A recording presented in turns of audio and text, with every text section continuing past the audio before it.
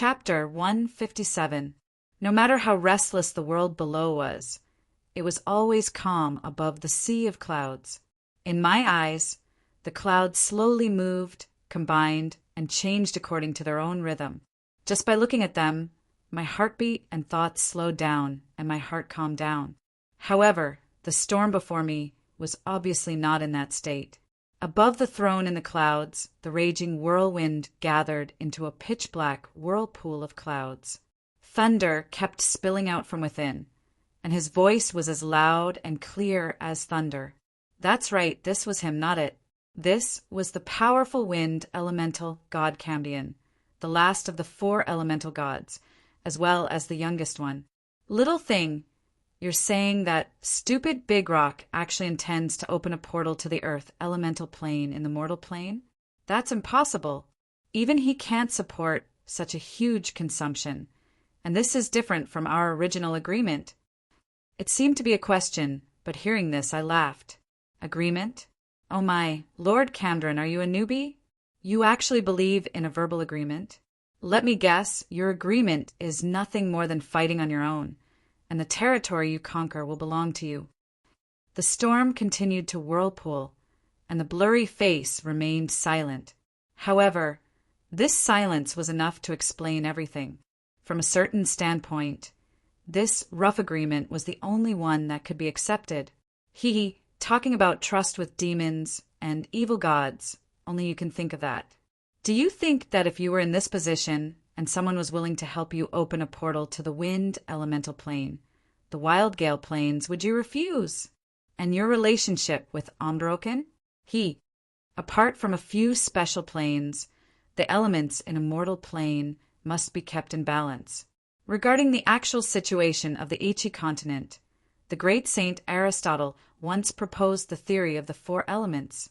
In his eyes, all matter is composed of earth, water, air, and fire, and they correspond to the solid, liquid, gas, and plasma states of matter. At the same time, the 4 elements are the combination of dry, wet, cold, and warm. For example, dry and cold produce earth, and water is composed of wet and cold. Overall, balance must be maintained, and the elements can only compete for living space. This is the basic law of the world. From every point of view, the nature of the elements is different, but they are always aligned. The fire that represented high temperature, and the ice that represented low temperature, the earth that represented solid state, and the storm that represented free state. They competed with each other and reached a balance. This was determined by the basic nature of the elements. Do you think that after this world is connected to the earth elemental plane's rock gathering cave, there's still a place for you, the wind elemental god, to interfere? Who knows? Maybe you and your race will be sealed in this world forever. There was still silence. However, judging from the thunderstorms that were surging around Camdron's gigantic body, the message that I wanted to convey had arrived. As an old rival of mine for many years, Camdron naturally knew that the moment the earth elemental plane was connected to the mortal plane, things wouldn't end well for him. This time, I am here representing the god of law to extend a friendship to a great existence like you. Why do you have to bow down to a junior? We can discuss many things in detail. Order faction? Do you think they are fundamentally different from those bastards from the Chaos faction? No, I only represent the god of law. Of course, there are also a few important figures that I can't reveal. I reached out my hand. Within the white crystal ball was a message that could only be received by the predetermined target. After the flashing ball of light finished transmitting the message, I crushed Camdron's hand. Do you think that you can make the great wind elemental god work for you with just your glib tongue? Get out. I don't want to see you right now. As Camdron's thunderous order for me to leave, I didn't say anything else and directly turned around to leave. However, there was a smile on my face. Based on my understanding of these old antiques, the fact that they didn't summon people to surround and attack me and instead asked me to leave meant that they were moved and grateful. There were no complete secrets in this world. It was impossible for the news of my meeting with Camdron to be completely secret. Parting on bad terms was the best outcome. In my estimation, the fact that they didn't draw their swords meant that the negotiation was successful. If that bastard really refused, he should have crushed it without even looking at it. Earth elemental god? Elemental fortress? Haha. Omdroken, I found you a good opponent. Humph, you can poach elves from the Order faction, but I can't poach wind elementals from the Chaos faction? In front of a country, war was an extension of politics. War was for benefits. Behind every seemingly sudden war, there were invisible arms and batons. At this point, I could more or less understand the Chaos faction's plans. From the perspective of the entire Holy War, the elemental invasion was just a prelude to the main course. Their core benefits were still to increase the intensity of the elemental tide in preparation for the main course. Perhaps it was apologetic to the beastmen and elves, but from a certain standpoint, their actions of war were just a form of loyalty. Or more importantly, it was a cover for the Chaos faction's true strategic goal. Link to the elemental planes? What a joke! If the elemental tide caused by the 4 elemental gods was 1, then the complete link to an elemental plane would be at least 10. In that case, all of the Chaos faction's strategic plans could be brought forward. If the demons and evil gods begin to invade now, who can stop them? More importantly, this isn't a game. As long as you achieve your goal, those enemies won't come to give you experience, one by one. There's an 80% chance that they'll come together. It's impossible to open the elemental gate. Increasing the elemental tide was a gradual process. Countless elemental creatures were killed in the mortal plane and returned to their own elemental planes. The remaining elements would spread throughout the world, increasing the elemental tide. Even without mentioning the influence of the elemental fortress and the large number of earth elemental reinforcements on the battlefield, I didn't want to see the elemental gate truly open no matter what. But if I wanted to stop it, I met with a small problem. I couldn't win. Yes, I couldn't win. I had no chance of winning at all. The Earth Elemental God would definitely act personally to open the Earth Elemental plane. If I tried to stop him from opening the Elemental gate, he would definitely fight me to the death. Although Omdroken wasn't a high-profile Elemental God and didn't have any famous deeds, just the fact that he had a bad relationship with the other 3 Elemental Gods and was still able to survive until now was enough to show how powerful he was. It was said that as the oldest existence among the 4 elemental gods, if an elemental god died, a new elemental lord would advance to become an elemental god. He was publicly recognized as the strongest elemental god. His strength probably wouldn't be inferior to any other god. Semi-gods could still be killed by overwhelming numbers, but against such an existence, unless a true god acted, it would be a waste no matter how many people came. Thus, I thought of looking for help. I did need to consider the true gods from the Order faction, but wasn't the one who was hunting with the black-winged people right now Omdroken's mortal enemy, Kamdarin? He was an enemy? Indeed, so what? The elves and the elven gods were still humans' allies. Every holy war was a reshuffling of power across the entire continent. Changing factions and betrayals were all too common. Thus, when I found out that Kamdarin and the winged people weren't too far from the Northlands, I didn't hesitate and personally came over. Even though it was not far, it would still take me at least half a month to get there.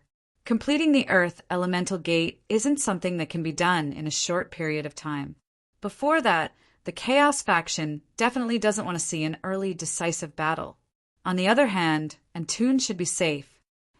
I still had to deal with Kamdarin. These old antiques were especially particular about face and extravagance.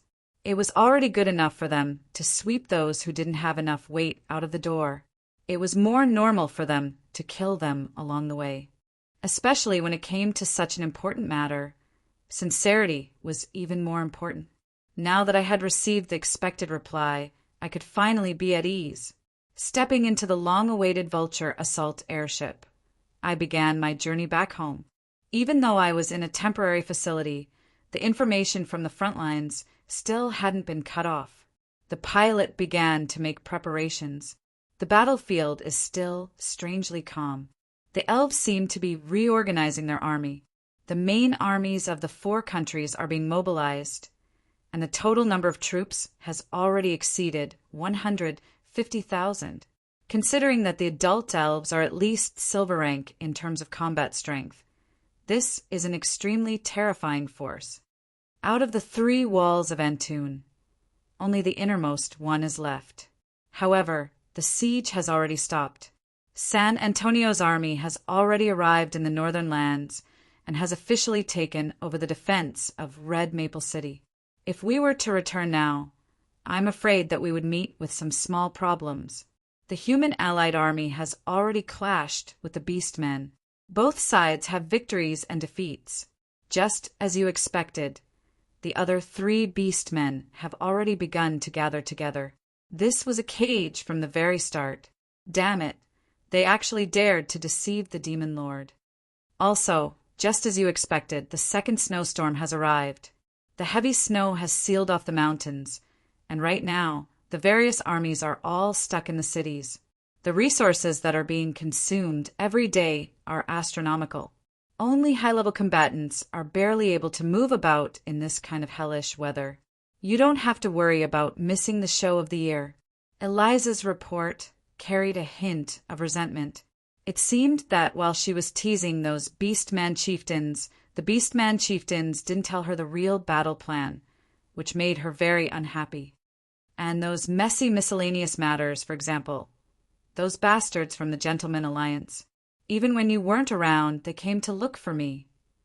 My departure and temporary appointment caused many miscellaneous matters to fall onto her shoulders. However, from a certain perspective, if it wasn't for her, I wouldn't have left with peace of mind. Cough. Don't I have something important to discuss? Right. How's the situation on our side? Our firearms business is selling like hotcakes. The uncharged magic sword has received unanimous praise after testing it. The orders for the magic explosion grenades can be queued up until the year after next. We won't be able to finish them even by next year. The profit from every transaction is at least 4 times the cost. We're making a killing. How's the training? The combat training for small squadrons is going smoothly, but there aren't many opportunities for military drills. Recently, there have been a lot of duels between high-level aerial mounts, but obviously, those aren't things that those brats can interfere in. Your Bone Dragon Knight, Timir, recently beat up that Green Dragon Knight and Storm Dragon Knight, making a name for himself. He's already vaguely known as the #1 aerial mount of the Northern Lands. What about those little toys? The first batch of war machines has already arrived. We just came to an agreement with that black-faced fellow 2 days ago. The first batch of 3 types and 7 machines are specially used to deal with the Beastman's behemoth. The profit this time is at least 400,000 gold coins. As expected, there is nothing more valuable than selling firearms on the battlefield. Eliza paused for a moment, but her words carried a hint of hesitation. Isn't waiting for the war to escalate going against our original intentions? Hearing this, I could only smile bitterly. Of course, I didn't want the war to escalate, but this was a trap set up by the Chaos faction. Without the ability to break out of this trap, what else could I do? Stretch out my hand and crush Omdroken to death? I think that I would be the one to die. I also want to stop the war immediately, but peace is something that can't be said. Only after enough blood has been shed will one truly look forward to peace and understand the value of peace. I can only hope that after this war, the northern lands will calm down for a few years, giving us enough time. Right, since there's nothing going on at home for the time being, I'm afraid that I will have to take a detour. You want to mediate the war? You want both sides to obediently return to the negotiation table? Other than a neutral stance, the most important thing is to have the strength to make both sides look at us. At the moment, I don't have either of these conditions, so I don't even know how to stop them. A long journey? Is there something more important? In 3 days' time, it will be the Winter Veil Festival. That is also the day when the Mist Country's Knight is appointed. Returning to Donglan to celebrate the festival? You can't be that free, right? Of course it is a festival, but it isn't with humans. The day when the night is appointed refers to a type of night unique to the Mist Country. You should understand now. You're talking about Aurora Night? The Winter Veil Festival is also the day that we promised with Frigid Maw. If we miss it, we will have to wait for next year. Aren't we lacking in strength now? If I bring them back, we might have enough. Every year, the Winter Veil Festival is the day when the Mist Royalty and Frigid Maw agreed on the opening of the altar. Only on that day can the royalty retrieve the newborn Frigid Maw. If we were to go a year later, the formation of the Aurora Night Squadron would be delayed by a year. Since the front-line battle has been obstructed by the expected snowstorm, it is normal for us to take a detour to do our proper business. All right, if there's nothing else, let's chat later. The latest news, the leader of the Kingdom of the Elves' army is King Adrian of the Tassel Kingdom.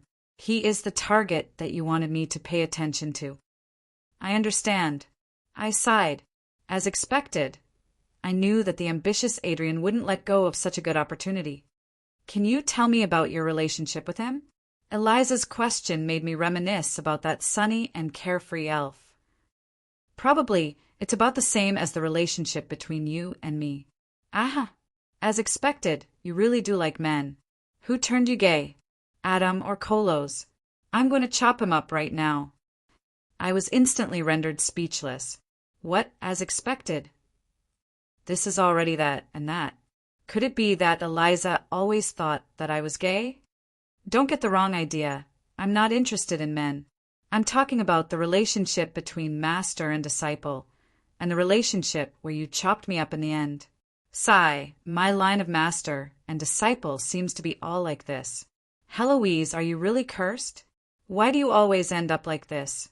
How would I know? I only know that you chopped me up, and twice at that. All right then, master and disciple who share the same fate. We looked at each other with tears in our eyes and trembled in agitation. It seems that we are all people with bitter fates. Die, unfilial disciple.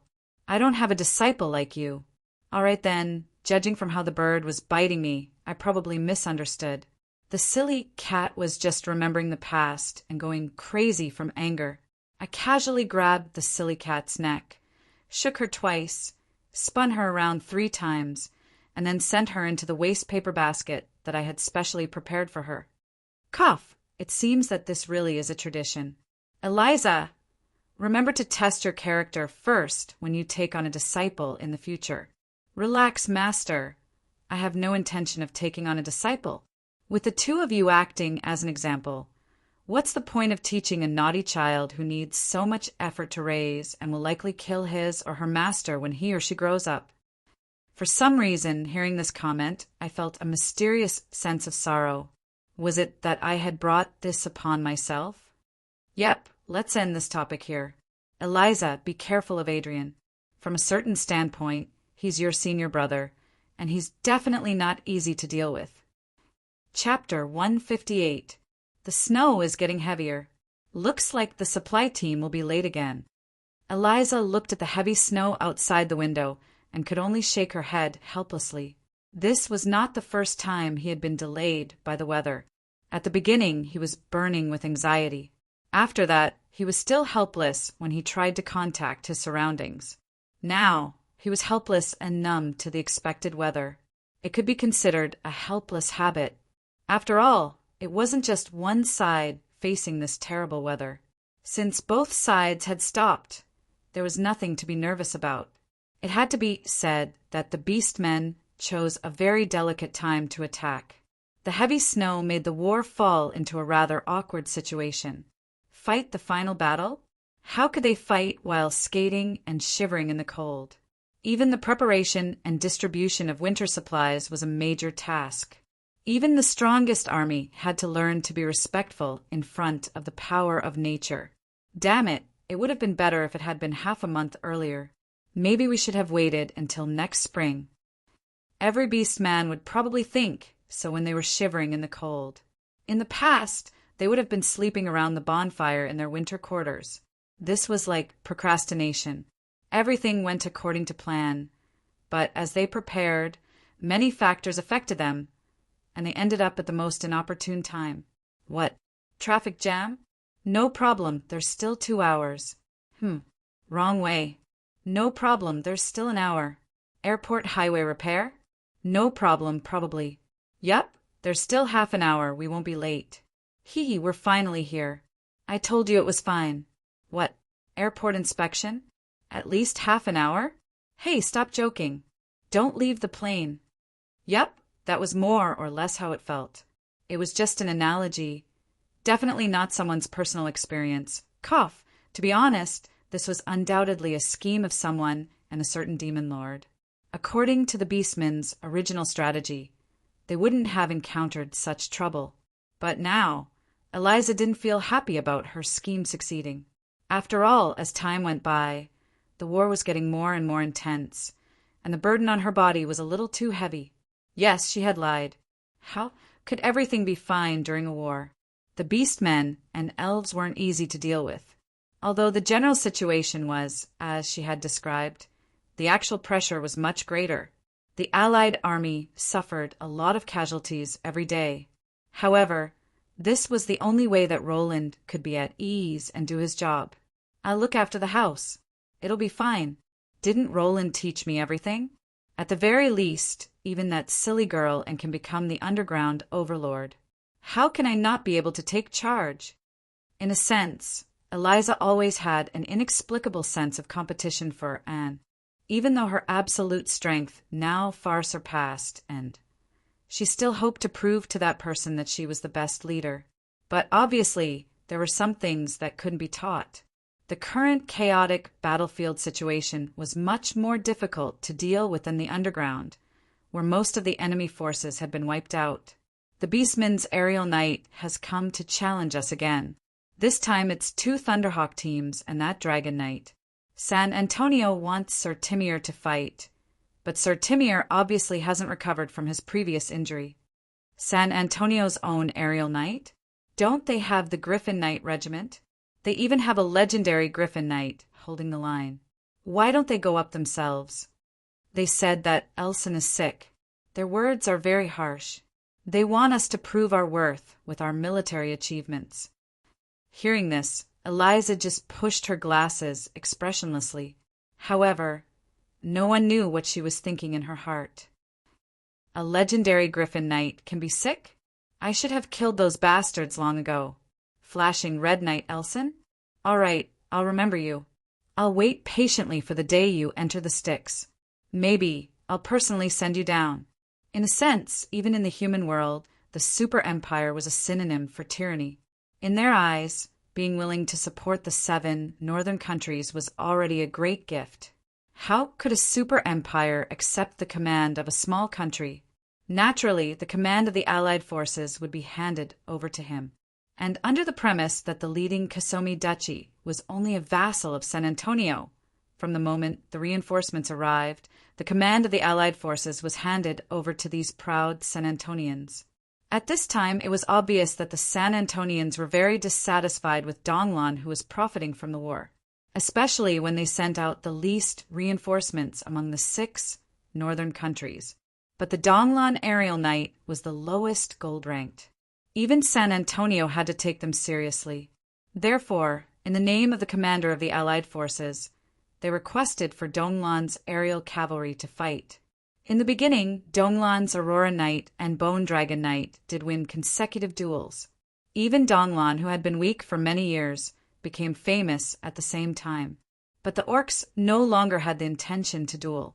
If they were to compare numbers, Donglan's new generation of aerial knight had not matured yet. The undead aerial cavalry was too few, and they had to carry out other missions.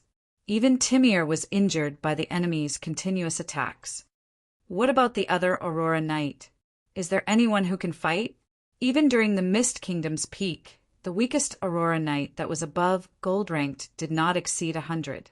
At this point in time, due to certain reasons, out of the 50-plus Aurora Knight in the Undead Knight Regiment, only 15 were in the north. Most of them were not in Red Maple City. 2 of the Aurora Knight's injuries have not healed yet. There are still 3 in good condition. The rest are carrying out scouting missions. Her Highness Renee applied for battle, but she was reprimanded by Lord Timir. Obviously, even if the 3 Aurora Knight were all legendary ranked, it was not enough to deal with 2 squadrons of almost 100 aerial cavalry. Although the Aurora Knight was good enough to deal with aerial battles, the sky was not their best battlefield. Hearing that, Eliza fell into silence. She was hesitating if she should remove the seal and crush the Dragon Knight to death. After that, she would step on those arrogant San Antonians. But what would happen next would definitely be the collapse of her clone and the return of her consciousness to the abyss. If Roland was here, from a certain point of view, this was the first time Eliza was shouldering the heavy burden of a country alone. It was no wonder that she was hesitating. Even if she knew that this assumption was meaningless, she still instinctively considered this possibility.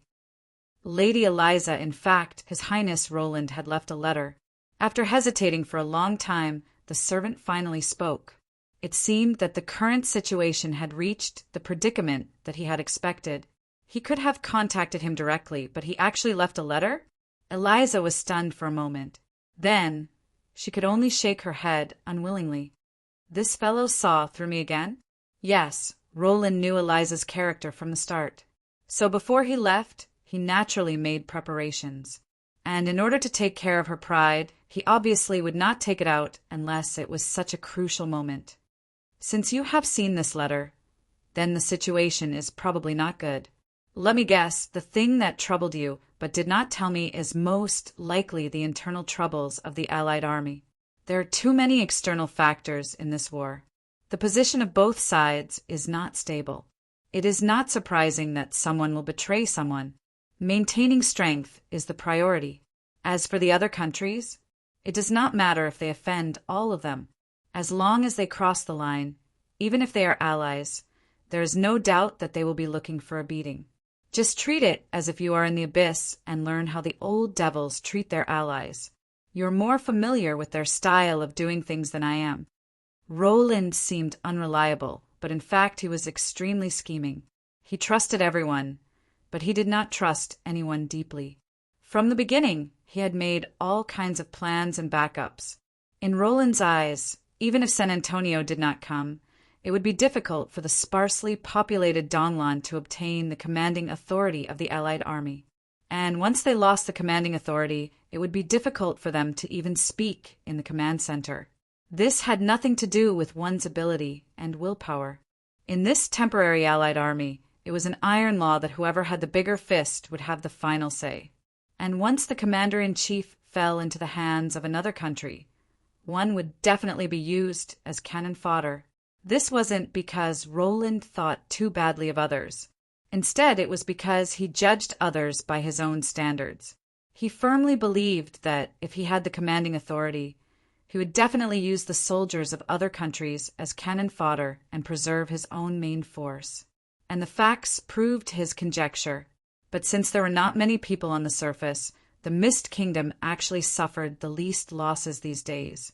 The ones who suffered the most were the Kingdom of Rhodes and the Empire of Anzolo. During the intermittent skirmishes, their infantry regiment and knight regiment were dragged to the rear and the front line many times. At this time, the casualties were more than 30%, and there were many complaints. This was also the derivation of political factors on the battlefield. These 2 countries were the 4 southern countries of the 7 northern countries, the 4 countries leaning towards the south. Among the 4 southern countries, Sluir was on the brink of destruction, and Kisomi was his vassal state. On the other hand, the 3 northern countries did not listen to his commands. It was obvious who should be used as cannon fodder. The unluckiest was the Kingdom of Rhodes. They were politically leaning towards the north, but because the members of the royal family were all southern nobles, they were in the stranglehold of the southern country, San Antonio.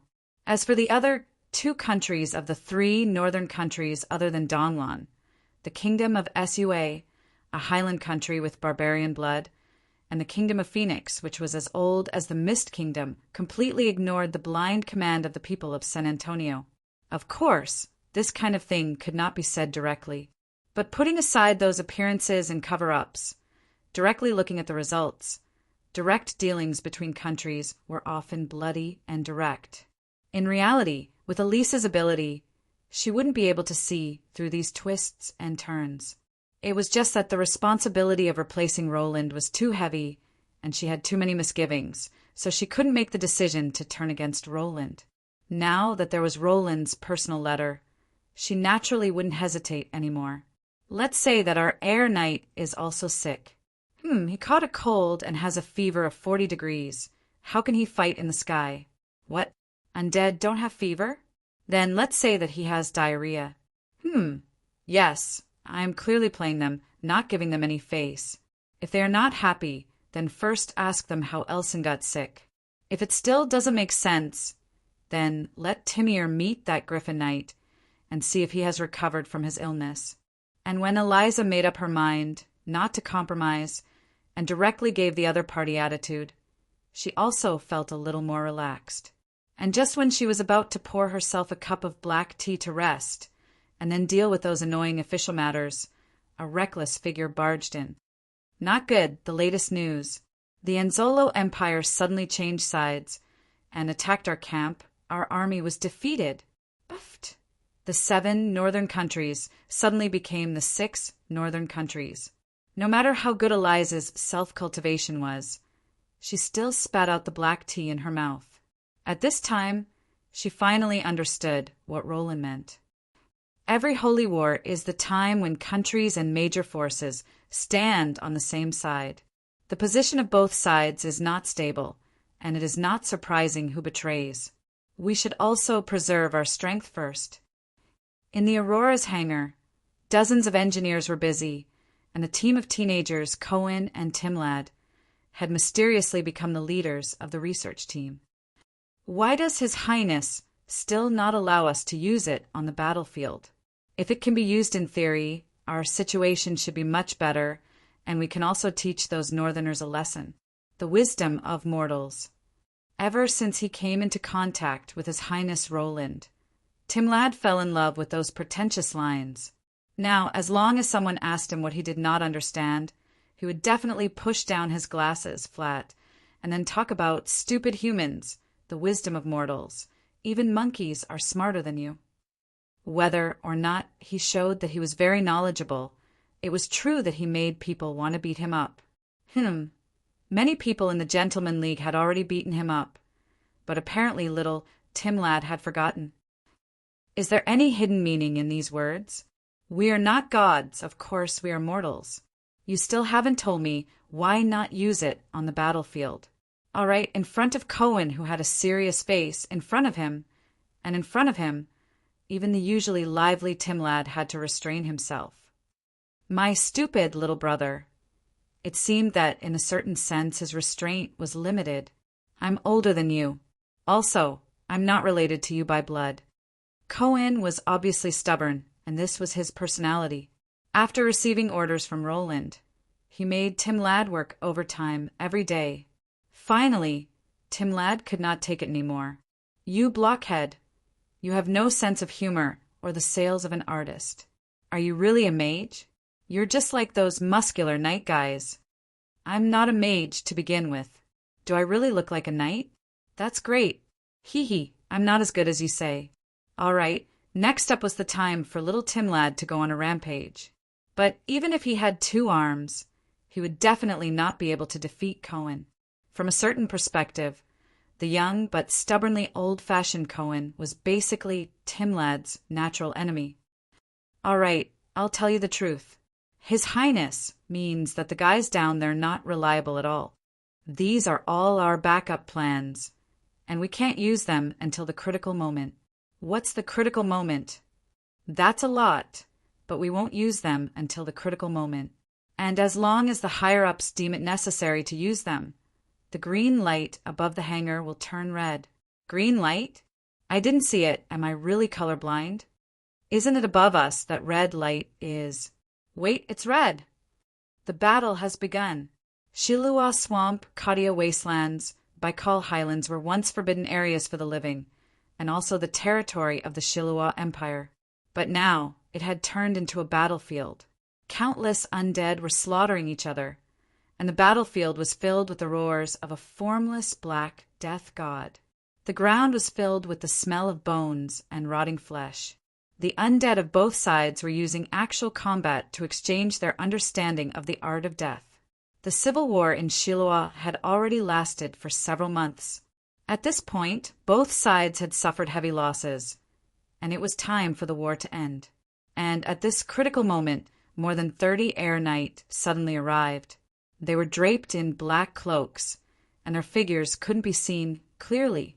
But judging from the transparent white shadow mounts and the frightening power of death overflowing around them, it was obvious that they were extremely high-ranked Death Knight. And the moment they landed, a figure was already waiting for them. "You're finally here. It's been a tough journey, but it's a pity that we don't have time to rest." Is there a need for us to rest?" "Little Lionheart, we're here according to His Highness's instructions. Our plan can begin." "Of course. It wouldn't be wrong to say that it's ending." The once great city of Antoon had already suffered the greatest calamity in its history. Not only did it lose a large portion of its walls, but its master had also lost the hearts of the people. In the long siege war, countless citizens and soldiers had sacrificed themselves without any complaints. But when the war caused a shortage of resources, not only did the royal family not open the treasury to distribute food, but they even started to collect food from the citizens. This had already caused public outrage. Ever since the start of the war, King Fumilcasso had never appeared. In addition to that, before the beast men invaded, it was said that Prince Roland had given a warning. Not only did Fumil not listen, he even slandered Roland for having ulterior motives. Now, the facts had proven this king's foolishness. His behavior of cowering in his own palace had also proven his cowardice. Coupled with his selfishness in collecting food, this king's reputation had become unbearable. In this dangerous world, the citizens had the duty to provide for the Lord, but the Lord also had the duty to protect the citizens. This was the most basic relationship of trust between the two. And when the Lord wasn't willing to fulfill his most basic duty, how could he sit on his throne? Fuml isn't fit to be the king. There were already people shouting this slogan in the streets and alleys. And at this moment, the king had just executed a concubine who tried to persuade him to go up to the city walls to fight. He was shivering in his own palace. "All of you want me to die. All of you want me to die. All of you are assassins sent by that Roland. All of you want to steal my throne. I won't let you get what you want. I must survive." At the same time, in a house in Antoon, 2 temporary stowaways were at a loss as to what to do. "Marguerite, I want to kill this bastard. Must we protect him?" "If you're unhappy, then go ahead and mess with him. But don't kill him. Otherwise, this city will be finished. Protect Antoon." "Humph, that fellow Roland really knows how to randomly assign tasks." "Don't worry. He'll soon get his retribution. My instincts have always been accurate. Is it the commonly known as the Shura? Shura blade? Shura field. It's a strange term that Roland invented, but it always ends up being used on him. But this time, it probably won't happen. In front of Eliza, I feel that Rene isn't competitive at all. Your instincts must have guessed wrongly. Some of it isn't my instincts." The red-haired warrior shook the crumpled letter. It was a greeting from his hometown, and a certain someone was coming to visit. "You didn't tell Roland? Are you planning to trick him again?" I really forgot this time. It definitely wasn't on purpose." "If you forget every time, then it must be on purpose." Very few people knew that the most secretive passage to the underground world in the north was actually in the Elven Kingdom. And at this moment, an adventuring party formed by 2 young girls was wandering in it. "Anya, are you sure this is the right path? Why do I feel like we're going the wrong way again?" "Sister, and please believe me, I'm absolutely right. I swear in the name of my grandfather that my horseshoe is guiding me. This is the path in front of me. You said the same thing half a month ago. Why don't we find someone to ask? Can we find someone to ask? Hey, Sister Banshee over there, May I ask if the elven territory is this way? You're my little apple. No matter how much I love you, it's never too much. Your little red face warms my heart and lights up the fire of my life. Fire, fire, fire, fire! When there were so many things waiting for me to deal with, I was in the middle of the snowy mountain, beating the drums and singing. The reason? It was probably because of the people around me who were singing along. Fire, fire, fire, fire. What is fire? Can it be eaten?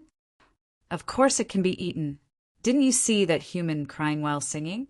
He must be craving it. All right, I want to try it too. There are only snow dregs in the snowy mountain.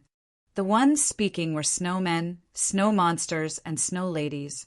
On the day of the Winter Veil Festival, they organized a grand entertainment event. When they heard that I was the descendant of the legendary singer from 1,000 years ago, the Mist King, I was told that if I didn't perform well, I wouldn't be able to take away a single frigid maw. Yes, the legendary singer, the Mist King, relied on this to settle these frigid maw. At this moment, I wasn't crying because I was craving it. Humans don't have this ability. I was obviously going crazy from anxiety. One more. You sang so well, little apple. Great. Little apple must be the lover that you miss. Yeah, there are many cubs in the altar. You can take as many as you can sing. I finally understood why the Mist King never told anyone what he had encountered in the past. Even if the truth of history was always deceptive, to this extent, he was probably the only one.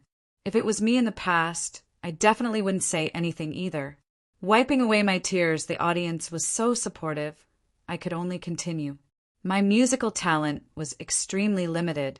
Most of the songs that I could remember were divine songs that were filled with demonic music. Betraying my love, forcing me to leave. When I finally found out the truth, my tears fell. 100 years later, there was a legend that when a mountain dweller got lost in the snowy mountains during the Winter Veil Festival, if he came back, he would become an idiot and then madly sing a demonic song that would drive people crazy. And those who heard this song would also become an idiot and only know how to sing along. The boundless horizon is my love. Flowers are blooming at the foot of the rolling green mountains. Chapter 159. The mysteries of nature were endless. When the miracles of the Creator God combined with the power of nature, all kinds of incredible desolation, beautiful scenery, and wonders could exist. The great snowy mountain of the north, officially known as the Frost White Mountains of the extreme north, also known as the Eternal Frozen Ice Prison. It bordered 3 of the 7 kingdoms of the north. In terms of land area, it was not inferior to a small kingdom. However, its residents were a little special, and the population could not be large. As the altitude increased, one could not see any place that was not covered by snow and ice. The endless snowy hills, the strange snow-carved rocks, the upside-down snow pillars, the silver trees, the towering ice towers, the small world under the elemental ice lake, the upside-down ice waterfall, and the strange monsters in the mountains, such as the ice phoenix and the silver unicorn. Due to the unparalleled beauty of the snowy mountains, it was known as the most beautiful forbidden area for life in the world. Yes, it was also a forbidden area for life. It was also one of the coldest places in the world, with an average temperature of about -50 degrees. Except for a few special days every year, the mountains were sealed off by heavy snow. It was definitely a desolate place where no ordinary creature could survive. Some people even treated this place as a separate ice plain. From the mage's research, this area indeed had obvious characteristics of a different world. The ice elemental crystals that spread everywhere. Other elemental planes also had their own ice elemental crystals, with the best evidence. If the ice elemental god were to be born one day, this place would definitely be the most important candidate for him. But it would be wrong to think that this place was quiet because there were no ordinary creatures. When ordinary creatures could not enjoy the extreme cold, this place was a paradise for elemental creatures, soul creatures, and top-level monsters. After walking along the mountains for a long time, they found that there were giant ice dragons that walked on other people's bodies, elemental wild boars that could shake mountains just by walking, and super ice phoenixes that could cause blizzards just by flying. This uninhabited area was also their home. Many of them were even in the same period as Ale, and their strength and heritage were unfathomable. However, they had always lived here, even when the era changed, even when the world was about to be destroyed. They had no intention of leaving. Have you heard? 2 days ago, the Ice Pig King in Shan Bay gave birth to a group of cubs. Among them was a super mutated winged pig king that will enter the epic rank sooner or later. Ah, Big White is so lucky. Then I'll have to prepare a congratulatory gift. How about we go to the ice element lake and ask for an ice crystal blessing from the old Dragon King? The relatively isolated environment allowed time to flow very quickly here. This land of ice and snow was far more peaceful than the outside world. These existences that had known each other for hundreds of years had direct interactions with each other, and they were essentially no different from the Antes next door. Perhaps it was the nature of ice and snow demons to prefer silence. This place was always so peaceful, but recently it was a little different. They had a new hot topic. Have you heard? There's a super singer from Frigid Maw's side. He was the MC and singer for Pig King's birthday celebration. He sang really well. Is it that song, Happy Birthday to You, Pig, Happy Birthday to You? Pig, pig head, pig brain, pig body, pig tail, never picky with food, sleeps until 3 poles under the sun every day, never brushes his teeth, never fights? Oh, I heard Ada, Snowman, and Little Me, Ice Unicorn, sing it before. So it came from there. It's really not bad. Not only does it sound nice, but it also fits the occasion. Yeah, now everyone calls her our Ballad of Snow. Those brats surround her every day. They all listen to her sing new songs every day. It's her? Why did I hear that she's a boy? I saw her once. Although I'm not too sure about the gender of the little meaty person. How could she be a boy when she's so cute? Or maybe she's just like us and has no gender. Who knows? But I heard that Frigid Maw's been having a lot of fun lately. That's right, only their soul contract can allow outsiders to enter this place. This seems to be the first time in more than 300 years. Yeah, I see them singing and dancing in the square at the entrance of the canyon every day. That little apple? I went there once. Those Frigid Maws were dancing and transforming at the same time. In the end, it was truly a dance of demons. At this moment in the canyon, the sky was still bright. The singing and dancing sounds that gave me such a headache once again appeared in the square. The endless green mountains are my love. You betrayed my love and forced me to leave. You're always too soft-hearted, too soft-hearted. You're my little apple, little apple, little apple. Huh, little apple, your sister. You're still playing this game? Have you had enough? Unfortunately, this ice cave didn't even have a window, not to mention a door. I had to brace myself and enjoy this unbearable demonic music. Even though I received praise from the Frigid Maws group, I deeply regretted my performance at that time, especially after many things were revealed. One song for one Frigid Maw? Oh, that was just a joke. No matter how unreliable we are, we wouldn't make a deal with our own kind. At that time, my mood, if it wasn't for the fact that I couldn't defeat them, I would have thrown this lion-shaped Frigid Maw before me into a gnome cannon and shot it out. Perhaps I would have even tried burning the lion's head. I didn't care if he was an ancient existence or not, nor did I care if he was a companion of my ancestor. A lion's head should eat something sweet. Something seemed slightly wrong. Even though I had so many things to do, it wasn't easy for me to come here to fulfill my end of the bargain. I just had to be fooled by these Frigid Maws group. I really didn't know whether to laugh or cry. How can you use a false mask here? You should face everyone with your real face. All right, this lion's words were indeed logical. If I ended up angering a powerful existence because of this, it wouldn't be worth it. Of course, my immature appearance and my neutral voice which hadn't reached puberty yet, caused some trouble as well. Ballad of Snow? What was that? I didn't know. Fine, I admit that it was all that talkative Irene Baylis' fault. But let's just let this dark history be hidden in history. As long as I left this mountain, I would fight to the death against anyone who dared to mention that name. Still, from a certain standpoint, it was inevitable that things would end up like this. Frigid Maw was a unique type of soul creature. They were the embodiment of ice and snow. Just like the Molten Fire tribe, who devoured lava to grow, Frigid Maw could also devour ice energy and gems to grow. However, they didn't have the appetite and lust that living creatures with flesh and blood possessed. They were also unable to understand the actions that living creatures with flesh and blood did due to their desires. But even such illusory and proper existences still had their own hobbies. Since they weren't able to enjoy the flesh, then the enjoyment of the spirit was naturally more to the appetite of these soul creatures. They couldn't create music, painting, poetry, and other arts related to the humanities themselves, but they instinctively desired the brilliance of the intelligent races in the outside world. To them, this was the nourishment and luxury that they needed to grow.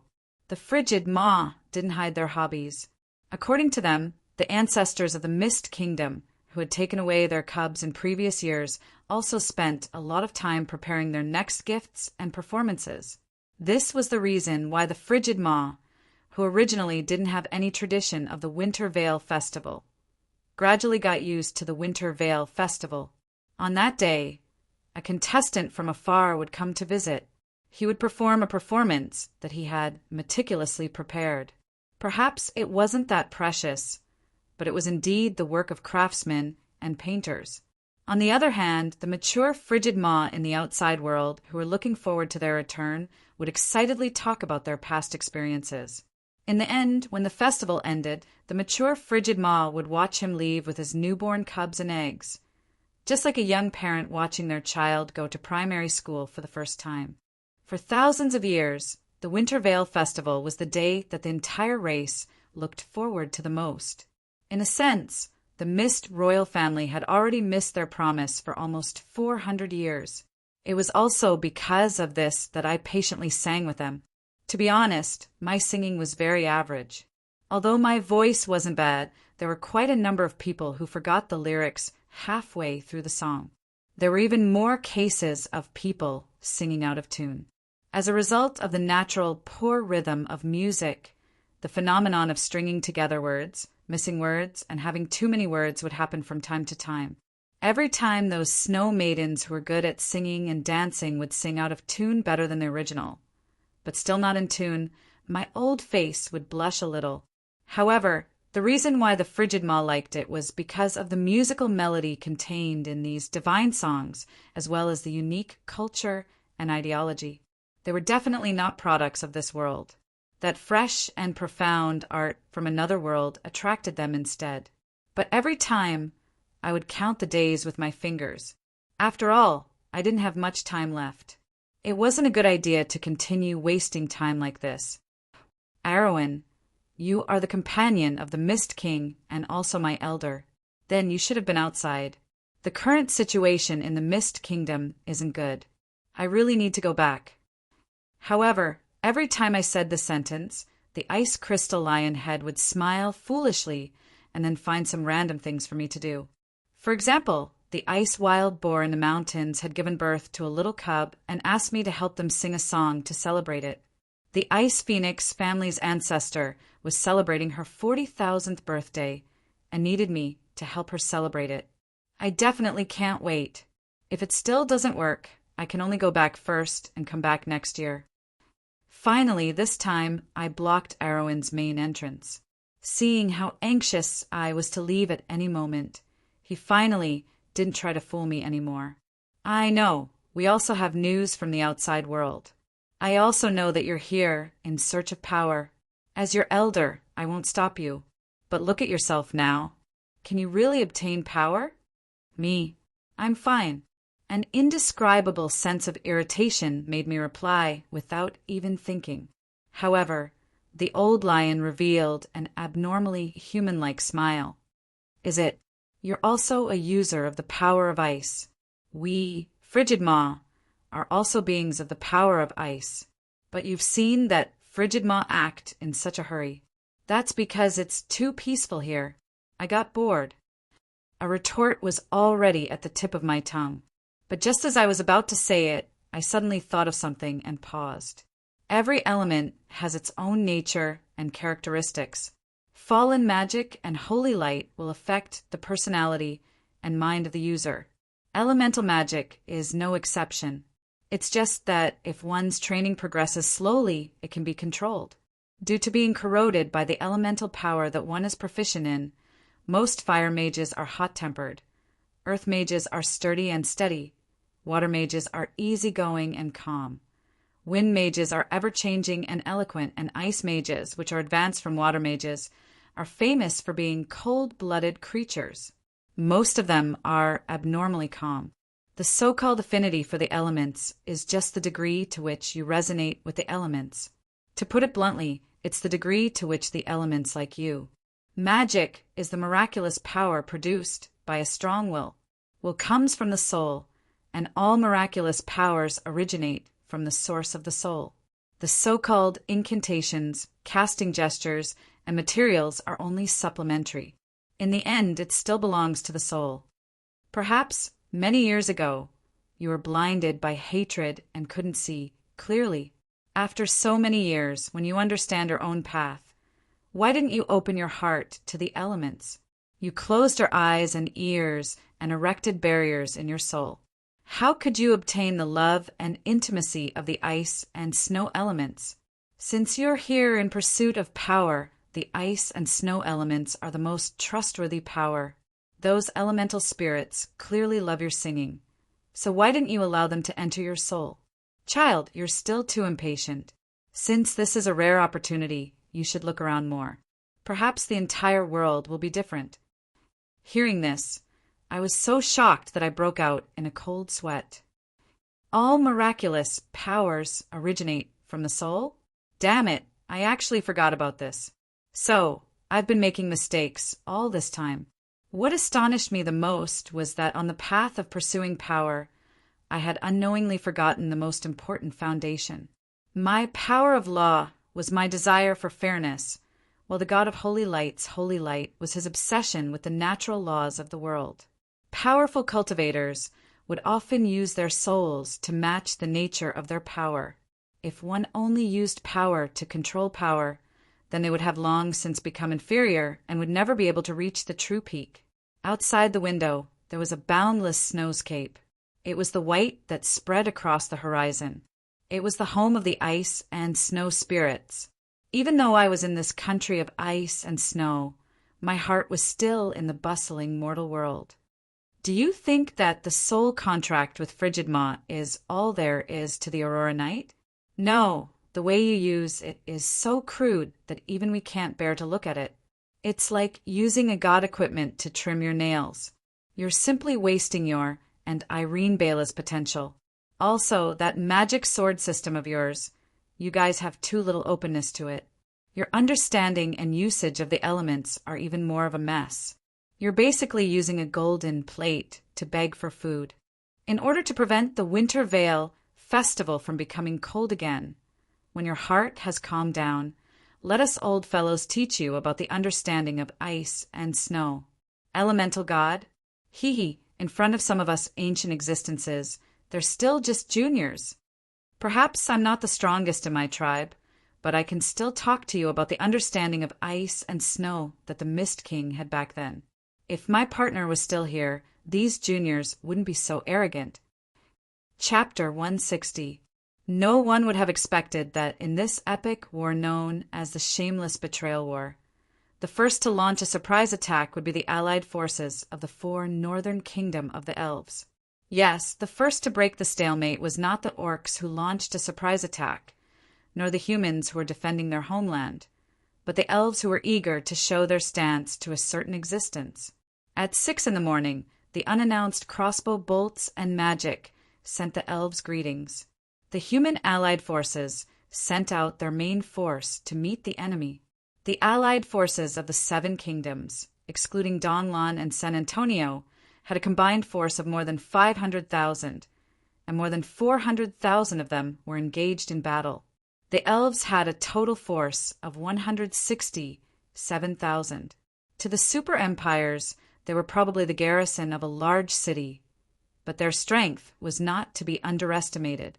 The superior elves were a silver race, and even the weakest of them would have silver-tier combat power when they reached adulthood. The inferior elves, equipped with luxurious equipment unique to the elves, could easily reach the silver tier of the humans. In addition to the elves' excellent magic craftsmanship and the ratio of mages, their strength should not be underestimated.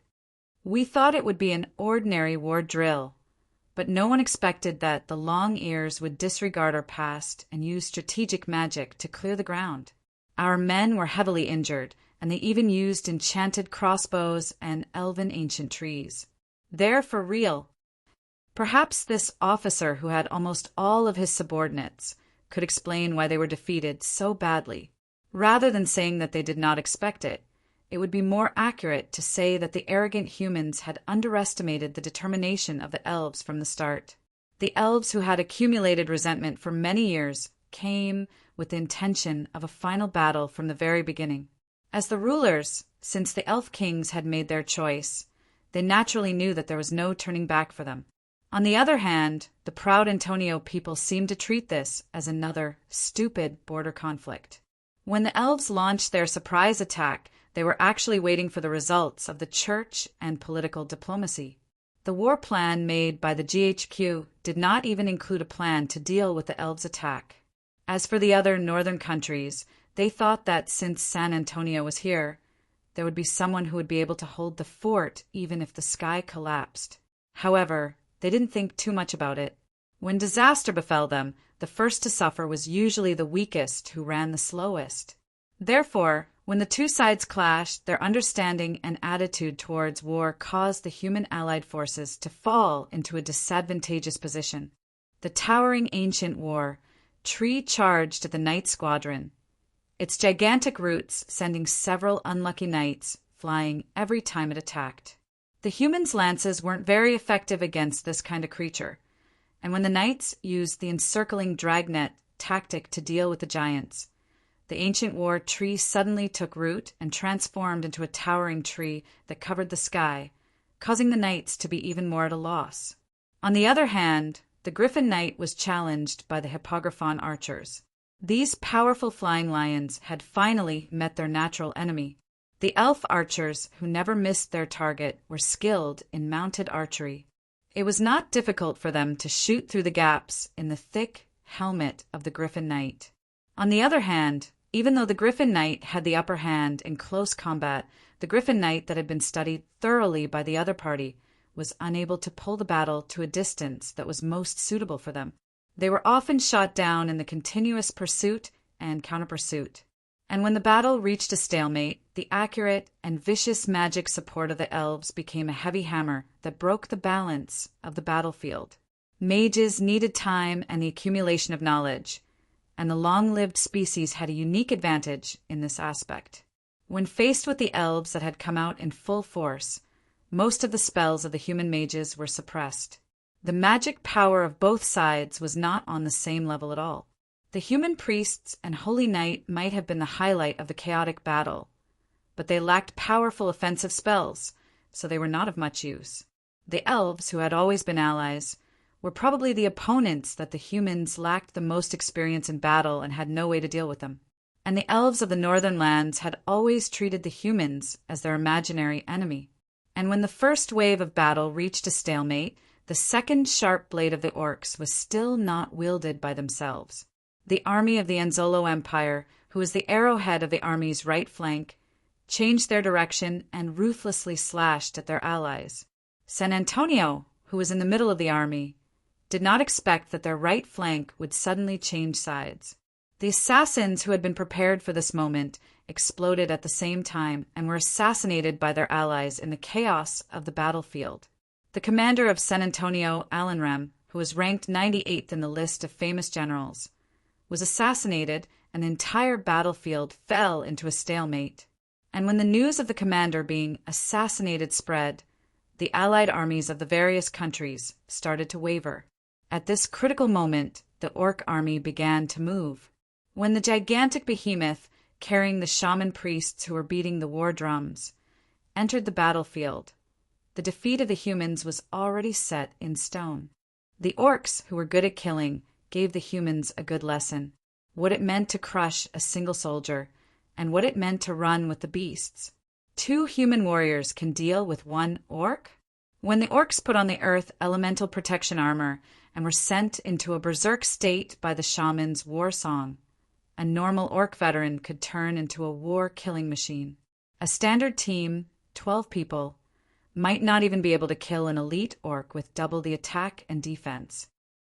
In this battle, with the cooperation of the 3 parties, the trap set by the Chaos side finally began to close. The humans suffered a crushing defeat and lost the first battle. Out of the 400,000 soldiers who went out to fight, less than half of them returned to Red Maple City alive, and most of them were injured. The allied armies of the humans had to change their strategy from offense to defense. And when Eliza heard the news, she was also very surprised. A human country actually betrayed the entire human world. Do they not intend to continue living? In a sense, the Enzolo Empire is quite similar to the Mist Kingdom of the past. They probably suffered enough. But the fuse of this direct outbreak should be those bastards from San Antonio who used them as cannon fodder. Yeah, that's too much. I'm starting to sympathize with Enzolo. Our small country is weak, and this time, Enzolo has already taken out his coffin. If he fought to the end, there's nothing to say. But sacrificing them as cannon fodder is too much. No wonder they chose such an extreme way to deal with it. As expected, soon, a strongly worded declaration of war was announced. In the declaration, as the declaring country, the Enzolo Empire angrily rebuked San Antonio as the leader for using the military forces of other countries as cannon fodder. They also locked the declaration of war on San Antonio, expressing that they had no intention of betraying the Order side and the mainstream human society. Of course, no matter what they said, those who should be believed would still be believed, and those who shouldn't be believed would have no meaning to say anything. Actual actions were the most direct expression. That sounds nice, but why are there orcs and elves mixed together? Following the betrayal of the Enzolo Empire, the current Red Maple City had fallen into chaos. There were assassins who took advantage of the chaos to clean up the remaining forces and spies, as well as assassins who took advantage of the chaos to carry out assassinations. There were even mid to high-level combatants who directly ambushed the important people in the city. The original city lord also died in the battlefield, and before a sudden political storm was about to arrive, a merchant group called Schindler stood up and became the new leader of the city. They were mainly formed by the locals, and their slogan was "Use your own hands to find the good life of the past." They weren't soldiers and were meaningless to the armies of the outside world. The direction of their efforts was very simple, and that was to strike down those lawless thugs so that the city could still maintain order and vitality. However, very few people knew that the merchant group, which had a background of slave trading, was only an organization used to allow the civilian orcs to survive, and that their leader was a foreigner. The Allied army is in chaos. All the official institutions in the city are paralyzed, and their functions have stopped. The funds of the merchant group on the surface are almost depleted, and they really can't hold on any longer. Roland, hurry back. Boo-hoo-hoo. It's so pitiful to have such cruel parents. Don't worry, Anya will help you. As long as he dares to appear in front of you, Anya will help to kick him away, all 4 of my hooves at once. Oh, I still need a fulcrum, so let's make it 3. In the forest where the exit of the underground city was located, beside a bonfire, girls from 3 different races were chatting happily. Aren't you afraid of me? I'm a banshee. Facing the doubt of the pale white shadow, Anne and Anya looked at each other, then covered their mouths and laughed. The person that sister Anne likes is a lich, and he probably isn't a lich anymore. However, we aren't prejudiced against the undead. Besides, Sister seems to be a natural undead, and that can only be converted by an extremely special person. They are either extremely kind or extremely resentful. So why would I be afraid of them? That's right. Your Highness Swana, why don't you come with us? We're going to a country that isn't prejudiced against the undead. Perhaps you can find the answer to peace that you have been searching for your entire life there. Chapter 161. Becoming an undead is easy. Any necromancer can awaken the undead, soul summoning. If one wishes to maintain their rationality, it is also possible to do so. Low-tier undead have no intelligence. However, if a legend-rank sword saint or archmage chooses to become an undead, as long as their body and soul are intact, it would be difficult for them to fall below silver rank. After soul summoning was popularized, the simplest path to immortality appeared. Experts who have reached a certain level can find an undead master and sign a secret agreement before their lifespan ends.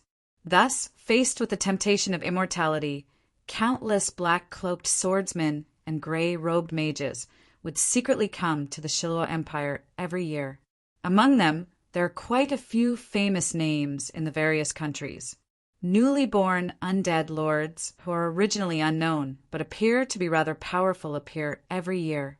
Even as a semi-god undead emperor, even when faced with the best materials, it is impossible for me to guarantee success in every undead transformation. However, the method to increase the success rate of undead transformation is not a secret. Soul. All power originates from the soul. This is the most basic law of this world. The core to increase the success rate of undead transformation is also on the soul. The transformation of life and death sounds fantastical and magical. However, in my eyes, it is completely explainable with logic and knowledge. The living is a physical body and a soul. Actually, the undead are made of the same composition. It is just that the soul and physical body might not be the original. For example, if a complete body is seen as a personal computer, the living would be an original product produced by a factory. Their software, soul, and hardware, physical body, are perfectly compatible. Furthermore, they are equipped with an automatic upgrade function, life growth. For the undead who are revived, the software might not change, but the original hardware is definitely unusable. The new physical body is a compatible machine that is pieced together. Perhaps its performance will be very strong, but system conflicts and inexplicable crashes are all very common. In that case, the reason for the failure of undead transformation is obvious. Either the hardware and software are incompatible, or the software, soul, is missing data. If it was the former, they could just modify the physical body, but if it was the latter, there was basically no way to save it. After all, no matter how good a computer was, it was impossible for it to read a disk with a missing piece. No matter how valuable the data contained in the disk, no matter how passionate and unrestrained the performance of the artist was. It was just a metaphor, so don't get the wrong idea. Of course, necromancers could also use other souls to make up for it, but it was needless to say whether it would still be the original person. Furthermore, there were more problems with such a soul. The current technology was unable to preserve the soul's activity and memory for a long time. There was a 90% chance that the soul would become mentally retarded after piecing it together. Therefore, the most fundamental and important factor to successfully transform into an undead was obvious: preserving the soul. This was also the reason why undead were usually souls with deep resentment. Resentment, unfulfilled regrets, was doubtlessly the reason why souls didn't dissipate. A firm will and pure personality would make the soul more solid, which could increase the success rate of conversion. Then the conclusion was out. Based on my research theory that contradicted the current mainstream thinking, the success rate of soul conversion had nothing to do with the soul strength when it was alive. It was just that the will of a powerful fighter who had experienced hundreds of battles wouldn't be weak. So naturally, the success rate would be higher. It was impossible for there to be no losses in death.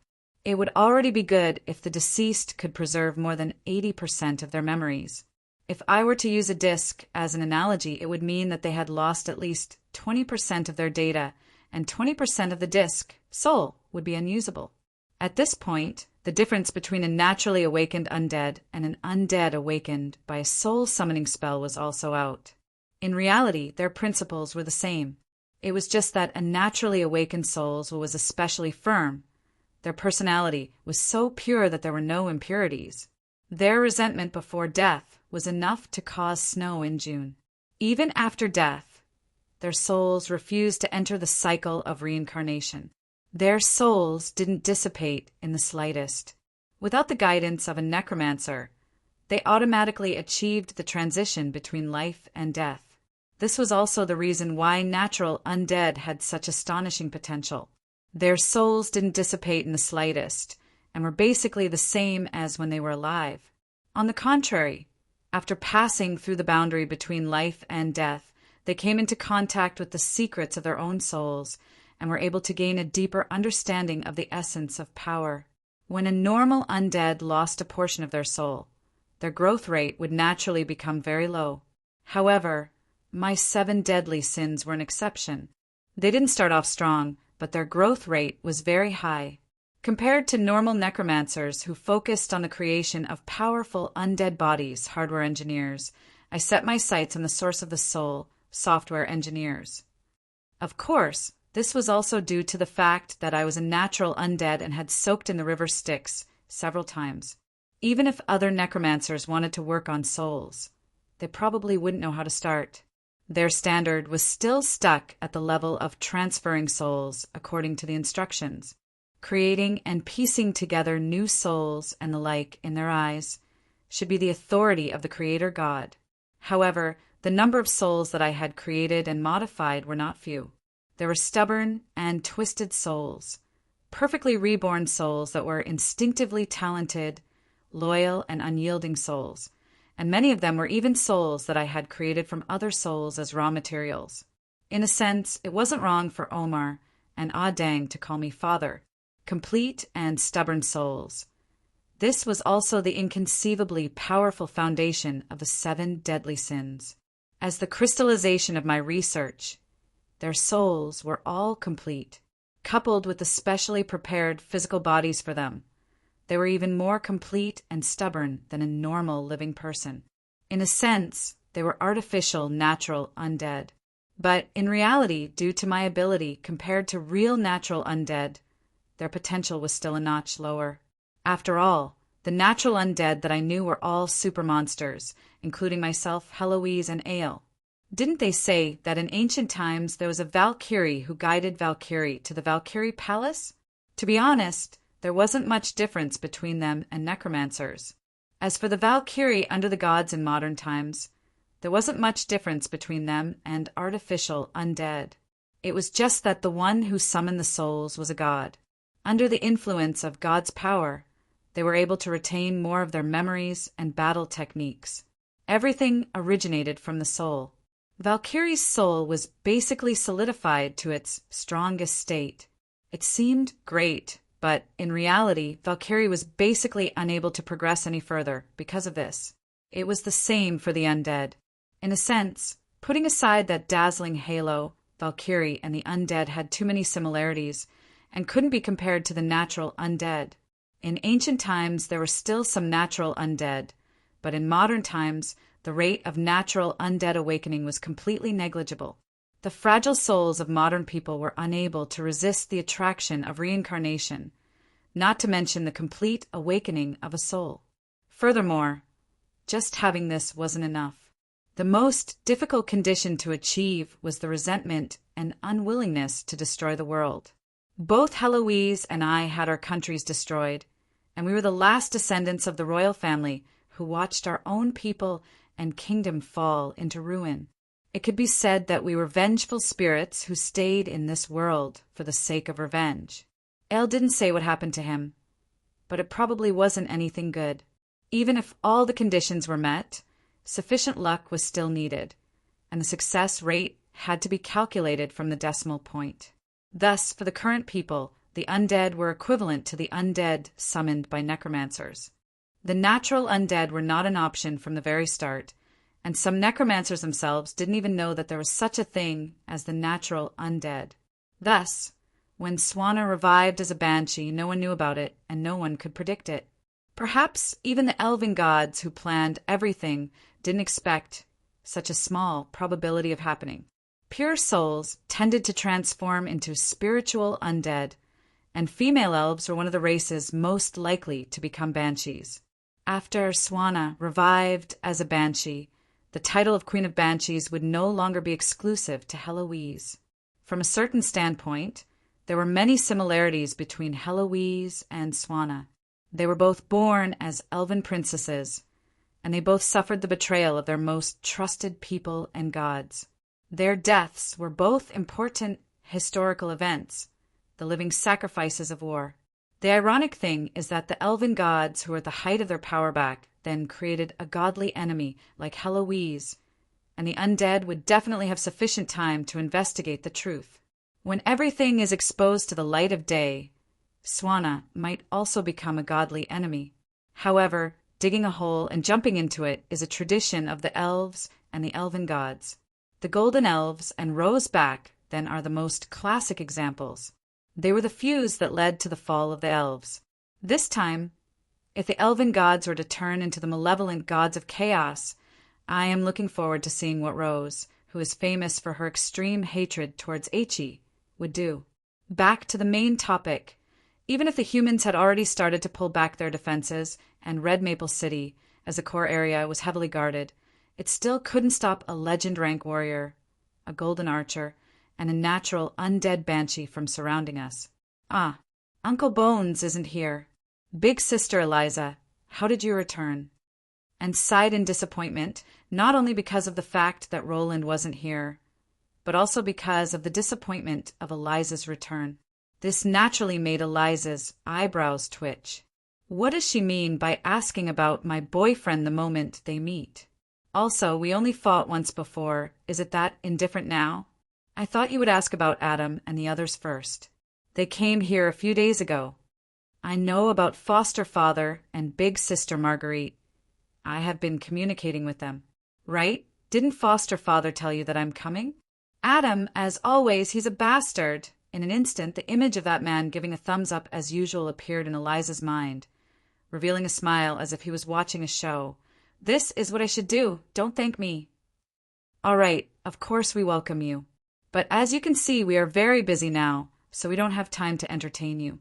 If we have offended you, please forgive us. Eliza said so on the surface, but her lips purposely softly grumbled. An underground autarch and an underground beastman sovereign. How did they escape just like that? They are already adults, yet they run away as they please. Don't they know the severity of the situation? Obviously, judging from past experience, Eliza thought that these two fellows weren't here for proper business. They were most likely annoyed by work, so they abandoned their entourage and ran away from home. However, she didn't see the expected awkward expression. On the contrary, and smiled proudly. We are here for proper business, right? Do you still remember the declaration of underground dwellers should also enjoy sunlight? We are here for this. Is there going to be a war? This was Eliza's first reaction when she heard this. This demand for the right to enjoy sunlight. Wasn't this the invasion of the underground allied forces that Roland had predicted? Considering the current situation of Donglan where Roland was, it was impossible for them to withstand a war on two fronts. Instantly, Eliza's expression turned ugly. But, fortunately, Anya interrupted in time, preventing the atmosphere from worsening. Most of the Beastman chieftains requested to form an allied army to attack, but we are considering the possibility of renting a land. Renting a land? Buying, renting, or even an ownerless land is fine. This is also Prince Roland's intention. The most important part is to organize a scouting party to contact possible sellers, and we are the vanguard of the scouting party. Perhaps this was indeed a possibility. Nodding her head, Eliza didn't say anything else. On the other hand, The banshee, who had been very reserved when she entered, finally broke her silence. "Roland, may I ask if you are talking about the legend, Holy Knight Prince Roland?" "You are." Initially, Eliza thought that the other party was a banshee from Sulphur Mountain City, but from the looks of it, a banshee was a high-tier undead, and it was rare to meet one in the wild. Could this be a special envoy from Shiloah? "I am Swana New Leaf." This name was in the headlines recently, perhaps even the fuse of war. Of course, Eliza knew of it. She was shocked at first, but then she seemed to have thought of something and nodded her head with a smile. "This is really interesting. Perhaps that sly Roland would be happy to see your arrival." "Oh, how rude of me. I have yet to answer your Highness' question." "Yes, we are talking about Roland, the Holy Knight Roland from 300 years ago. Please don't call me princess. The current me is no longer a member of the royal family of the Tassel Kingdom, much less some elf princess."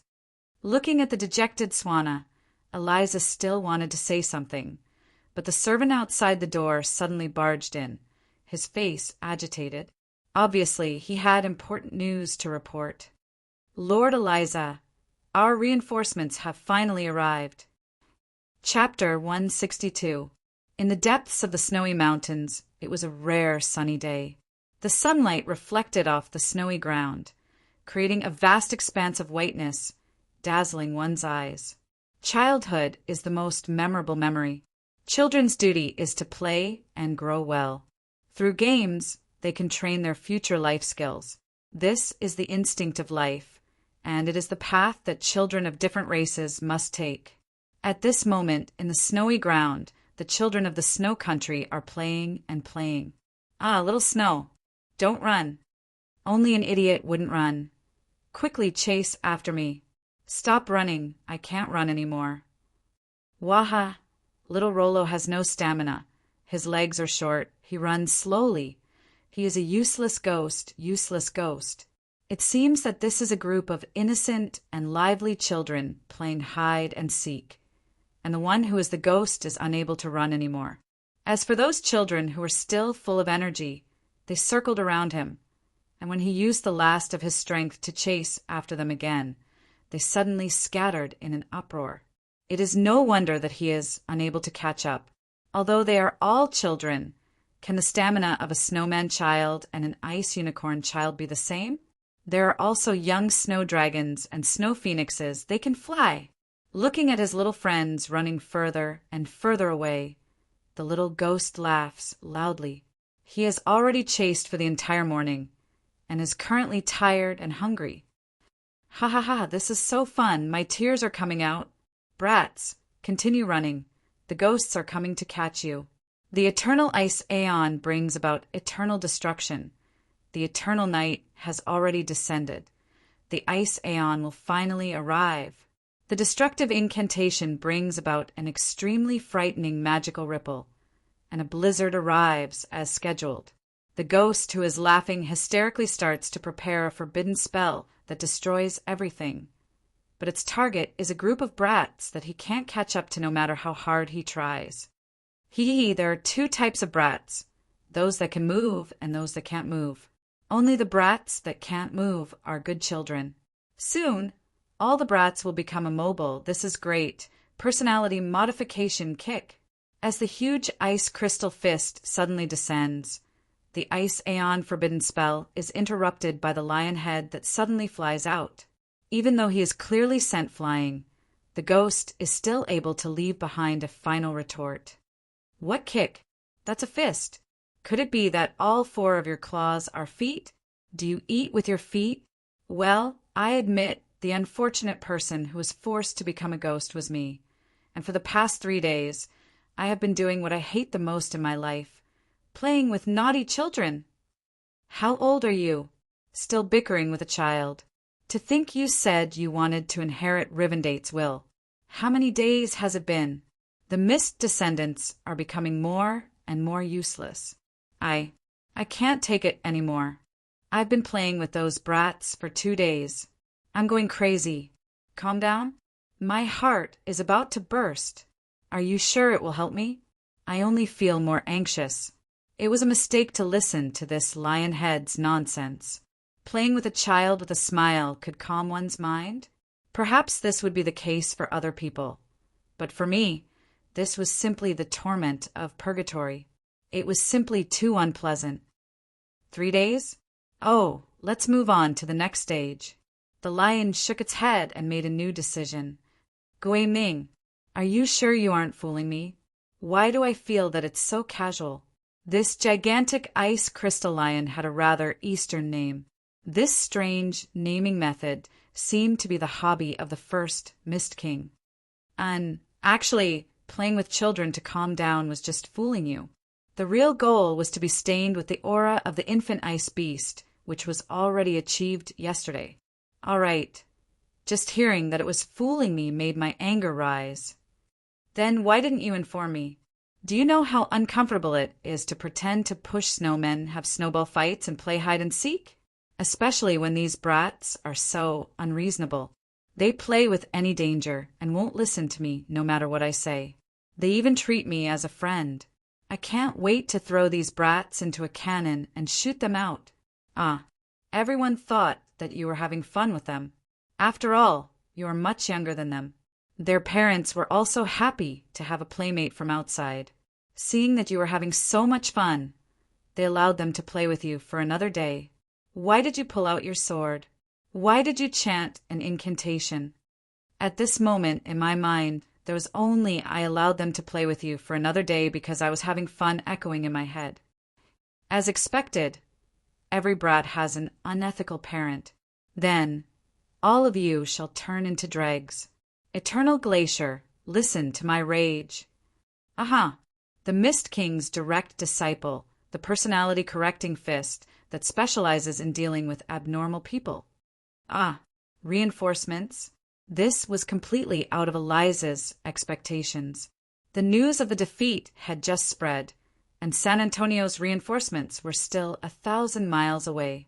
The main forces of the 5 northern countries were already here. The second wave of mobilization wouldn't happen in a short period of time. So how could reinforcements arrive? The lords are waiting for your arrival. They hope that you can participate in the welcoming ceremony of the reinforcements. Hearing this, Eliza was even more shocked. Currently, Donglan wasn't in a good position among the allied armies. It was obvious that they were being marginalized. How could those arrogant generals of the large countries place her and the Mist Kingdom in their eyes? The generals have invited you over.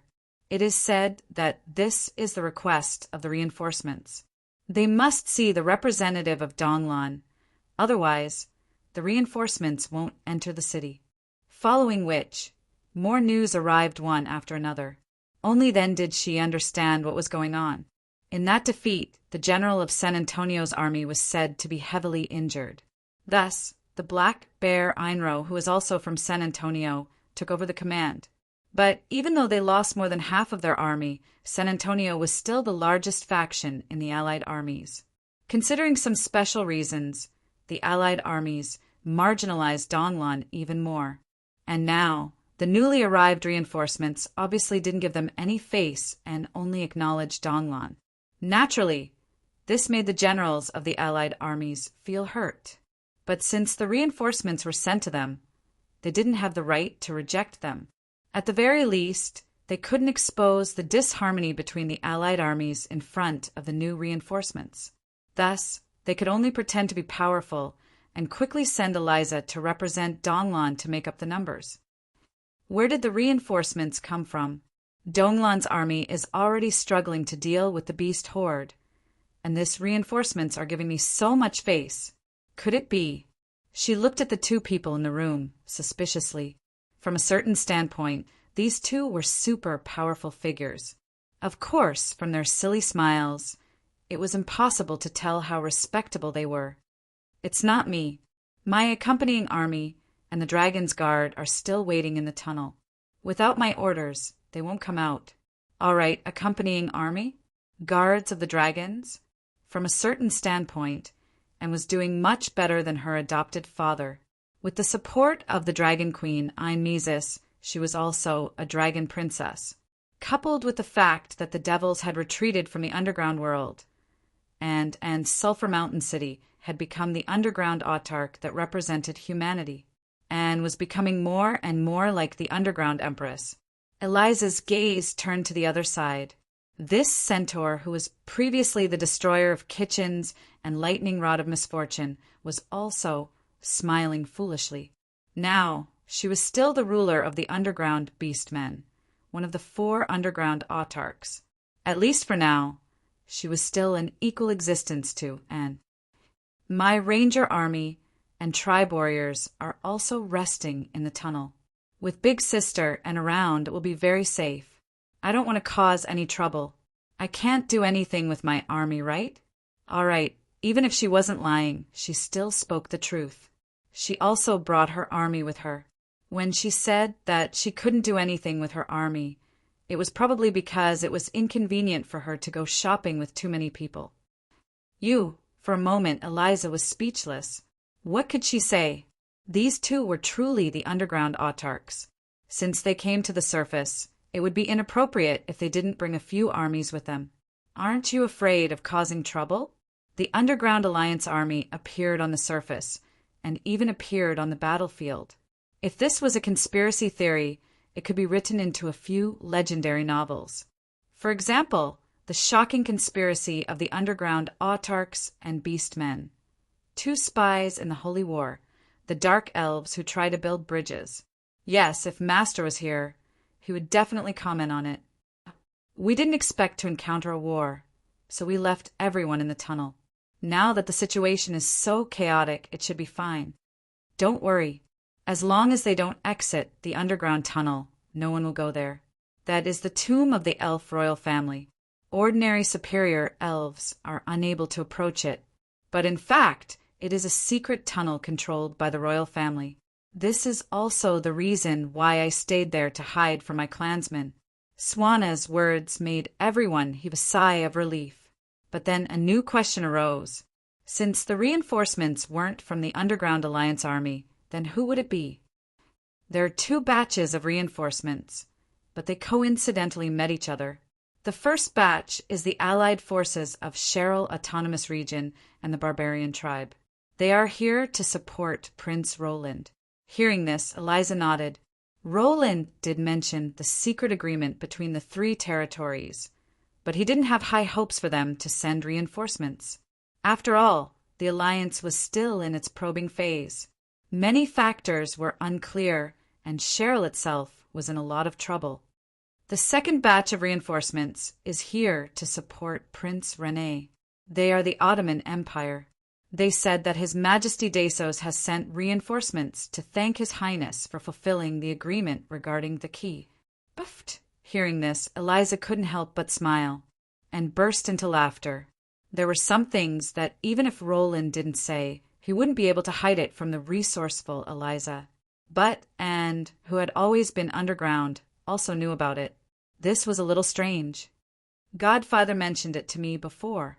Is it that His Majesty, who has bad eyesight for Uncle Bones? Looks like he's really devoted to Uncle Bones. But it's no wonder. Uncle Bones looks so cute when he's alive. When he was young, he really looked like a cute girl. I really want to hug him. Hearing this, while sighing that Adam was indeed Roland's number 1 bad friend and was really up to no good, Eliza couldn't help but laugh. And don't say this in front of Roland. Otherwise, he will really cry in front of you. If you force me again, I will really cry in front of you. Hatching eggs? Are you crazy or am I crazy? Don't judge me by my looks. You can only blame my mother for this. I am really a male. No, I am a male. Look at where you are going with me. I am a male. How can I possibly hatch eggs? My roar echoed in the cave, spreading far away. The reason? It was the new training plan that the lion head in front of me suggested. When it hatches, it will be the second step of your training. It is also for this goal that I want you to be tainted with the aura of a baby ice beast. It was a pitch-black ice crystal. Judging from the slight chill and the magic runes on the outer layer, it should be Frigid Maw's egg. But shouldn't Frigid Maw eggs be white? This is a dead egg. It hasn't hatched successfully. Logically speaking, it should be dead. But look at the magic runes and the ice crystal. You will know that it is still alive. Isn't this one of your tribesmen? Are you unable to hatch it yourself? 370 years ago, it almost hatched. After that, no matter what we did, it didn't react at all. Hearing that, I was stunned. At this point in time, it always reminds me of some bad things. Twins are the most mysterious existences in this world. They are divided into many types, and one of them is the rarest type, but they are the twins of twins. Their soul fluctuations are the same, as if they were originally one person, but their soul was torn into two parts. Enough! I first roared angrily, but then I was stunned. What was I angry about? What was it that made me so flustered? The lion had acted as though he didn't hear anything and continued to explain. The twins of misfortune? It should be the twins of fortune. They often have a unique way of working together and are the most compatible partners. Oh, right. By the way, this egg is also Irene Bela's brother. Of course, it is possible that they are sisters. And it was also a descendant of the mist who sent it here. I don't think I need to say his name. At this moment, if I had a mirror, my expression would probably be very ugly. I have said what I need to say. The rest is up to you. Chapter 163. Woo woo woo. When the horn sounded in the cold wind, the citizens of this medium-sized city were at a loss. Although the news of the Alliance's defeat had spread, no one expected the Beastmen to come so quickly. They even chose to attack along the route of their march to remove this nail.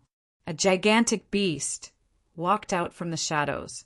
It was a dragon descendant battle turtle that was the size of a small mountain. It brought along seismic waves as it approached the city. There was even a grayish-white battle fortress on its gigantic shell. The sound of war drums and horns could be heard from within. The huge war turtle had a quarter of the blood of a giant dragon. Its huge body was no shorter than the city walls. It was the Beastmen's most terrifying siege weapon. Doomsday Turtle. The Bear King is here. It's his white-tailed bear army. There were not many dragon turtles in the world. In the north, there was only the Bear King's mount, Doomsday Turtle Blackback. It was the mount of the Bear King, Lund, and also his moving fortress. Behind him, the strangely silent behemoth could not be ignored. They walked out of the shadows one by one and turned into a real nightmare. From the start, the Beastmen sent out these terrifying behemoths. They probably wanted to end the battle quickly. Behemoth army. It's over, it's all over. Everyone run. Although the siege dragon turtles were the biggest threat, the ones who brought the greatest fear were the seemingly docile behemoths. They did not look as strong as the dragon turtles. They were silent and did not even have the habit of roaring like wild beasts. They allowed their 3-meter-long sharp claws to directly leave a ditch on the ground. They marched forward in silence, just like soldiers marching in a procession, ignoring their strong and deformed giant hands. They looked like standing gorillas with their thick fur. Under the thick fur, only 2 eyes were emitting a fierce light.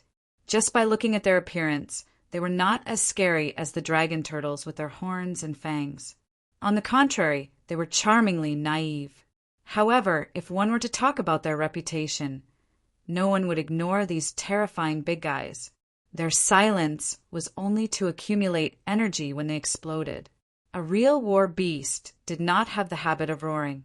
They would only show a satisfied smile when they enjoyed the flesh on their giant claws. The world's craziest beast, the #1 species in land battles. Although there were still a lot of unconvinced competitors for the first place in the land battle, the craziest beast was definitely worthy of its name. Just their appearance alone caused the people in the city to panic. Even though the so-called army only consisted of 3 behemoths, it was more than enough to sweep through the northern lands. Clang! Woo! The gigantic beast actually stepped on the back of the dragon turtle. With a forceful stomp, it used the reaction force to climb up the city wall. It was an ape that could easily climb up the treetops. The gigantic beast which was not much shorter than the city wall, was actually as agile as a monkey. The ferocious beast easily leaped over the sturdy city wall.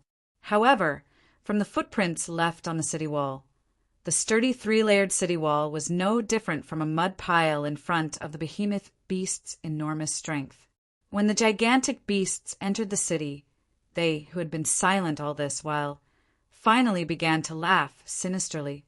Their twisted faces revealed monstrous teeth that were as tall as a human, sending chills down everyone's spines, blossoming in the middle and destroying the inside. Although it was simple, it was indeed effective. This was also the white-tailed army's specialty. They did not use the usual tactic of adding fuel to the fire. Instead, they forcefully broke through, facing the vanguard of the behemoths. When the gate was opened by the gigantic beasts and the orc army entered the city, the difference in individual strength would naturally cause a crushing effect. Along the way, more than 10 cities had already been destroyed in such a way. When one of the golden-haired behemoths began to open the city gate from the inside, the other 2 silver-haired, gigantic beasts began to destroy it. The trembling humans could not come up with any strong methods to stop the behemoths.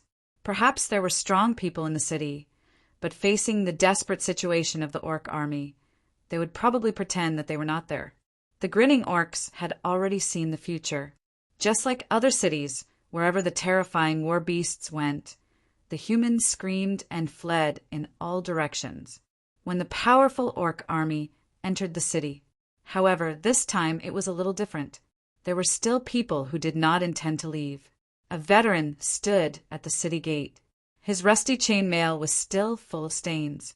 His rosacea was frozen red in the cold wind. The veteran did not madly charge towards the gigantic beasts, nor did he try to stop them. He just stayed where he was. In the midst of the chaos, he was still very eye-catching.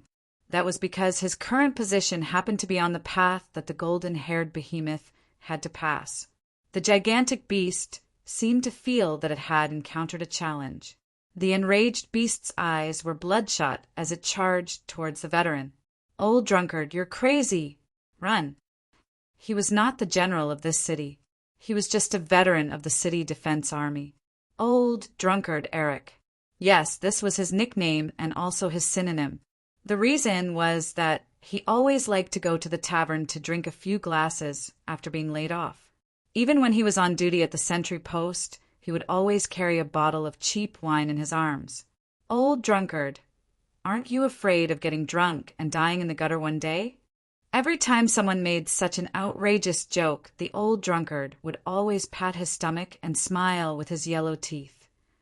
"Sure, as long as old Buck's gin wine fills my stomach, I will die in the gutter of your house tomorrow." At this moment, as if he did not hear his colleague's exclamation, the old drunkard Eric sniffled. His murky eyes were still staring at his own jar of wine.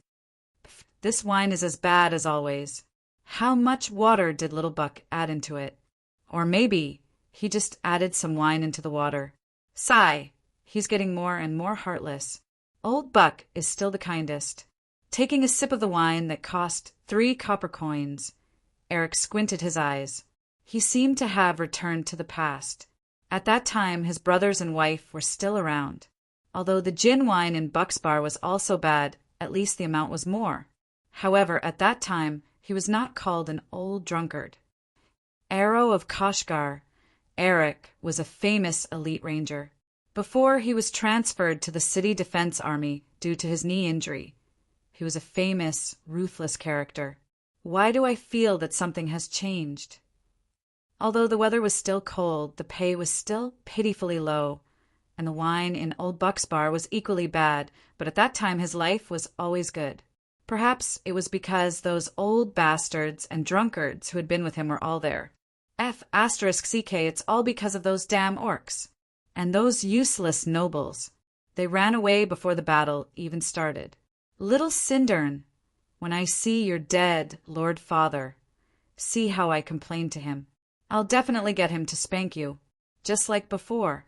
Sigh, people always like to reminisce about those useless things when they're old. The veteran thought about how to complain to his old superior as he pulled out the rusty standard iron sword due to neglect. Eft! The old drunkard spat out a mouthful of wine, and his wet sword finally glinted with a cold light. The giant beast was already in front of him, but the old drunkard, who was swaying due to the earthquake, slowly began to adjust his helmet. Old Sindern said before, "Us soldiers are the face of the Lord. When we charge, we have to pay attention to our image." Oh, right, I remember. At this time, we should also chant the charging slogan. What should I chant? The giant hand that could easily crush the bridge was in front of him. The veteran stopped thinking and shouted the slogan as he waved his sword and charged forward. That wholeheartedly, that sword that gave everything he had a glimmer of light. Vaguely, there was a sword aura. It had also reached the highest level of Ike's current life. But the absolute difference in strength could not be made up with fighting spirit. The giant beast's steel claws fell, leaving only a pile of flesh and blood on the ground. Perhaps it was frightened by the veteran's sudden action, or perhaps the veteran's sword still managed to cut the giant beast's skin. The golden silk behemoth slowed down, paused for a moment, glanced at the veteran's corpse, and then continued to chase after the other deserters. The old drunkard was dead. He died completely. He did not have the sudden divine power to kill the enemy, nor did he use his own life to boost the morale of the soldiers and turn the tide of the battle. This was war. There were no protagonists, no miracles, only a bloody survival of the fittest. But even though he was dead, the final charging slogan still echoed in the air, carried far away by the cold wind. The will of mist will never yield. You are all murdering. You are all accomplices of the beast men. It was still the same old theater that served as the meeting place, but this time it was the furious René who was shouting at the generals of the Allied army in exasperation. Ever since the news of the Beastmen's invasion came, the military leaders of the various countries had already held a joint conference for the entire morning. But they only progressed from pushing the blame to discussing how to strengthen the defense of Red Maple City, but they still had no intention of sending troops to rescue the other cities that were under attack. Cough! Your Highness, you should maintain your composure and the demeanor of a member of the royal family. You see, the enemy is strong and we are weak. Temporarily retreating is a strategic necessity. You see, strengthening our defense, gathering our troops and preparing for the final battle is the right thing to do now. Then what about the cities and citizens along the route of the Beastmen's invasion? They're still waiting for our rescue. Are we just going to watch them die like this? But no one responded to her suggestion. On the contrary, there were even people who spoke sarcastically. Why are you so agitated about the matters of other countries? Be careful of being accused of having ulterior motives. Humph, you can't even see the situation clearly. It's no wonder you are marginalized. If not for His Highness Roland's absence, you probably wouldn't even have the authority to attend. It's enough for a thing like the princess to obediently be a vase. It's best not to blindly command a war. Rescue? We currently have enough troops for the final battle. The country was small and weak, and she was young and had no reputation. Naturally, it was easy for her to run into a wall. From the start of the conference until now, even the pro-war faction was still focused on how to strengthen the defense of Red Maple City. René, who advocated for rescue, was ignored more than once. She was so angry that her face turned red, but she still couldn't do anything. In the end, she left in a huff. Marginalized? What happened recently? From a certain perspective, that person's wild guess was close to the truth and marginalized. This undoubtedly stepped on René's sore spot. From a certain point of time, Roland consciously made René stay away from important matters. This had already caused a lot of speculation within Donlan. If it was someone else who did this, for example, René would suspect whether they had ulterior motives, as if they had the ambition to gain power. But Roland, who had no interest in power, did this, which was incomprehensible. Recently, it's really been easy. thinking of her juniors who were abnormally busy in all aspects, while she was obviously idle. How could she not think too much? It seems like this happened after that big sister Eliza came. What did they talk about? If it's just bad words, Big Brother Roland isn't that easy to change. Besides, his attitude towards me hasn't changed at all. Why did he isolate me outside? As she pondered, Renee vaguely thought of something, but it was hard to verify. The sky suddenly turned dark, and she didn't have the time to think too much. She hurriedly looked for cover to hide. In a few short seconds, the previously calm sky was also in chaos. A large number of harpies dropped tar bombs and retreated, while the fire brigade in the city was busy. At the same time, the air cavalry in the city were already on their way, taking down as many as they could. Although they couldn't completely eliminate the enemy, at least they couldn't let them go to the battlefield so easily. Your Highness, the generals have asked you to return for a meeting. The Beastman's army is gathering. I'm afraid that they will go around the barrier and directly attack the city. Chapter 164. What is elemental magic? Complicated incantations and inexplicable summaries of rules? If it's so troublesome, how can magical beasts like us, who don't even have a written inheritance, use it? A warm voice sounded in the hall, attracting the attention of all the listeners. The ice dragon's gigantic body spread out so that no one could see its borders. With its eyes closed, the ice dragon slowly explained its understanding of magic. Magic is strange and unimaginable, while magic represents rules and influences on the world. When put together, it is to change reality through unimaginable means. Currently, the mainstream masters of magic were undoubtedly human archmages. Their magic originated from the elves. Of course, compared to the elves' era, where the elves primarily focused on the 4 major elements, the elves had improved immeasurably. However, their research methods and techniques were still passed down from generation to generation. The most obvious proof was that the elves all emphasized various complicated hand gestures, incantations, and rituals. But if you ask me, those messy things are really unnecessary. The melodious voice was like a musical note. The ice phoenix rested on the forehead of the huge ice dragon, but as the top of the snow elves, her mere presence caused the snowflakes in the sky to fall slowly. Those long ears are a bunch of paranoid people. They are sensitive and paranoid, stubbornly believing that magic is also a kind of craft that can be explained, and created a bunch of messy runes. But I have to say, they really came up with something. But it's a pity that they lost the source of magic from the beginning. The deep voice was full of sarcasm and disdain. The magic lion of ice lay on the back of the ice phoenix.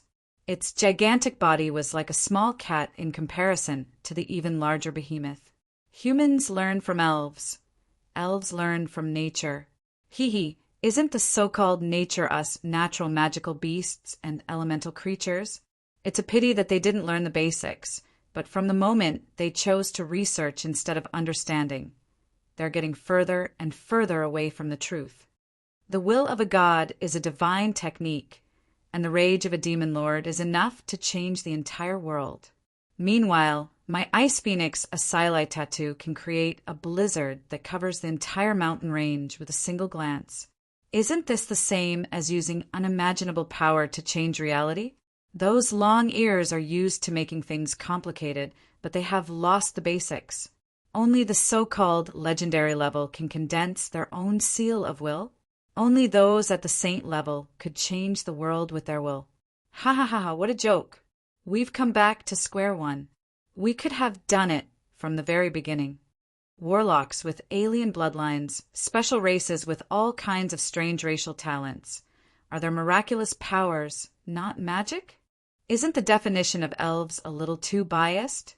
So, youngsters, put aside those unnecessary complications and mysteries.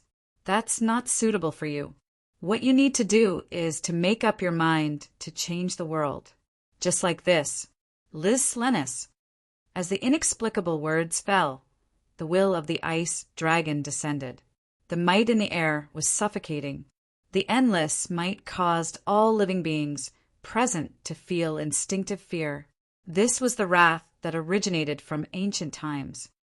Doomsday dragon might? What was that? I only released my existence. What does the fear of those little worms have to do with me? I can see that all the weak will have to close their eyes. I have descended, and all the dregs will have to lower their heads. I am angry, and all the despicable will have to kneel. My will is my existence. I am the dragon of doom. Excelsius! I am destruction. Beneath my ice wings is the land of the doomsday. The gigantic dragon seemed to be roaring angrily. He was declaring his existence. An entire mountain range was trembling in fear in response to him. Everything comes from the soul. Listen to the voice of your soul, and you'll obtain your own magic. That's the secret most suitable for you. Perhaps it's only a magic spell, but when you truly comprehend it, it can be any magic spell. The ice phoenix flapped its wings, and the snowflakes in the sky began to change their forms. Meteors, snowflakes, and snowblades. Fortunately, by the time they landed on the ground, they had already transformed into cute snow dolls. These lively snow dolls actually began to build snowmen with their own bodies. The snow spirits were already alive. And in order to distinguish it from those foolish elves, we call it the origin magic. Of course, you can also call it natural magic. Ordinary human mages are unable to grasp it. But existences that have condensed a soul imprint can use their will to affect the world just like magical beasts. They can try to reach the origin. Roland, do you understand now? The berserk lion's roar reverberated throughout the entire world. The sound waves actually began to shatter glaciers. The king of Frigid Maw was currently teaching his juniors the true meaning of magic. Now that I finally understood why the other brats disappeared the moment they heard that class was about to begin, I also began to understand why these three powerful existences were so happy. Even though I was the only listener, I had a pensive expression on my face. Indeed, I was thinking about something. Can I ask you a question? Go ahead. I know that you must have many questions right now. Our magic theories should be completely different from what you've come into contact with in the past. Child, relax. We're not scary. From a certain standpoint, we're all family. I told you before that human etiquette is meaningless to us. Just tell me directly. After receiving a positive answer, I nodded and made up my mind. I asked the question that I had been paying attention to since the very beginning of class. I'm slightly obsessive. I'm afraid that I won't be able to sleep well tonight if I don't know the answer to this question. The gazes of these three top-level existences seemed to cause the air to freeze. All right, it really did freeze. And so I finally asked the question. Why are you all stacking on top of each other? Is it because you think it's cool? I suddenly feel that it's quite interesting. Can I stand at the highest point? I'm really light. Is that the main point? The gigantic dragon trembled slightly. The ground also trembled slightly. You two idiots. What pyramid style? And you even want that old turtle in the lake to join the 4 heavenly kings. I already said that this position is so ugly. Your way of thinking is just like the Mist King from back in the day, as expected of a descendant of the mist. But that's absolutely impossible. How can someone stand on top of my head? Lion head. Then can someone stand on top of our heads? Did you mention this back in the day in order to stand on top of our heads? The two of them spoke in unison. Then they happily started counting down on each other's time. Cough. In front of the juniors, you need to care about your face. Apart from this, did you learn anything else? The ice phoenix transformed into a streak of light and instantly appeared in front of me. You need to be careful with your nickname, and you need to be even more careful with your lines. Buffed. Something like the Dragon of Doom is too embarrassing. I am destruction, my wings. All right, my lord, please restrain your dragon aura. This name is excellent. It doesn't sound like a Chinibu at all. Don't you know what Chinibu is? That's a term used by humans in the outside world. It refers to the moment when a person is so handsome that it's unbearable to look at them.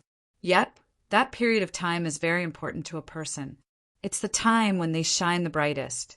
Whenever they recall it, they'll be so excited that they'll roll on the ground. I think that the nickname Chinubuwing suits you very well. Do you like it? That's wonderful, Lord Chinubuwing. After fooling the new Lord Chinubuwing, I smiled and waved my hand at the lion head in front of me. A formless and colorless chill spread out. There was no dazzling magical light, nor was there a shocking sound. There was only a light blue ice crystal dancing in my palm. Yep. Thank you, seniors, for your guidance. I've already found it. So it's always been by my side. From a certain standpoint, I had indeed benefited greatly. The 3 apex masters of ice had pointed out a new path for me, a path that was completely different from traditional elemental magic. I was already itching to try out my new abilities. Just as I was proudly describing my new understandings and understanding, the silver bracelet on my finger suddenly vibrated slightly, transmitting a message that made me feel unwell. That damned little bastard. Unfilial descendant. Idiot. I'm going to kill him. While the vultures of war were circling the skies of the Northlands, and Toon, who was surrounded by the various armies, was quietly undergoing changes. Under the cover of the black fog of the night, the figures in black cloaks quietly snuck into the city. Under the guidance of the royal attendants, they silently entered the palace. When they left before dawn with a satisfied smile on their faces, many things would change. Will of Mist? He. Unyielding? Pui. The black-cloaked figure's disdain was still lingering in the wind. Meanwhile, on a nearby window, a young couple was chatting in low voices. Their gazes passed through the obstructing buildings. How could this be? Didn't we tell that damn fatty that we would protect him? He doesn't even believe in the gods now, so why would he trust us? Damn it, how could this be? This is completely out of Roland's expectations. How about I go kill them? Is there any use? Unless you kill that damn fatty with the crown, there's no way to send another envoy. No, even if you kill him, it's meaningless. You should hurry up and contact Roland. There's no need.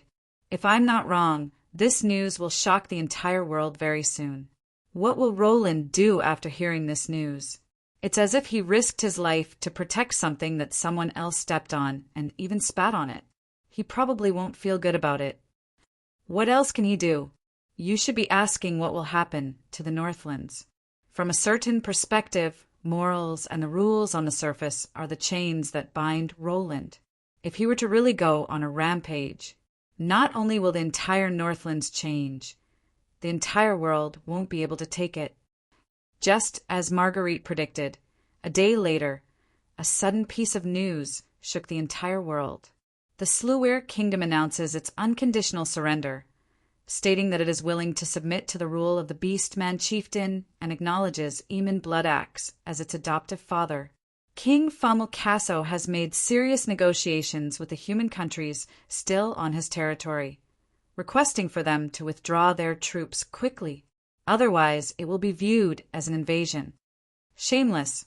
How can they be so shameless? Every country is rescuing him now. Invasion? How is that possible? The people of the Mist have never surrendered in the past 1,000 years. Even when their country was nearly destroyed several times, they managed to hold on. This is definitely fake news. It's impossible for the Mist Kingdom to surrender. The reinforcements from the various countries were at a loss. Weren't they here to rescue their allies a moment ago? How did they become invaders in the blink of an eye? Was there even a need to fight this war? What was the purpose of their blood and sacrifices? The people of Sluir suffered an even greater blow. Just when they decided to fight to the end, the Supreme King had already surrendered. Unknowingly, they had become the vanquished of their country, and they even had to expel their allies who had come to their aid. That was the deepest despair. The people of the Mist, who prided themselves on their tenacious and unyielding nationality, had never felt so ashamed before. For the first time, they experienced betrayal and despair, as well as humiliation. It doesn't even feel dirty when mud is applied to one's face. Someone said, there were some who chose to commit suicide the very next day. They were unwilling to accept the reality that their country had already surrendered. Their unyielding temperament might seem foolish, but it was the very foundation of their people. It was also the reason why they were able to stand up again and again after being defeated. Even in the darkest and most desperate of situations, they didn't consider the possibility of surrendering. Even when the Mist Kingdom was destroyed 300 years ago, they continued to rebuild their own Mist Kingdom. You can kill me, but you can't make me kneel down. The people of the Mist will never bend their backs. We will never surrender. We will never be slaves. For so many years, against the beastmen, demons, elves, and invaders from other countries, in the face of countless desperate situations, the people of the Mist had always shouted this. They had also used their lives to fulfill their promises, and it was precisely because of this characteristic that they had always been able to stand tall in the north of the continent. This time, even though the suffering of war and the pressuring beastmen were difficult to deal with, the people of the Mist didn't lose their determination to resist to the end. Even though they were in a desperate situation, they still believed that they and their country would obtain the final victory. Even in the current desperate situation, the optimistic people were still able to talk about the past and present based on history. They laughed and said, "This kind of desperate situation is nothing. We have been through it countless times." They still believed that they would obtain the final victory, and that the knight and the royal family who protected them would allow them to obtain another glorious and glorious victory. Those Northland barbarians don't know what despair is. They are smelly and hard, just like the frozen rocks of the northern lands. There's no possibility of conquering them. The people of the Mist took the evaluation of the Southland barbarians as glory. No matter how difficult the suffering before them was, they still didn't understand what despair was. They believed that they would obtain the final victory. The people of the world had always believed that the people of the Mist would never surrender, and that they would have to submit. However, the letter of surrender from the distant king created a new history. For the first time in history, the people of the Mist lost their desire for victory. Their numb and despairing eyes made one's heart ache. Some of the people chose to commit suicide in despair, while others turned their vengeful gazes towards the person on the throne. We will never submit. The royal family of the Mist will never submit. As expected, that person isn't fit to be our king. The rumors are true. He is just a fake king. Following which, another piece of news spread across the entire northern lands at lightning speed, shocking the entire world. However, it also allowed the people of the Mist to regain their confidence and hope. I am the last descendant of the Mist, Roland Mist. I hereby declare that Famulcaso is the fake king, and the decisions he makes have no credibility to speak of. I hereby declare a crusade, and I swear to crusade. I will raise the war flag of the Mist, and I hope that all the people of the Mist will follow me to crusade against the fake king. The will of the Mist will never submit. If translated into the vernacular, it would probably be, "Damn it, what that bastard says doesn't count. Fummel, you little bastard, just you wait, I am going to skin you." The announcement was short, and it didn't have any legal justification. However, very quickly, the people of the Sluer Kingdom tore down the national emblem and the portrait of the king, and silently replaced it with a new portrait. Not knowing the facial features of the model, that was the case for the sculptures in the central squares of the various cities. All these years, he and his brothers had never left. On the flag that was raised once again was the same fortress that stood tall in the howling winds. However, this time the people were muttering a name. "King of the Mist Roland, our king is about to return. Our true king is about to return, and we have not surrendered yet. The people of the Mist will never submit." Chapter 165. Above the boundless ice plains, a desolate scene filled the eyes. When the winter sun rose, The dark horizon was the gathering of war horses and warriors. The beast men are here. After a simple announcement, the first wave of catapults and tactical magic spells began to carry out their duties on the battlefield. Huge rocks flew into the sky with a terrifying sound of wind. Every time they fell, dozens of lives would be taken. Originally, Red Maple City was just an ordinary town with 2 layers of walls. However, after the various countries invested in it without caring about the cost, it had become a fortified city with 4 layers of walls. There were also countless defensive equipment. Earth mages might not have powerful and flashy offensive magic spells like other elemental mages. But when it came to construction and engineering work, they had an advantage that other elemental mages couldn't compare to. Tall walls were instantly erected, and the moat was forcibly widened by 7 to 8 meters with the sound of mud to mud. The alchemy poison flowing in the moat might not be very toxic, but it was still able to enter. The city walls were at least 3 times taller than before. Ballistas and heavy engineering cannons filled the towering city walls. Griffin Knights were circling and patrolling in the sky, looking for any blind spots that could lead to openings. Countless catapults were built on the various platforms of the city walls. This kind of time-honored siege and defense weapon would be able to display satisfactory power as long as there were enough scholars and craftsmen. There was no difference between the huge rocks falling from the sky and the meteor spell, as they could kill a large number of people with a single hit. Simple, violent, effective, low-cost, and effective. These were the reasons why catapults were a necessity on the battlefield. However, this time, they had just entered the range of the largest catapult. At such a distance, it was impossible for them to pose a threat to precise attacks. Instead, they were more of a deterrent. On the battlefield, there is no place that is safe. Not to be outdone, the beast men counterattacked. The range of the mobile catapults was limited, and the largest catapult only managed to hit the city walls with great difficulty, causing a cloud of dust and gravel to rise. However, this earned the ridicule of the defending troops. Not long ago, the broken stones and boulders outside the city had been cleared. The usable stones were stored in the city as stone bullets. If the beast men wanted to find something suitable for themselves, they would have to rely on long-distance transportation. At the same time, at the West Gate, the Dongwon soldiers who were assigned to defend the city were preparing for war.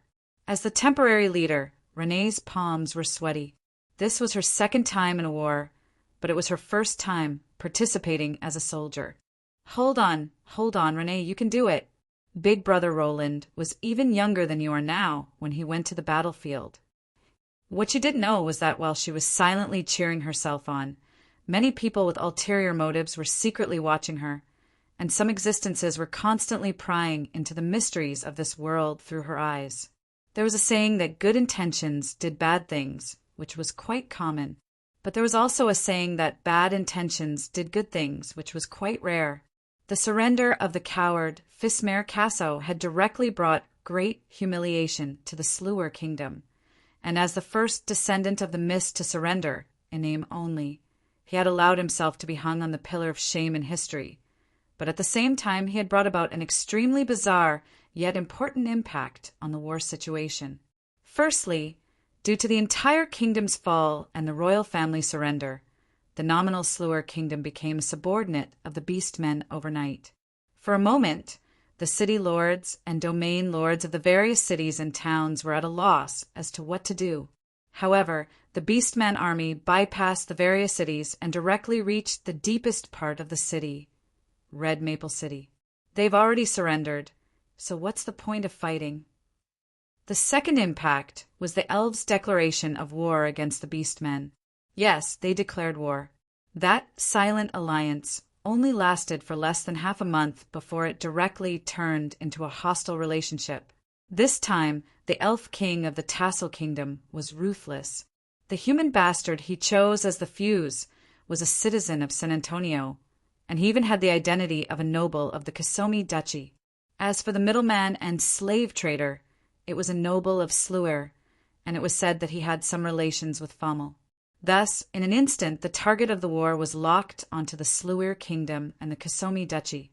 Naturally, San Antonio would not be able to get away from this relationship. His plan was good. As long as the war went smoothly, he would use this fuse to escalate the war, inciting the resentment of the people and letting the war spread. Since it was revenge for the leader of the anti-war faction, Princess Swana, the peace faction and anti-war faction in the country would not be able to say anything against it. However, if the main culprit, the target Sluir, surrendered to the Beastmen and ended up being protected by the Beastmen, who should they go to for revenge? The famous general, Black Bear. Ainlo was rough but meticulous. He was also quite bold. After knowing about the death of the Dove of Peace, he immediately smelled the scent of a conspiracy. He immediately removed the name of the bastard noble from Kisomi Duchy, tied up his brother and sent him to the elves, and attached a sincere letter of apology. Hearing about the tragedy, while grieving, I express my deep regret. We will not tolerate the murderer. Since he is already dead, we will send his brother, wife, and daughter as sacrifices to comfort the soul of Princess Swana in heaven. All right, this was indeed very unkind and shameless. However, in a sense, it was indeed effective against the famous stubborn elves. The human kingdom had also understood the temperament of these elves who were amenable to coaxing but not coercion. They would rather suffer for their pride. Which family doesn't have a few unfilial descendants? Sincerely apologize. The Kisomi Duchy has already done very well. Using the wife and child of a sinner as sacrifices is simply the same as the barbaric beastmen. If this news were to spread, it would not be good for the reputation of the Tassel Kingdom and the elves. When this kind of news spread, the pro-war faction of the Tassel Kingdom knew that the situation was not good. The Kingdom of the Elves was the birthplace of the Archon system and the Parliament system. It was the symbol of equality and freedom in the eyes of the people. The elves who were known as the Free Kingdom had different political systems, but the royal power was weak. In the eyes of the pro-war faction, if the majority of the elves satisfied their desire for revenge and requested to stop the war with their ally, then wouldn't Swana's sacrifice be in vain? How could they accept such an inexplicable ending? How were they going to explain to the elven gods who wanted to intensify the conflict? On the other hand, the elves were very particular about their reputation and reputation. If there was no righteous war, wouldn't they become evil invaders? How could the kind and peace-loving elves become evil invaders? We must be on the side of justice. Our targets must be heinous villains. Thus, a piece of conclusive information was dug out. Among it was evidence of the elves being abducted and sold in recent years. Those elven traffickers and slave hunters were actually backed by the government. The culprit or the mastermind behind the scenes was Sluir, his nobles, and the royal family.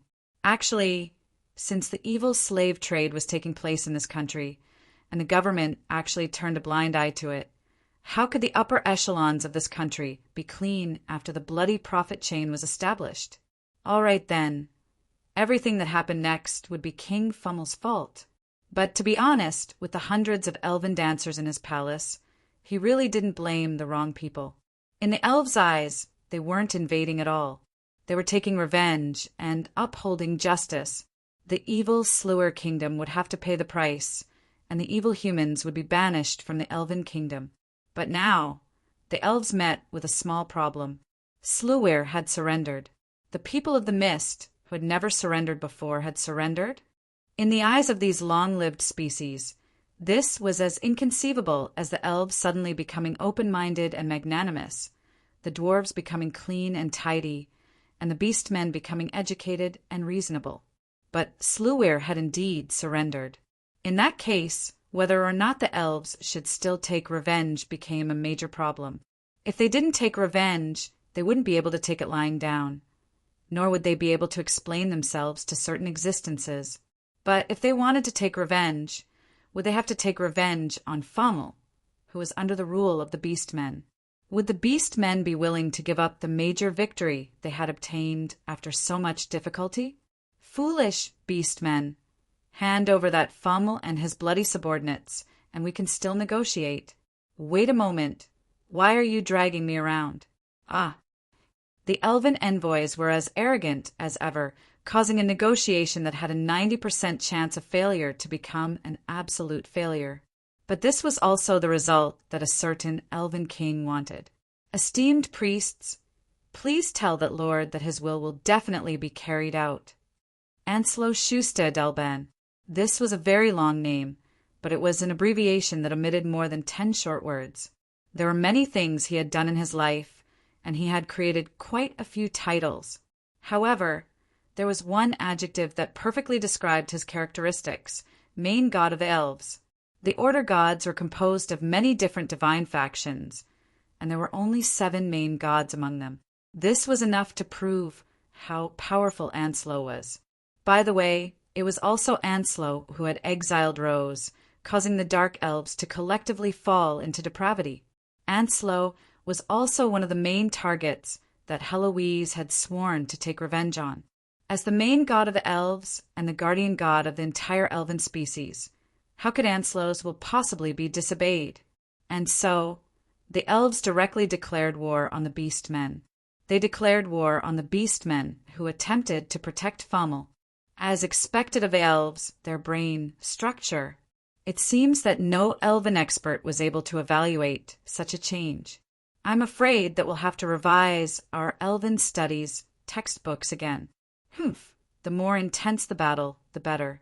It would be best if both sides perished together. While many human kingdoms' military strategists were astonished by this, they also fervently anticipated a dog-eat-dog comedy. However, they soon discovered that this declaration of war was nothing more than a pretense.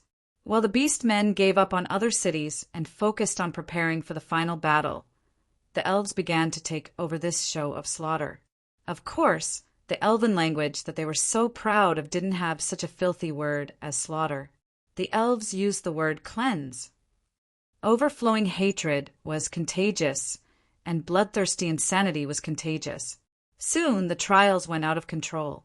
Finding evidence that a noble's ancestor was involved in the elven slave trade was enough to sentence that noble's family to death. What? My grandfather was actually a mercenary in the past? You can't even tell where he used to earn a living? In that case, I'm sorry, but since you can't prove that he's innocent, he's guilty.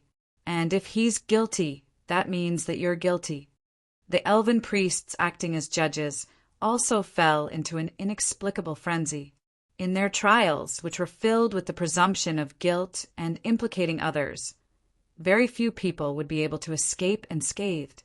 Compared to the beast men, the elves' only advantage was that they temporarily didn't touch the commoners. Or perhaps it should be said that they didn't take the initiative to touch the commoners.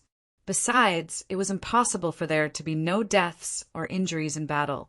Faced with their own losses, the so-called elegance of the elves was probably to give the defending soldiers a way to die that wouldn't be too unsightly. And so, the fallen city was filled with human heads. The commoners who were fortunate enough to survive looked at the long-eared elves with eyes filled with hatred. What an insane display of loyalty! I'm afraid that the Northland's elves will never be able to return to how they were in the past. Perhaps, after this calamity, there will be no elves left. As for me, I could see sorrow in the elves' madness. Only the true gods would be able to control the will of the priests. Since the true gods no longer cared about their reputation, it was likely that they themselves had fallen into despair and madness. The elves chose to betray the Order gods at the very first moment and become the vanguard in a divine war. In this generation where vanguard and cannon fodder were synonymous, it was likely that the elven gods would all fall together. This really is a banquet for traitors. As I said this, I kept checking the letter I wrote to another traitor. Whether or not this traitor had the intention to change sides was directly related to the victory of this battle. Dear Lady Rose, greetings. I'm your loyal fan, Roland Mist. Perhaps you've heard of me before. I've long been looking forward to your art of interrogation, and I've always wanted to find an opportunity to exchange some pointers with you. You've also heard about the recent events, so I have a small suggestion for you. Chapter 166. No one lives forever, no one is immortal. Amidst the snow and ice, the silver-robed visitor knocked on the door of the palace with an eerie laugh and a strange word that no one could understand. Clang, clang, clang. The sound of the knocker was unbelievably loud, but in the ears of the citizens, it reminded them of the sudden funeral bell. Clang, clang, clang. The sound of knocking on the door reverberated back and forth, filled with ominous magic, making people even more upset. Little Fumble, are you there? Hee, I'm here to play with you. The uninvited guest under the city wall seemed to be whispering, but his words, through an inexplicable medium, spread to every room in the palace. King Fumble suddenly woke up from his dream. He just had a nightmare of being chased by a malicious spirit, but then the echoing low voice and eerie laughter rang in the ears of the fat king. Hee, little Fumble, I'm here to play with you. The eerie voice was right behind him. Fumble suddenly turned around, but there was only a wall and naturally no one was there. Little Fumble, I know you're at home. Stop hiding. This time the voice rang in his ears.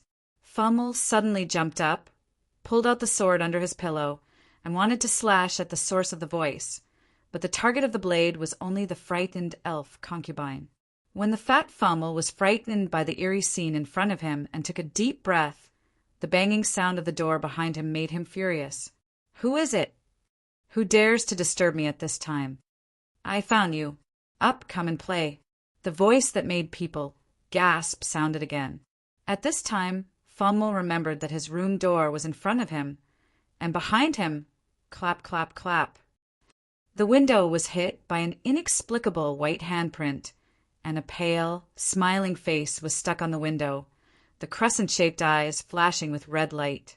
Wait, I little, fi, mu, I, ma, am, come, find you. The more smiley face spoke, the happier he became. In the end, the corners of his mouth stretched all the way to his cheeks, turning into a terrifying grimace. That was definitely not a human's face. In an instant, an inexplicable chill rose from his spine. The concubine beside him had already fainted from fright, and the terrified Fummelcasso threw out his life-saving trump card. Boom!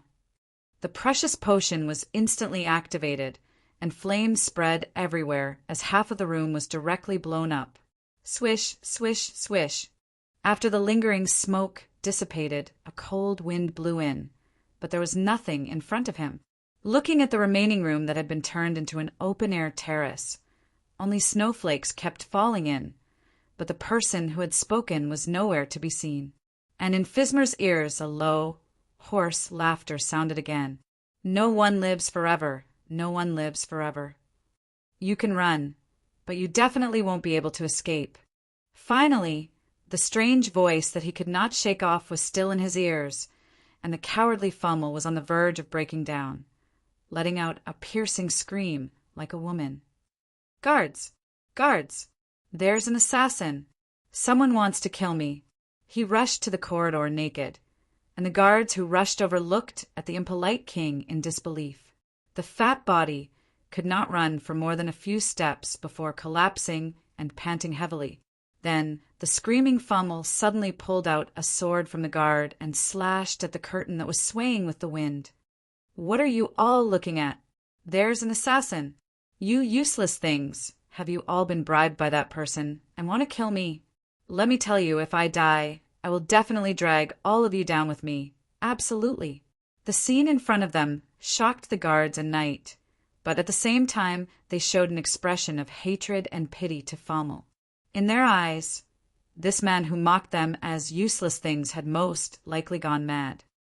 Why are you all looking at me like that? You bunch of useless things! If it weren't for you all being so useless, would I be forced to rely on those filthy and useless orcs? It's all your fault. It's all because you idiots are useless. The angry king waved the sharp sword in his hand wildly.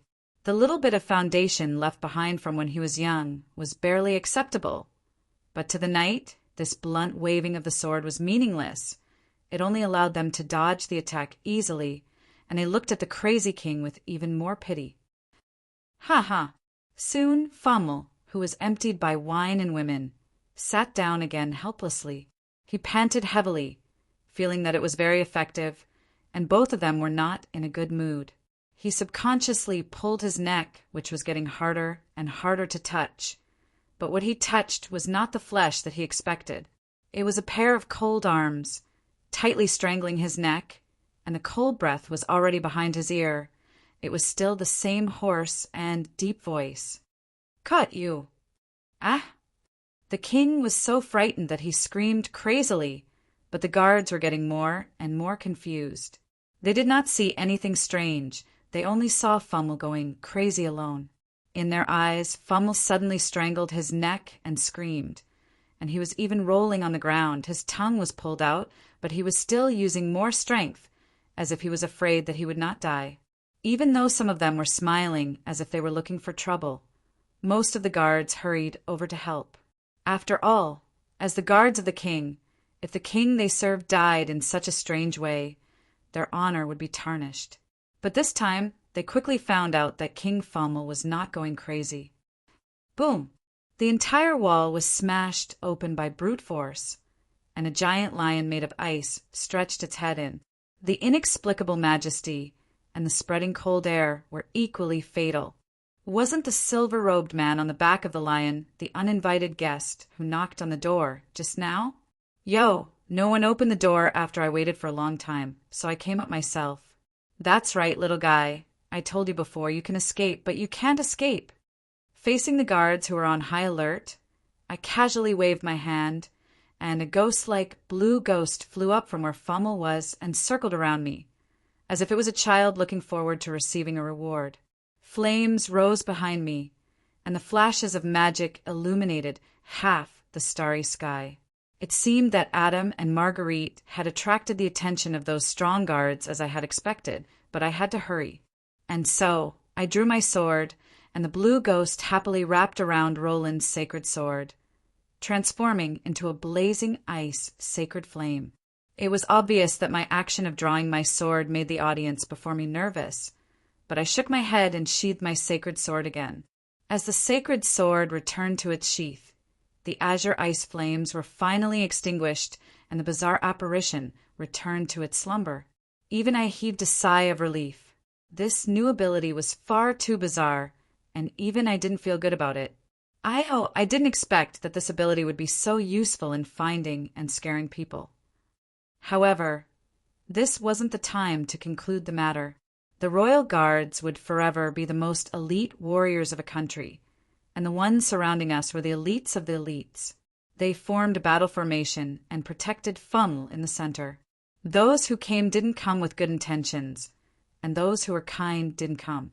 When I came, I caused too much of a commotion. Now, they didn't want to make any mistakes, but rather they wanted to protect their king and wait for reinforcements to arrive. You. Who are you? Did that fellow ask him to come and kill me? As if the guards had given him courage, Fummel actually roared angrily at me. You're only half right. I am indeed here to kill you, but I have no intention of letting others do it for me. Cleaning up my own mess has always been my code of conduct. Thus, I took off my hood, shook off the snow, and smiled at him. H, Roland. However, he rudely let out a scream of a higher decibel which made me unhappy. Thus, I extended my hand, and blue magic power appeared in my palm. The blue handprint that was strangling Fummel's neck appeared again, and this time it dragged him over. In the blink of an eye, Fummel was dragged in front of me by the ghostly hand. While the other guards paled in shock, they hurried over to snatch him away. As royal guards, there were a few gold rank experts in front of me. At this moment, they were charging at me with full force, their killing intent soaring. However, I wasn't the only one they were facing. Idiots, keep quiet.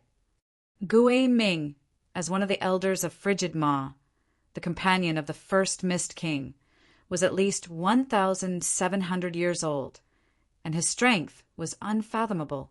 Yet, at this moment, with just a roar, he was able to imprint one unlucky knight after another onto the wall. Looking at this trash whose eyes were filled with fear, I couldn't help but feel anger rising in my heart. Are you worthy of being called a descendant of the mist? Bastard, are you worthy of being called the Mist King? It was all because of his weakness and selfishness that everything developed in the worst direction. If he had listened to my advice earlier and prepared for battle, all of this wouldn't have happened. How could the Beastman army have invaded the core of the Mist Kingdom as though it was no man's land? One wrong thought, and blood flowed like a river. Pum! Thinking of the countless sacrifices, I couldn't hold it in anymore and punched him hard in the face. Using a vile person, not listening to your words, watching the beast men invade. Arrogant, ignorant, and reckless. Are you worthy of being a king? Pum! Another punch landed on the right side of his face. This time a few teeth fell out. Fummel's mouth was full of blood, and he sobbed as though he was begging for mercy. However, seeing him begging for mercy made me even angrier. In this battle, I had already seen countless human heads hanging on trees. They probably didn't even have the chance to cry and beg for mercy. No, most of them wouldn't even beg for mercy. They risked everything just to protect their families and homes. But this damn fatty in front of me, watching as your country fell, withdrawing all your troops to protect yourself, not using any of your troops to ask for help from other cities. Cowardly, selfish, foolish, and short-sighted. Are you worthy of being a king? Boom! This time, I punched him hard in the stomach, and he bent over like a shrimp in pain. Indulging in debauchery and causing chaos in the palace. Are you worthy of being a king? Looking at the panicking elven concubines in front of me, I couldn't help but think of those things. If it wasn't for the fact that even King Fummel was involved in the slave trade, how could there have been so many grudges, and how could things have gotten so out of hand? Colluding with other races and harming your own people. Are you worthy of being a king? In order to exchange for Beastman women with the Beastman chieftain, he actually transferred the defending army, allowing the Beastmen to steal the famous human beauties. When I heard this news, I couldn't imagine that such a shameless king could exist. Killing your own people and plotting to steal the throne. Are you worthy of being a king? Unlike the Mist royalty in the past, all of Fummel's brothers and sisters had died pitifully. Compared to those disgusting crimes, my own assassination was only a small matter. I punched him again and again, but the more I punched him, the angrier I got. If it wasn't for the super idiot in front of me, how could things have developed to such a state? How could the will of Mist, which we risked everything to protect, suffer such humiliation? When everyone was fighting for their lives, you actually surrendered. You actually dared to surrender. You actually had the guts to surrender. You are the first king to surrender in the Mist Kingdom's nearly 2,000 years of history. Cowardly and treacherous. You are worthy of being a king? What is the use of having you? Ah! A vicious elbow and a kick broke Fummel's spine, and he lay on the ground, barely able to breathe. But what I had to do was only the beginning. Breaking one's promise as a king, losing one's people as a king, losing one's morals as a human. In the name of the last descendant of the Mist, Roland Mist, I request that Fummel Casso be removed from the position of king. I, Frigid Ma Guaming, as a member of the First King's royal family, approve the request to remove Fummel Casso from the position of king, and propose that Roland Mist temporarily take over the position of King of Mist. Chapter 167. To break one's promise as a ruler, to lose one's people as a king, to lose one's morals as a person. In the name of the last descendant of the Mist, Roland Mist, I hereby abrogate Fummel Casso from the throne. The lion of the former king made a gesture, and with the help of the talent ability of this ancient frigid maw who was proficient in sound waves, my angry roar could be heard to every corner of the entire city. The badly mutilated king lay on the ground, while the furious me stood on a high platform in the palace, announcing my decision to the world. The goatskin parchment that I had prepared beforehand was spread out, and crimes that few people knew about were announced to the public. Mystical magic tricks caused these blood-like words to float in the air, making them exceptionally eye-catching. Crime number 1, cold-blooded and heartless, venomous familicide. Crime number 14, extravagance, wasting resources, watching as the citizens starve to death while enjoying luxurious clothes and delicious food.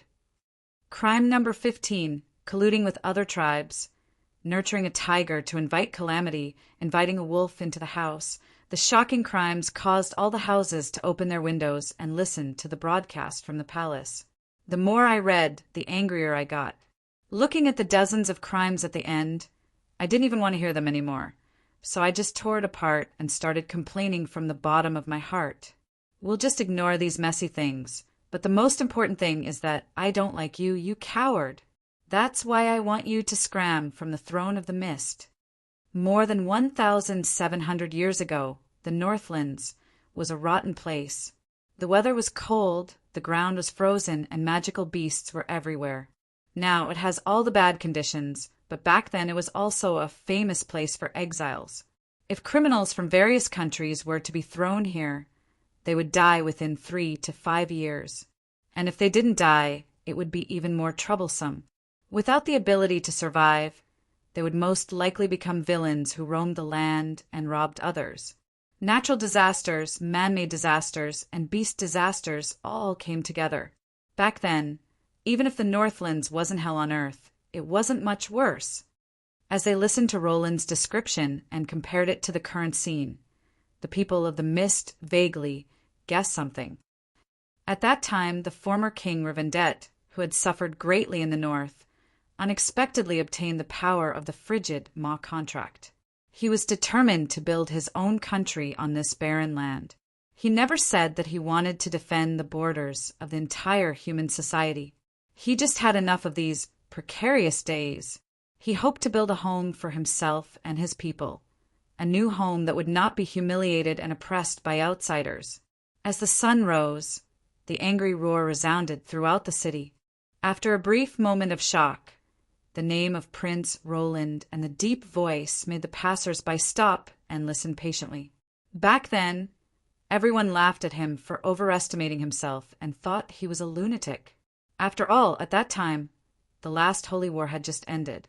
A centipede died, but it did not fall down. The beast men were still as strong as ever. Building a country here was equivalent to building a fortress on the front lines of the war between the beast men and the humans. It was inevitable that the beast men would retaliate crazily. Besides, he was just a poor kid. He even had to find a way to feed himself. So how could he find resources and food to be self-sufficient? But there is nothing absolutely impossible in this world. Revendett went through many hardships and forcefully turned the impossible into the possible and built his own home in this frozen land. No valuable specialties or wealth. He believed that there was always a way out. He found his dwarven friends and organized an engineering team of the natives. Inch by inch, shovel by shovel, he forcefully found his own specialties in this barren land, magic minerals. No strong city defenses to deal with external threats. At the border, he and his followers used their bare hands to dig trenches and sentry posts. They used their feet to replace the patrolling riders and used their flesh and blood to build the city walls to protect their people. Young people who were just about to start work, women who were preparing food for their families, and old people who were taking a stroll. When they heard the story of the late king that wasn't recorded in history books, they couldn't help but stop in their tracks. Praise the late king. It was you who built a home for us and allowed us to live with dignity. We admit that our lives are tough. We have nothing in our pockets. I can't guarantee that we won't change after fighting with me. But what I am sure of is that if we don't do anything, that we might not be able to change. And if we do, we might not be able to change anything. But if we must starve or freeze to death in the midst of hunger and cold, I at least hope that I have done my last bit. This was what the late king said. In the face of the harsh nature, there is no such thing as a miracle from the heavens. There is no such thing as an inexplicable hope. We can only rely on ourselves and our companions. This is the so-called Will of Mist. And the late king and those Northlanders who chose to follow him became the earliest people of the Mist. Unlike those ancient tribes, most of us are mixed bloods. But what distinguishes us from the Mist is not our bloodline or skin color. As long as a Northlander possesses the Will of Mist, he is a member of the Mist. These were the original words of the late king. And it is the truth that we, the descendants of the Mist, have always believed in. 1,423 years ago, that was the first time the Mist Kingdom was on the brink of destruction. The nightmarish demon army opened the door to the lower planes. Countless demons and devils rushed out of the door, and in a single night, the Mist Kingdom lost 17 cities. The capital, Definder, was in a state of emergency. But the people of the Mist didn't despair. In order to protect their homeland, they paid countless sacrifices and forcefully swept the demons back to their homeland. And the traces left behind from that time are still there. It is the demon abyss of Anwaima. No, the most important trace and legacy left behind is still the war flag that was raised in the Howling Winds. At that time, the Will of Mist and the Mist War flag were stained with blood for the first time. We walked on a completely different path of development from the Northlands of the Central Plains. Uninteresting and inflexible became the most obvious characteristics of our tribe, and our unyielding will and temperament became the badge of our pride. The citizens silently looked at the Mist War flag that could be seen everywhere, and they faintly felt a new understanding. Perhaps the inheritance wasn't just the bloodline, but a deeper layer of secrets waiting to be unearthed. 1,129 years ago, it was a chaotic war that involved countless races. The Beastmen, who didn't dare to remain silent, invaded the Northlands. It was also a cruel winter where no one expected a war to break out. But that war lasted for a whole 12 years. The people of the Mist died in battle at 1,370,000, and countless more were injured. Out of 10 houses, 9 were empty. And as the protector of the country, the Mist royal family lost 4 kings and 7 members of the royal family. Among them, the youngest was only 5 years old, and it had only been 12 days since he ascended to the throne and died in battle. From then on, it became our tradition to have the prince as our general. Every young child has to receive training in swordsmanship and horsemanship, because no one knows if they will be of use one day. And once they are on the battlefield, regardless of their gender or age, they only have 2 choices: to return victorious or to die gloriously in battle. And another new tradition is that when the king dies in battle, the prince takes his place. When the prince dies in battle, the princess takes his place, and when the princess dies in battle, the queen takes her place. As long as the royal family exists, the resistance will never stop. From the start, on the battlefield, those of the Mist bloodline like us will always be captured, because our enemies know that captives are meaningless. After all, there have been too many seniors who have made their choice. Surrender? Be captured? How can we, the younger generation, afford to lose our face? We should just find a pillar and knock ourselves to death. 700 years ago, that sudden war was a dagger that came from the back. The sudden rise of the foreign slave trade represented endless bloodshed, but also endless wealth. And our Mist Kingdom blocked the golden path to riches. Thus, a large number of high-quality weapons were shipped to the hands of the Beastmen. After that cruel war with the Beastmen, we ignored the desolation of our land and directly declared war on the countries behind the scenes. In the end, how could those weak Southerners be compared to our steeds who had experienced countless battles?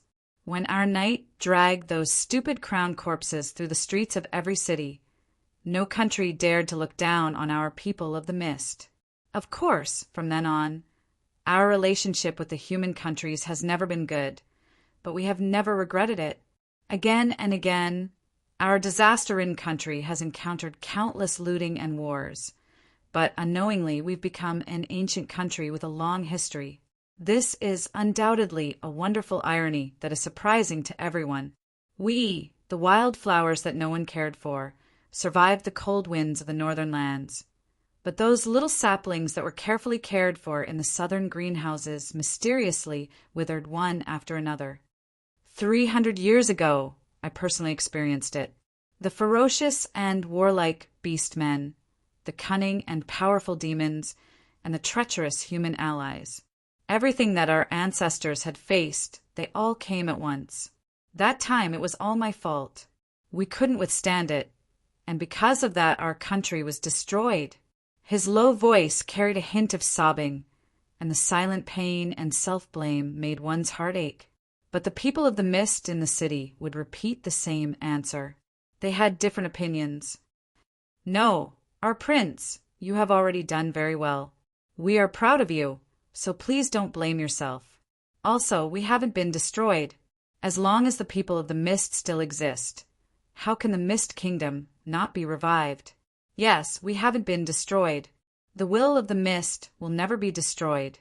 But even if the Mist Kingdom has been destroyed, our people of the mist haven't. Do you know? When I found out that the Mist Kingdom was formed by the people of the mist in the northern lands, I was so happy that I couldn't sleep for the entire night. Even though it is no longer the country that I know of, and it has already been split into several parts, as long as it still stands in the northern lands, I am satisfied. Countless times I couldn't sleep for days and nights when I thought of my homeland, but whenever I thought of the hatred of the destruction of my country, I swore that if I didn't take revenge and make the culprit pay 10 times the price, I would never allow myself to live a peaceful life. And when I finally got my revenge, I no longer had the courage to return to my homeland.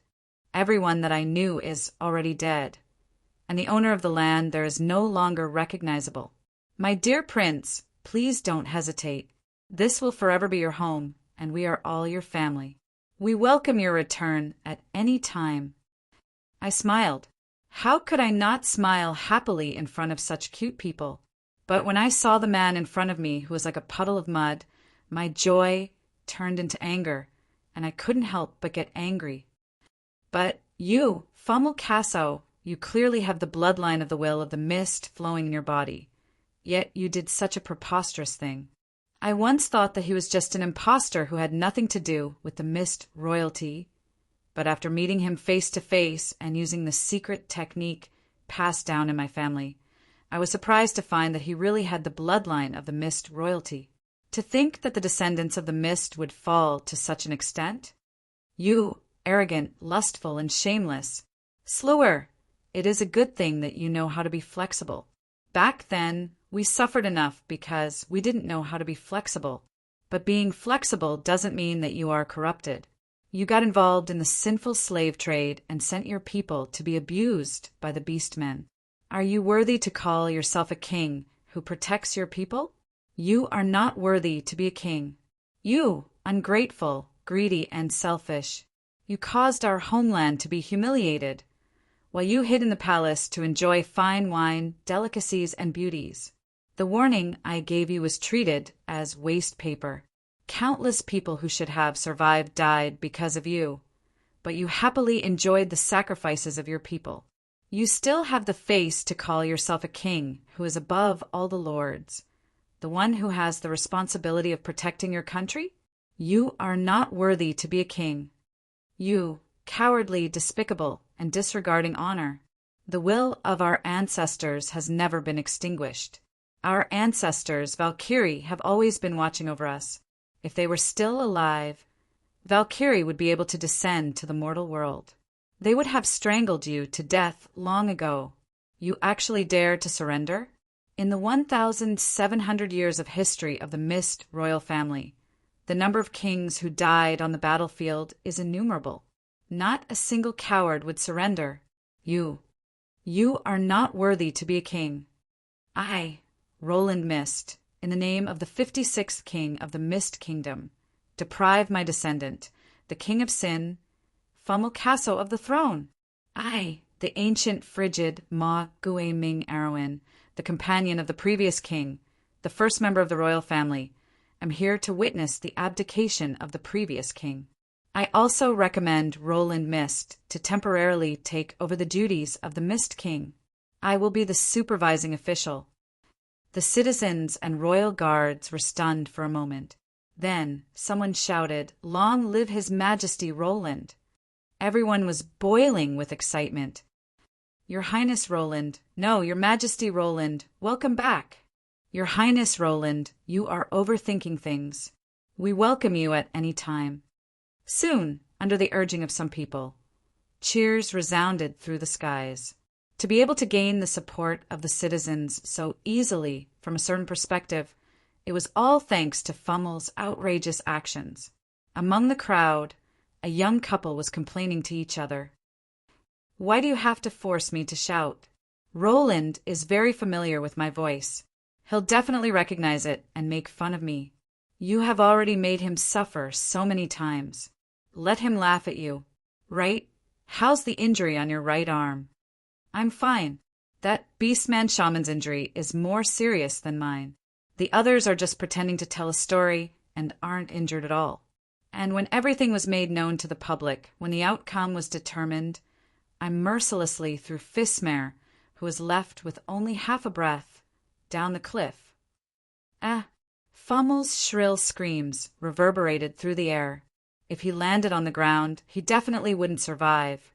Some women and children had already closed their eyes, unable to bear to see the pitiful scene of Fummel turning into meat paste. However, I firmly locked onto Fummel and didn't relax my grip at all. Asterisk whoosh.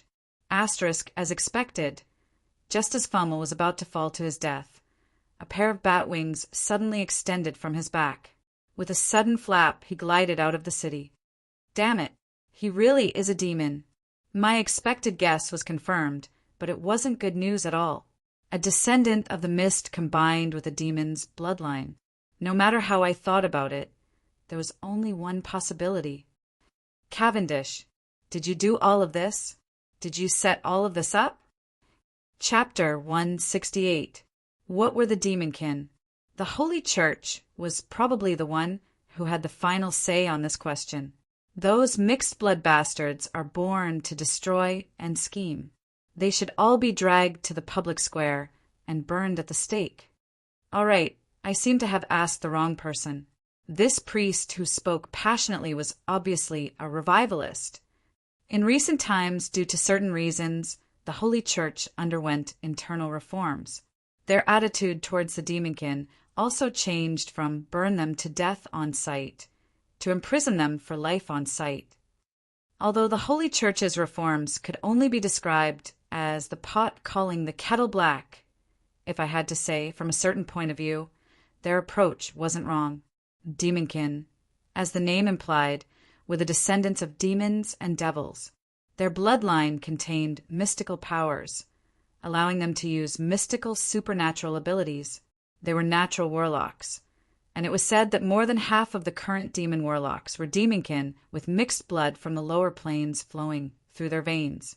If the dormant bloodline was under control, they could become natural warlocks. But if they lost control to the point where demonic traits appeared, perhaps the term half-demon or half-devil would be more suitable for these existences who obviously weren't suited to live in the mortal plane. Compared to the bloodline of the upper planes angels, which was welcomed and even looked up to by the people, the demonkin were usually a huge problem.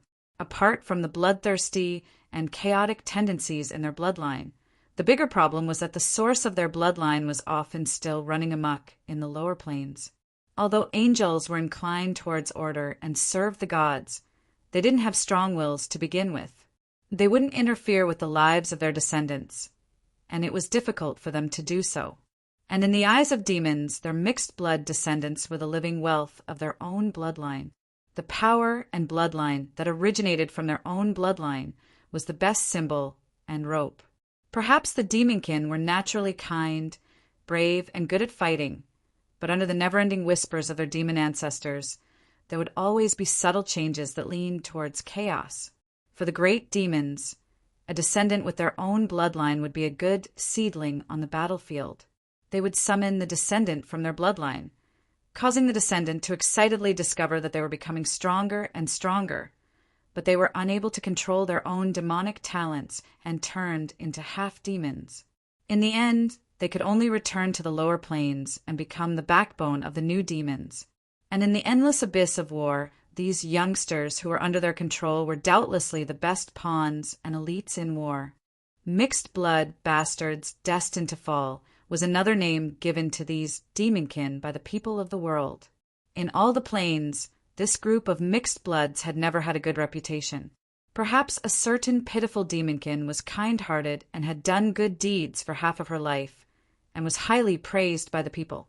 Or perhaps she was a chess piece that a certain demon monarch had spent 100 years laying out, and would play an important role at a critical moment.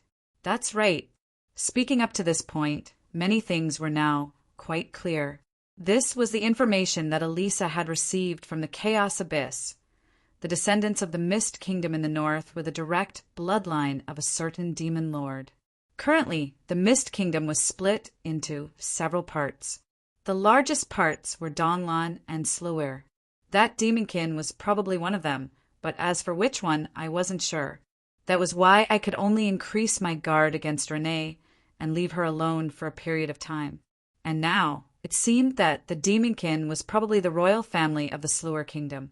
Even though the situation still wasn't optimistic, I inexplicably heaved a sigh of relief in the depths of my heart. Then, my expression became even more serious. "Cavendish, just what do you want?" My angry roar reverberated through the skies. Even if that Fummelcasso had 12 extra wings, how could he possibly escape my pursuit? At this moment, he was stabbed into the wall by Roland's sacred sword. He clutched his chest in disbelief. No, I can't go back yet. I don't want to go back.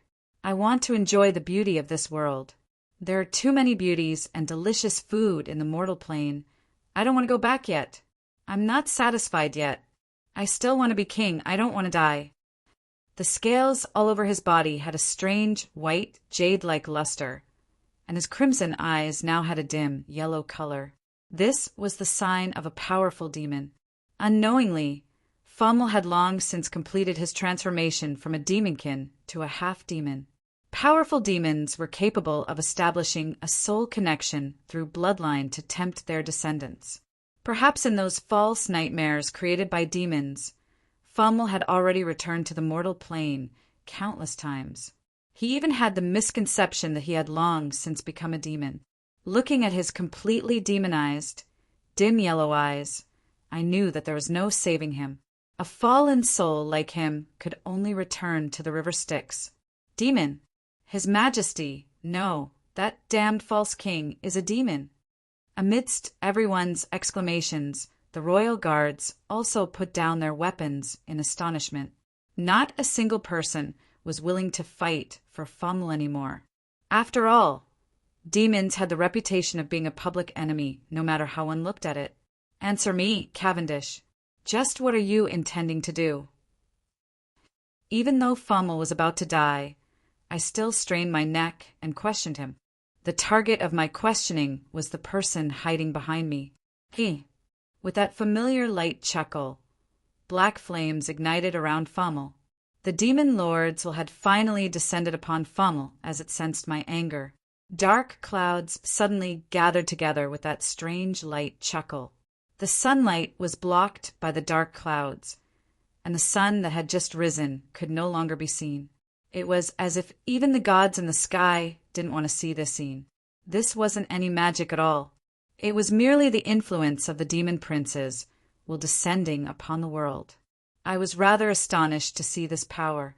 Cavendish was even stronger than I had expected. Just the descent of his will is enough to change the weather? He's probably at the main god level. In my eyes, Cavendish's power level was probably bottomless. He definitely wouldn't be any weaker than any main god from the Chaos faction. Roland, I never expected that we would meet so soon. You're actually asking me what I want to do. At this moment, Fummel's body was already beginning to burn. Even though his weak physical body had demonized, it was still unable to withstand the tremendous power of the demon prince's descent. Fummel's distorted face suddenly revealed a familiar expression. It was a mischievous expression filled with childishness. Since you're asking so sincerely, I'll be merciful and tell you. Did you really think that I would say such a thing? You want to know? Guess. Guess your younger sister. Isn't your younger sister also my younger sister? What a pity. Compared to an older brother, I'm more looking forward to a cute younger sister. Besides, if I were to tell you just because you asked, that wouldn't be giving me any face. No matter what, I'm a demon prince. How am I supposed to be the boss if word of this gets out? Just like before, I'll leave the good stuff for later. The mystery will only be revealed at the end for it to be interesting.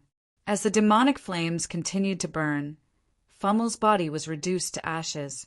However, his final message was transmitted to me. Roland, it seems that we'll meet again very soon. Oh my, should I call you older brother? It seems that I still can't bring myself to call you that right in front of you. It's time. I'll forget about it this time. The Holy War has only just begun. We'll have plenty of opportunities to slowly play around. Fummel's physical body was reduced to ashes. Now that the will of the demon lord who had been chatting so intensely had lost its host, everything returned to normal. The dark clouds also began to disperse on their own, allowing sunlight to shine down once more. Everything returned to normal. Damn it! I viciously punched the ground, but my nameless rage was destined to be unrequited. While the war in the Northlands was still reaching its climax, Shillua's civil war was already nearing its end. Victor? There was no victor at all. Even though the royalty faction, which had always remained neutral, suddenly chose to side with Omar, this war still maintained a cruel balance of power. The reason why the balance of power was described as cruel was because, in such a situation, if both sides kept adding fuel to the fire, the final result would be that both sides were heavily injured, and there would be no victor. No matter what the outcome was, countless elites from both sides had died in battle. The war between the undead usually ended with the complete destruction of the other party's soul. After losing a large number of their core members, the Shillua Empire was destined to be reduced from a mega-empire to an ordinary strong country. However, when a small squadron of cavalry suddenly joined the battle and ambushed the Dark Knight Council's headquarters, the scales of victory tilted in their favor.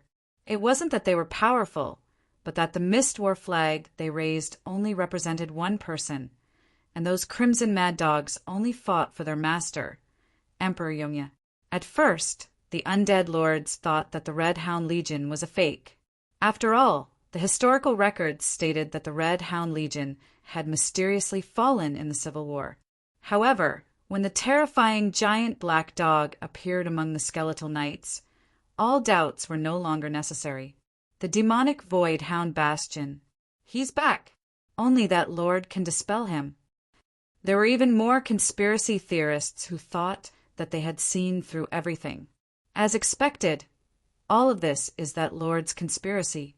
Omar, Reinhardt, Meat Eater, and Gria were all that lord's subordinates. It must be that lord who lured the second senator to release his seal, and then used his ability to cause a civil war. The royal faction intervened at the crucial moment to take back the imperial power. There is only one truth, and that is definitely the plot. All right, let's not talk about how this mystery detective attributed everything to a conspiracy. The appearance of the Crimson Hunting Hounds had undoubtedly become a huge rock pressing on their chests. After all, the news of Emperor Yongya's return had already spread, and when this king really returned, perhaps everyone would have to consider which side to stand on. The only demigod undead emperor in the modern era. If this flag wasn't scary enough, then he also had the dazzling halo of being the strongest necromancer in the modern era. This was more realistic than anything else. No matter how strong a necromancer or a lich was, there was still a limit to the strength of a necromancer. Before estimating the combat power of a necromancer, the undead warriors under him must be included. However, the limits of the Crimson Hunting Hounds under Emperor Yongya had yet to be evaluated, because they had never been defeated before. In other words, no one had ever seen the limits of Emperor Yongya's strength. In fact, that was indeed the case. Infallible Definder was one of my trump cards that I had been hiding. I had intentionally kept it a secret, and I had only used it twice in total.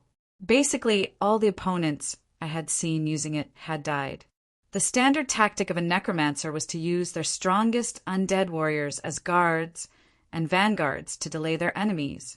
Then they would use their most powerful magic to bombard the entire battlefield, hoping to end the battle in one fell swoop. This was what Emperor Yongye did too. However, when the guard and vanguard were replaced by the undefeated Crimson Hunting Hounds, and when the ultimate magic that decided the battle was replaced by the rarely seen Ice Aeon, it was hard to fathom. There weren't many semi-god mages in the first place, and the number of famous mages who could use such a destructive forbidden spell could be counted on one hand. However, to throw out the forbidden spell like it was cabbage, completely disregarding the consequences and the damage it would cause to his own body, probably only Emperor Yongye would be able to do so. Dozens of kingdoms had used their own destruction to prove the strength and shamelessness of this tactic. If they couldn't break through the blockade of the Crimson Hunting Hounds before Emperor Yongye could complete the forbidden spell, they would probably fall into eternal slumber along with the entire army. Back then, the Yongye army didn't even need to attack a city. The moment Emperor Yongye cast the spell, the war would immediately enter the final battle. Most of the time, it was a field battle where the living attacked crazily and the undead defended with all their might. Fighting a war of attrition against the endless undead army was also a time-limited war with a death match attached. The trump card squadrons with glorious histories would always fall to the weak skeleton soldiers in exhaustion. This was the best evidence of this shameless combination of tactics. Furthermore, many of the backbones of the Dark Knight Council used to be the main force of the Yongye army in the past, so how could they not understand Emperor Yongye's habit of planning before taking action? If you don't have a 60% chance of winning, then don't fight the final battle. Let the outcome of the battle be decided before the battle starts, and let the opponent die in the most frustrating way possible. This emperor had such a wretched style of war, and when the Crimson Hunting Hounds charged into the battlefield, it would probably be the moment when Emperor Yongye decided to personally reap the spoils of war. To the undead lords, it was naturally a joy to watch their enemies die, but now that they were standing in front of this emperor, Emperor Yongye might be preparing a forbidden spell. I feel a little stomachache. I'm going out to relieve myself. Hey, you're a skeleton mage, right? When did you get a stomachache? My wife is about to give birth. I'm going back. A certain death knight said so. Although it was a short sentence, the hidden message was too much, causing the audience to be stunned. My lover is about to give birth. I'm going back too. All right, another Death Knight Lord was also shameless, but following that, the two of them who were supposed to be fighting each other revealed an expression of mutual appreciation. How can you be so shameless? Ah, I learned it from you. All right, everything was left unsaid. In the end, when the pressure of Emperor Yongye once again pressed down on their heads, the cohesiveness that the Dark Knight Council painstakingly built up was completely scattered. And when the Crimson Hunting Hounds really killed their way to the headquarters, they found that there was no one there. The internal war of Shillua Empire had ended, and the news of the second Senator Feiman leading the majority of his army to escape to the undead plane became the most important news, and very quickly it spread across the entire world.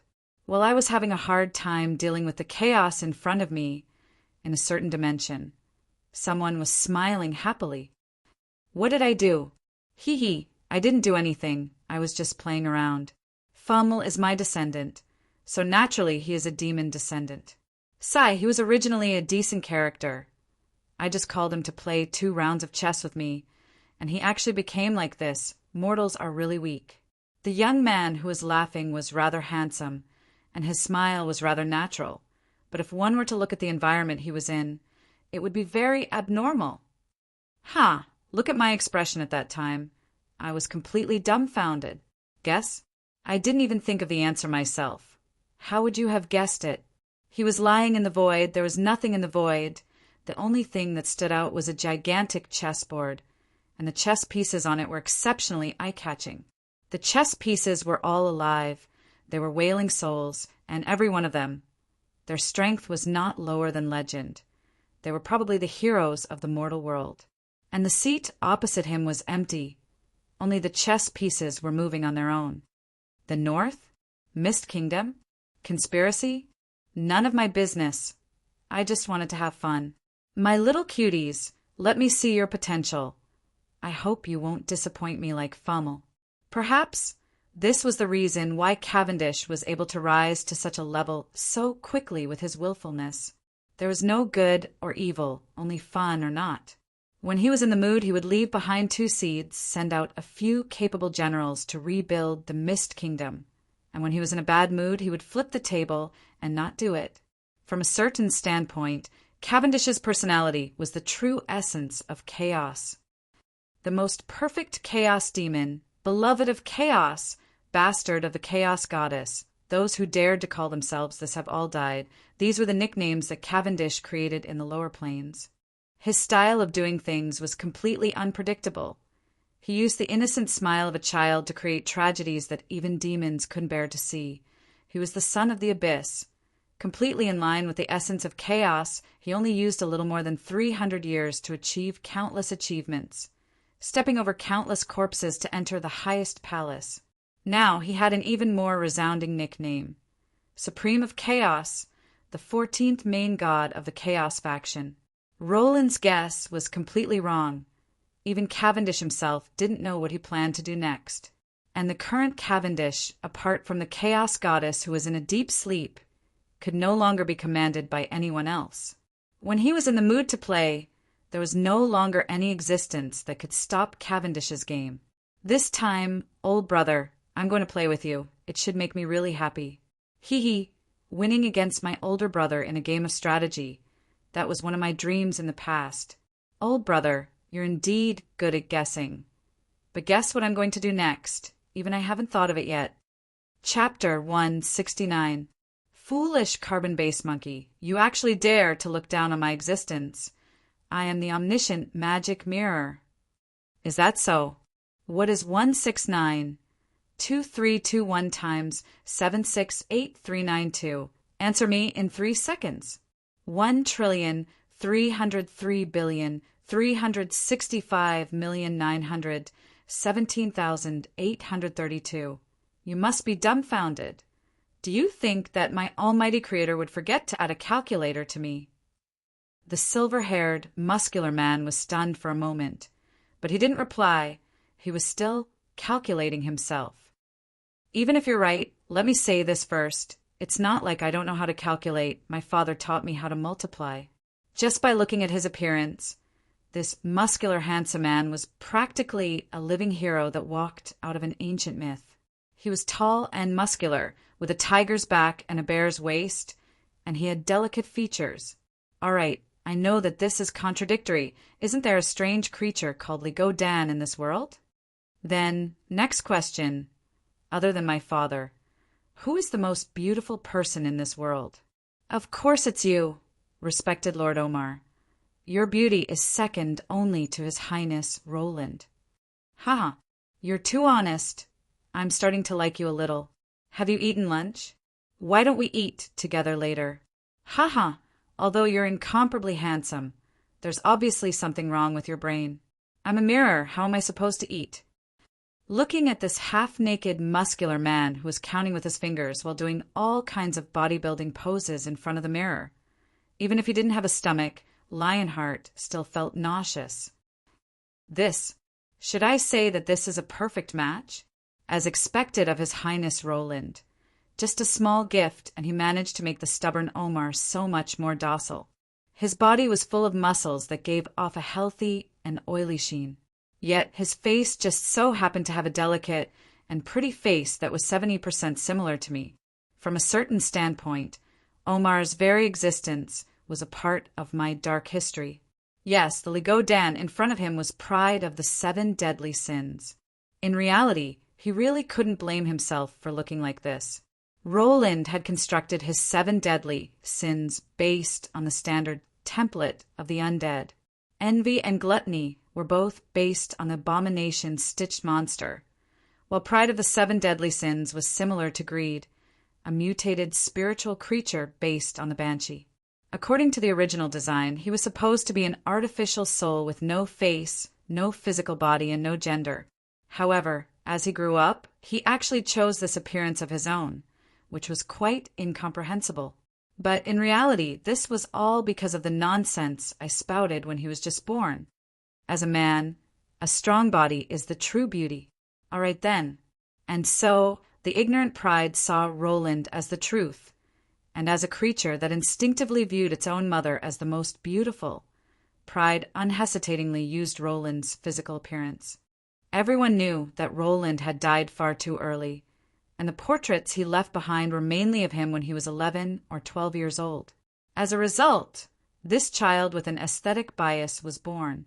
Originally, some slight misunderstandings could still be corrected, but Roland was too busy, so busy that he was at war at that time, and Omar didn't pay attention to other people's words. So the child became worse and worse, and finally became the most beautiful appearance in his eyes. The child's parents knew him better than the child himself. No one knew Omar's personality and preferences better than Roland.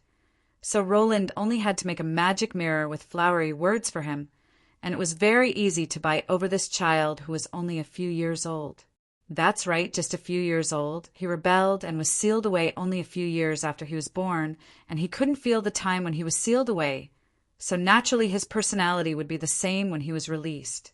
Since Shilua's civil war had ended, as the only victor, Omar would soon completely control this country, and with his ability, he would definitely bring himself and this country to a higher level. Pride Omar's ability? Actually, it was quite complicated to explain.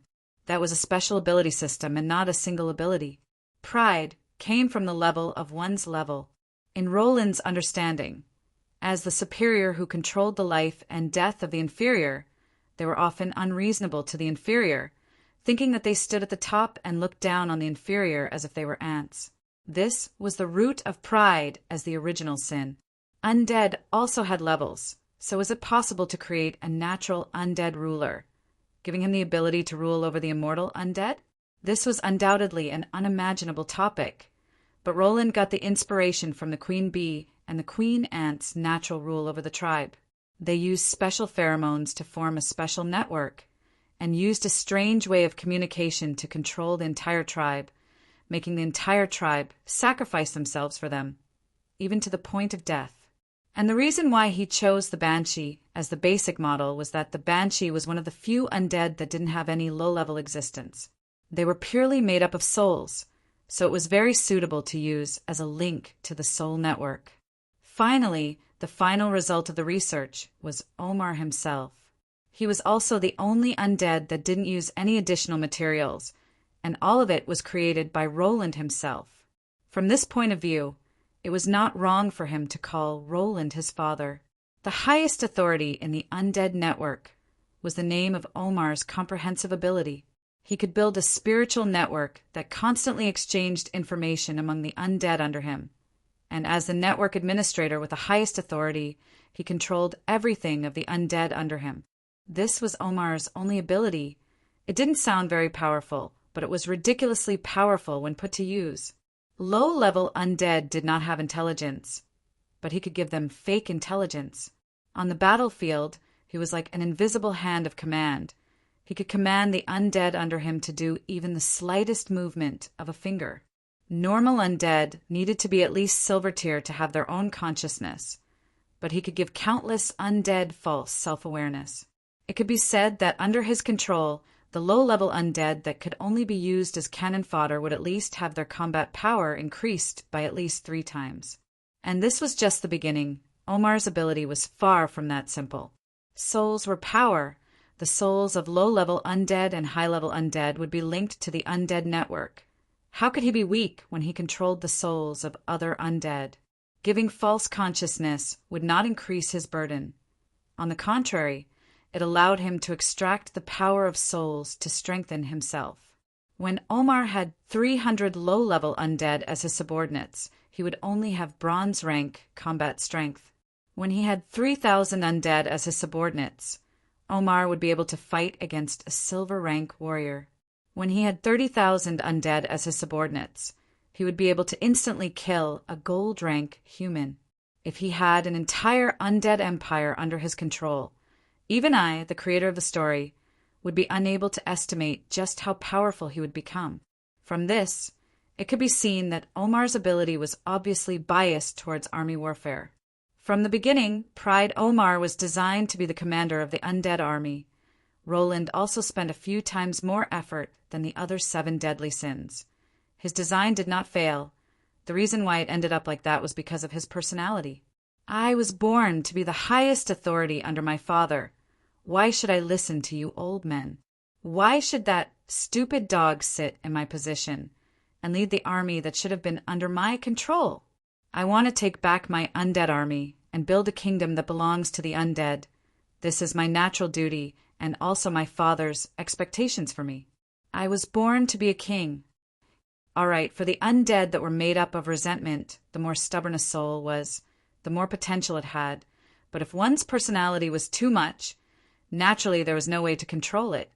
In the end, it would naturally be a rebellious child rebelling. But from a certain point of view, back then, Roland did not push things too far. On the contrary, he left some leeway, which was why there was the possibility of communication now. Omar's true ability was only known to the 7 deadly sins and Roland himself. The other undead lords only thought that he had a strong ability to control the undead, underestimating him. The moment Feyman handed over the undead army to him, it was destined that the civil war in Shiloah would break out sooner or later. Omar couldn't even tolerate the fact that his own brother Batet was ranked above him. So how could the arrogant Omar possibly accept an old Lich being ranked above him? Thus, according to Roland's estimation, when the second Senator Feyman of Shiloh released Omar, it was equivalent to digging his own grave. Now that the civil war in Shiloah had reached this stage, it was also time to make a choice. So, Roland made a choice in advance, letting Omar ascend the throne and chasing Feyman into the undead plane. At this moment, it was time for Omar to return the favor. I understand Father's intention. I also like the gift. Wait for me to reorganize a little. I will fulfill my promise and send an army to the north to help Father end the war. Originally, it was Roland who personally sealed Omar. Reinhardt thought that it would be difficult to communicate with him, but now that he was so easy to deal with, it was unbelievable. Hearing this, Reinhardt hesitated. He was worried that Omar might have some conspiracy. As if seeing Reinhardt's hesitation, Omar added, "In the seal, I have also considered a lot. Maybe I did go a little too far back then. Also, Father, who has always treated traitors without mercy, was lenient to me. No matter what, I have to accept this favor." Lenient? Didn't His Majesty Roland say that Omar's ability was special and could only be sealed, not killed? Reinhardt was full of doubts. Can only be sealed, not killed? He, to the omnipotent Father, how could there be such a thing? The 7 deadly sins were all created by him. We all have back doors that he left behind. At least not being able to control the other 7 deadly sins is one of my weaknesses. Also, even though he was talking about his weakness, that proud look on his face made it seem like it was a gift from the heavens. Suddenly, Ligodan. Oh, Omar was a little embarrassed. His huge and muscular body was coy like a woman, and his delicate and handsome face was covered with a mysterious blush. Also, I hope that Father can help me create someone like me. I just entered puberty this year. I also want to fall in love. As he said, Ligodan was still shaking and twisting his huge body. His face was red, his eyes closed as he fell into a reverie, as if he was thinking of something embarrassing. My request is not high at all. I don't want those short bean sprouts, as long as they are as tall, strong, and beautiful as me. Yes, even stronger than me is fine, but the face must not be ugly. A strong back with a bear's waist and delicate features. That's the best. Uft. Reinhardt was extremely envious of the weak humans.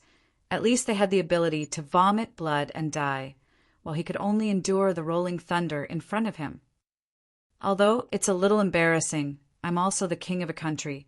A few more choices shouldn't be too much. I have long dreamed of organizing a beauty contest under the moon.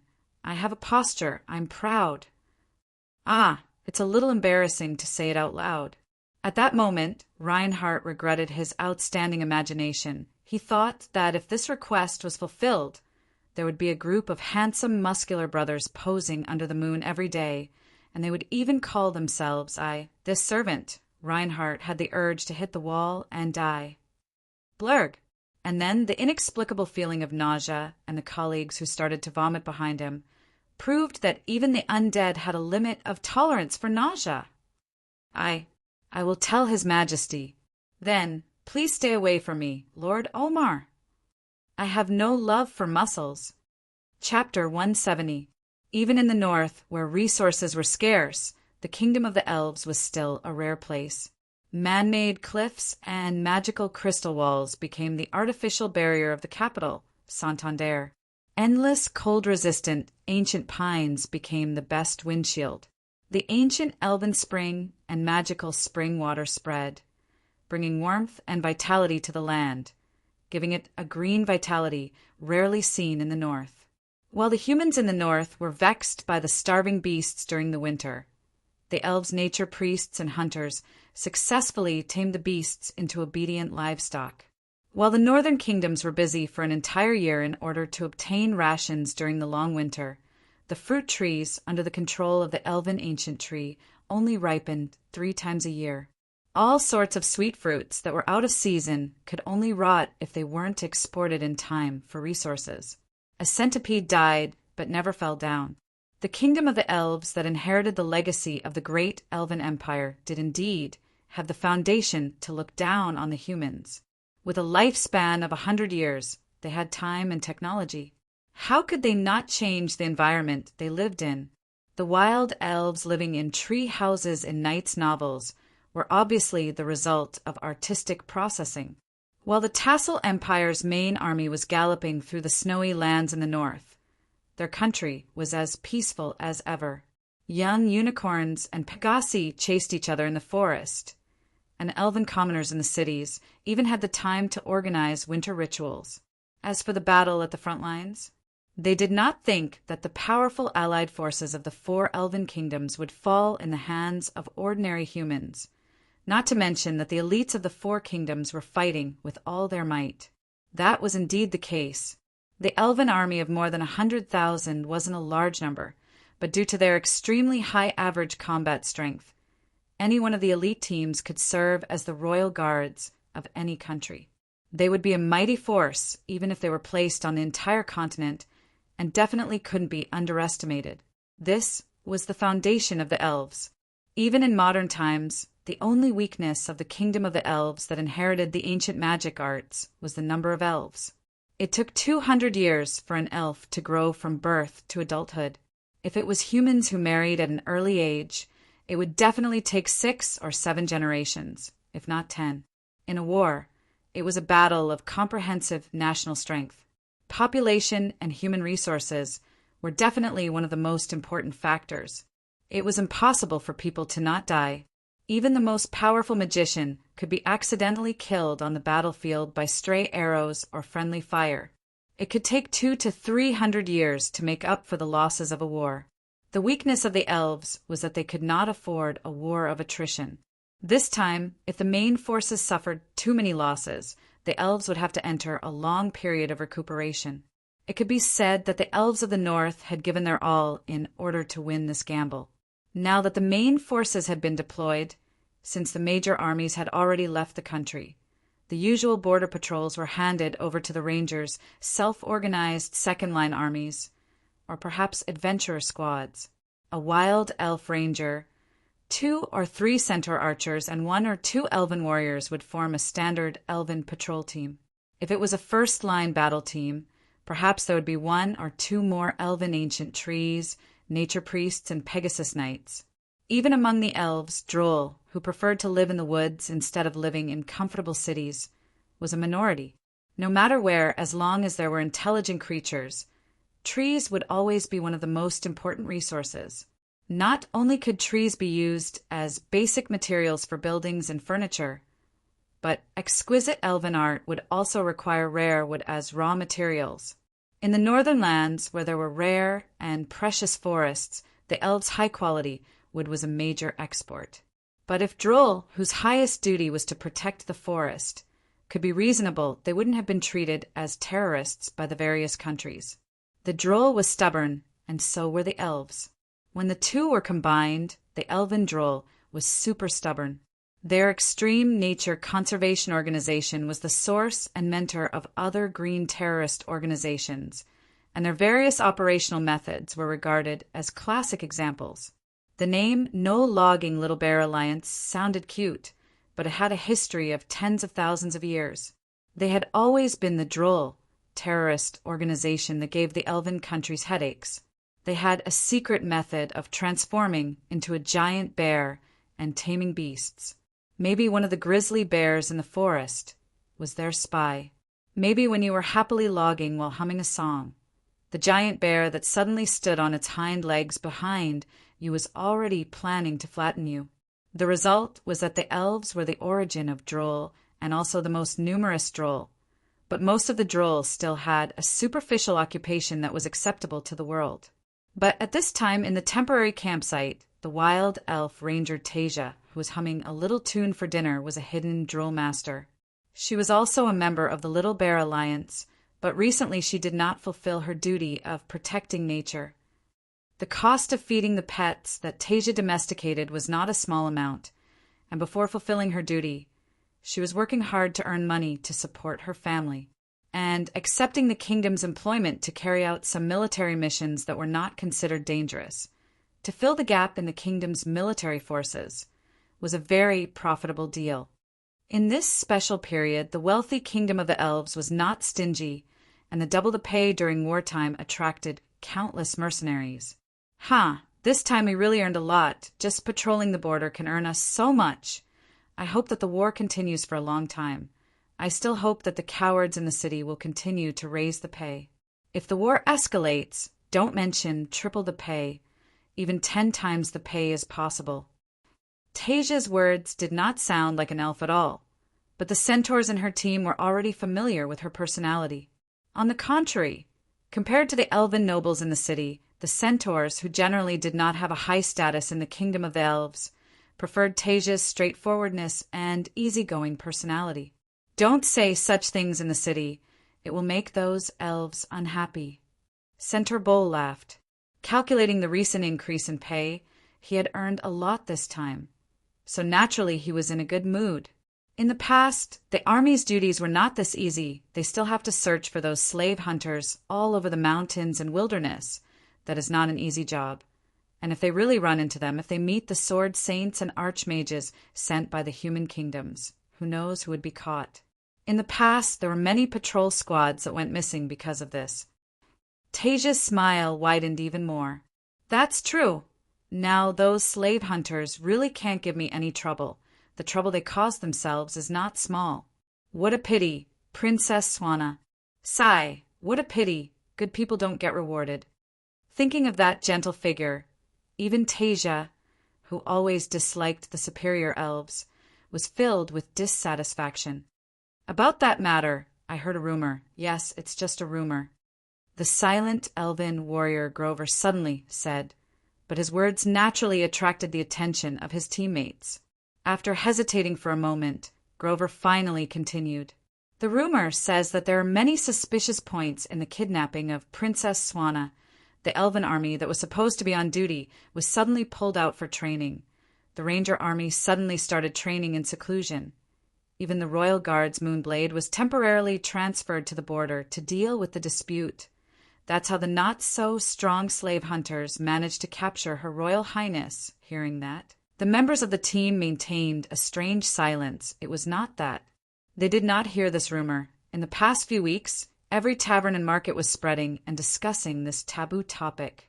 The follow-up of the rumor was also very obvious. There was no way to say that Princess Swana's death was the conspiracy of the Elven King and the Senate. Rather than saying that Princess Swana died in the hands of humans, it was more accurate to say that she was used as a war sacrifice by the cold-blooded Elven King. If there is no evidence, then say less. There will be endless trouble. The carefree Tasia advised Grover to be careful, but just as she finished speaking, the usually kind elven warrior suddenly sneered. No evidence. Isn't the sudden transfer of the two legendary champions the royal guard's evidence? Anrod, the Hand of Kashgar, who had a good relationship with the princess, directly caused a huge ruckus in the military. It was said that he was so angry that he smashed the signboard of the military. Obviously, Grover before them was part of the peace faction that supported Princess Swana. After their initial anger, they began to calmly think about the cause of the princess's death, and also found some suspicious points. According to the humans, the plotters of political conspiracies are usually the ones who benefit from a series of events. In this case, the human countries obviously didn't benefit at all. The only one who benefited was the pro-war party. That person is also ruthless. Her Highness Swana is his daughter. All right, these words were already straightforward enough. They were just short of directly pointing at the Elven King and scolding him. Immediately, the temperature in the camp dropped by a few degrees. Everyone became silent, after all, for the commoners. Participating in this kind of thing was definitely not a good thing. Spies and hidden sentries were not exclusive to humans. If they were to be thrown into prison because of talking too much, it would really be too unlucky. There would be no one to complain about it. And Tasia, who was originally a droll, had even less interest in this kind of thing, although she felt that it was a pity for the princess, but she had no intention of risking her life for her. Thus, she tried her best to change the topic. Ah, there's a dark elf there. All right, a dark elf appearing in the hinterland of the Kingdom of the Elves? This was obviously nonsense, but it amused Grover instead. He laughed and shook his head. Forget it if you don't want to say, where did the dark elf come from here? Halfway through a sentence, his eyes rolled back and he collapsed. The dark green dagger on his back showed the reason why he fell. Although I don't know how you found me, but since I've been found, I definitely can't let you go back. From Grover's shadow, a figure wearing pitch-black leather armor walked out. That black skin was enough to explain everything. There really is a dark elf. Maybe I can consider changing to a prophet mage. At this moment, Tasia still had the time to sigh at her own jinx. The dark elf scout in front of her was probably at the upper silver level. The poison from the dagger was only a normal paralysis poison. It might be enough to deal with a normal patrol team. But with her hidden legendary droll strength, the scout in front of her was just a slag with a combat power of 5. Aha, eat my rolling stick. And the truth was exactly as expected. The originally slightly ambitious dark elf servant was knocked down by Tasia's ferocious stick in one move. He probably couldn't figure out how an elf archer with a longbow could display such superb stick skills. What was the deal with the paralyzing lightning in the wooden stick? Little guy, you still dare to show off in front of me? Little ones, hurry up and bring the people away. I feel that something is wrong. Maybe he has an accomplice. She could save the rest of the words. The many ghostly figures that scuttled out from the forest had already explained everything. Tasia once again proved her prophecy talent. Tasia! It's better if you don't say anything. At this moment, it was naturally time to run away. Considering that in the past adventures, whatever she said was true, only bad things, Center Bull, who was running in front, was also full of resentment. But his words did not receive a reply. Turning his head to look, Tasia had already disappeared without a trace. The only thing that stayed there was the grizzly bear who had been napping. As for his teammates, other than the suddenly missing Tasia, all of them had fallen. Command, faint.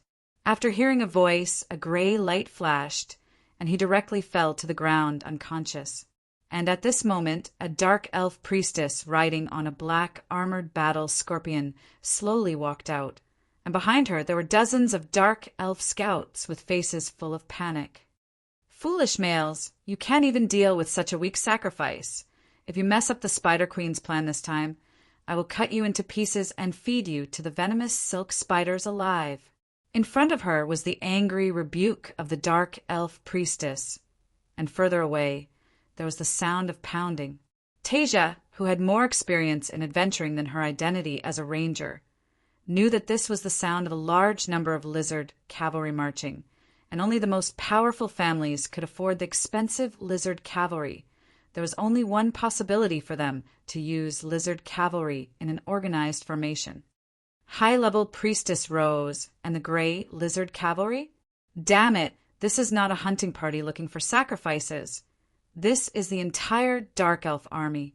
To send an army to attack the kingdom of the elves at this time, has Rose gone mad? But now was obviously not the time to sigh. When Tasia silently imitated the habits of the gray bear, intending to leave, she was seen by the female priestess. Humph! I have been imitating animals for more than 1 or 2 years. I am a professional. So, she directly crouched down, sniffed the fallen elf, and imitated the appearance of a gray bear looking for food. But suddenly, she noticed that the dark light gathered on the priestess's 9-headed whip, as if she had discovered something. So she became a little anxious. I'm sorry, big sister. I will make it up to you in the future. She clenched her teeth, bit her fallen comrade, closed her eyes, and chewed. Humph! Completely imitating my little Huey's eating form. Look at my godly acting. It's time to go. But when he opened his eyes, he found that not only did the dark elves not leave, but they also did not give up on him. On the contrary, they were staring at him, dumbfounded. Buffed! Ahaha! There is actually a bear eating grass. This droll is too funny. The female priestess was rolling on the back of the armored war scorpion. Only then did Tasia realize that there was something wrong with the taste in her mouth, and then looked over, only to find that Grover had already woken up and was staring at her in shock. It turned out that at this critical moment, Grover had gotten rid of the effects of the paralysis poison, dodging the bloody mouth, and Tasia, who had her eyes closed, bit off a piece of grass and then began to swallow. Obviously, trying hard to block her taste buds, she would not taste the taste in her mouth, and the result was that she suddenly ate 2 mouthfuls of grass. Humph! I am a bear that likes to eat grass. Why, is there a rule that says bears can't eat grass? Eat my bear's paw. All right, Tasia, who always dropped the ball at critical moments, once again used her actions to show what was called stubbornness and anger. Chapter 171. Be careful of your back. The venomous fangs of the spider might appear behind you at any moment. This is the customary farewell of the Grey Elf Rangers who betrayed Rose.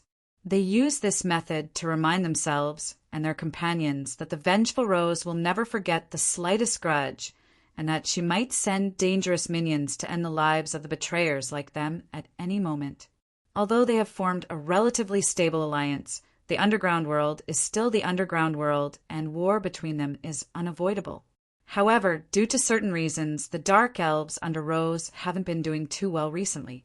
Due to some inconvenient contract exchange, the underground world's devil's agent, Edgewar, mysteriously disappeared. The human underground cities under him started to move closer to Sulphur Mountain City. As more and more underground city lords sought refuge and alliance, Annie's position as the underground autarch became more and more stable. Among the new 4 autarchs, the Dragon Queen Mises, Fire Phoenix, and the underground beastman Sovereign Anya had a close personal relationship, and they frequently cooperated with each other. Unintentionally or unintentionally, the Dark Elves were pushed aside. This is just like a market trade. If a few large merchant guilds occupy more than 70% of the market share, they who have the right to set the price can monopolize the market, and small merchants can easily go bankrupt. With the situation developing to such an extent, when the various low-tax customs clearance agreements were signed, many commercial activities started to abandon the Dark Elf cities and play by themselves. This is obviously a fatal blow to the economy of the Dark Elves. If this was the only situation, the Dark Elves would have taken action a long time ago. You aren't selling me? I can just rob you, but you actually dare to stop the trade? Do you believe that I won't kill your entire family tomorrow? We are Dark Elves, not charcoal heads with long ears. No one would take the threat of the Dark Elves as a joke. As one of the few twisted races who view plundering and deceiving as their virtues, the Dark Elves have always had a low bottom line. Even if they don't say it out loud, they still have to be wary of the fatal retaliation and attacks. The Underground Alliance was established for the peace of the underground world. Whoever initiates a war will become the public enemy of the Alliance. The underground autarch is no exception. No, the underground autarch should abide by the peace treaty even more. Otherwise, she will incur the hostility of the other underground autarchs. If someone had said this a year ago, everyone would have thought that person's head was broken. However, when Anne, who had vaguely gained the support of 70% of the forces, made this declaration, no one dared to treat the so-called peace treaty as a joke. Furthermore, it was obvious which underground autarch they were targeting. Some of the Grey Dwarves and underground gnome cities that had been forced to submit to the Dark Elves due to the threat of military might had realized that the Dark Elves didn't dare to use force anymore. They seized this rare opportunity to change their allegiance and escape the harsh rule of the Dark Elves. Economically, politically, and militarily isolated by the other factions, the Dark Elves' influence began to wane. Some Dark Elf cities that worshipped other gods began to choose new leaders. Rose's authority was being challenged on all fronts. Faced with such a situation, Rose naturally wasn't in a good mood. Her illegitimate divine daughter died mysteriously a few days ago, and before a new representative could be chosen, the Dark Elves' influence was being suppressed once again. Now, even the area of influence and worshippers had been reduced. How could she tolerate this? Due to the sharp decrease in the number of worshippers, it directly affected the divine power. In a fit of rage, Rose executed a few matriarchs of the major families. However, the result was that the fight for the underground autarch between the various Dark Elf cities became even more intense. Incidentally, in this series of turmoil, Matriarch Victoria of Morseblight City advanced several steps and became one of the 3 candidates with the highest hopes of ascending to the top. Furthermore, due to certain relationships in the past, if Rose were to choose to coexist with the other underground autarchs, she would definitely be the best candidate to become the High Priestess of Rose. Under such circumstances, she had become the shining star of the Dark Elf race. Under such circumstances, the letter that I sent to and through Eliza, then, and would pass it to Victoria through a special communication method. Even if it didn't have my signature or seal on it, the weight of the letter wouldn't be light. Of course, Spider Queen Rose was famous for being cunning and greedy. It wouldn't be an easy task to persuade her to switch sides. If the Order gods ultimately win the Holy War, all of the current elven gods will fall in this holy war. In that case, the elven gods will need a veteran elven god to hold the fort in the future. Obviously, you are the most suitable candidate. Think about it. If you were to remain in the Chaos faction, do you really intend to work with those fellows who exiled you? Do you think that you can defeat them alone? If they were to ascend to the top, would you be exiled once again? No, with the previous lesson, they definitely wouldn't leave any traces of trouble behind. I think they would probably find a reason to make you fall and get kicked out. The future elf, main god. This was my verbal offer to Rose. Nothing good would come out of staying in the Chaos faction, regardless of whether she won or lost. This was my analysis of the current situation. I never told lies.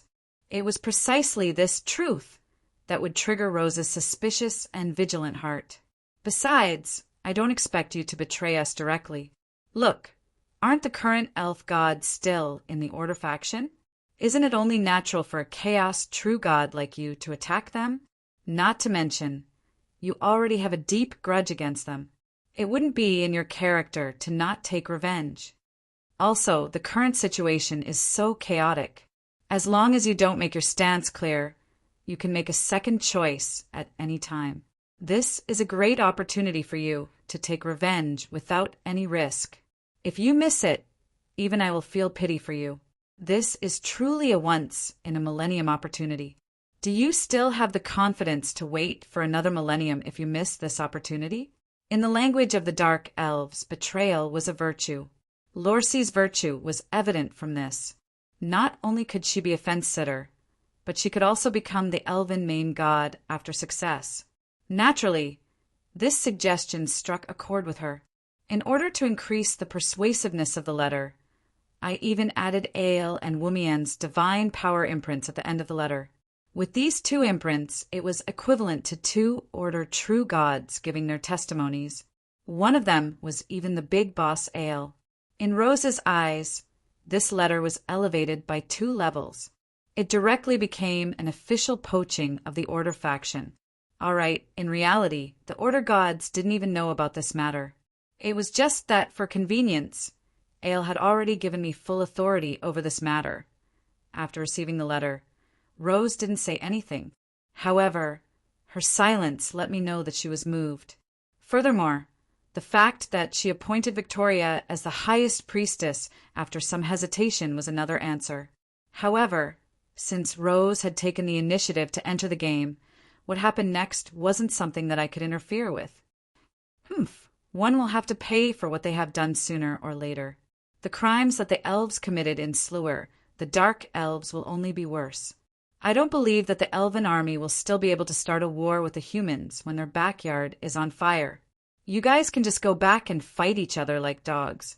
Even so, the trouble that I was in right now wasn't small. To be able to ruin his family to such an extent, Famul Casso must be a rare talent in the world. Not mentioning the internal chaos caused by Casso's wanton actions for a long period of time, the Beastmen had mobilized their main force to attack Red Maple City.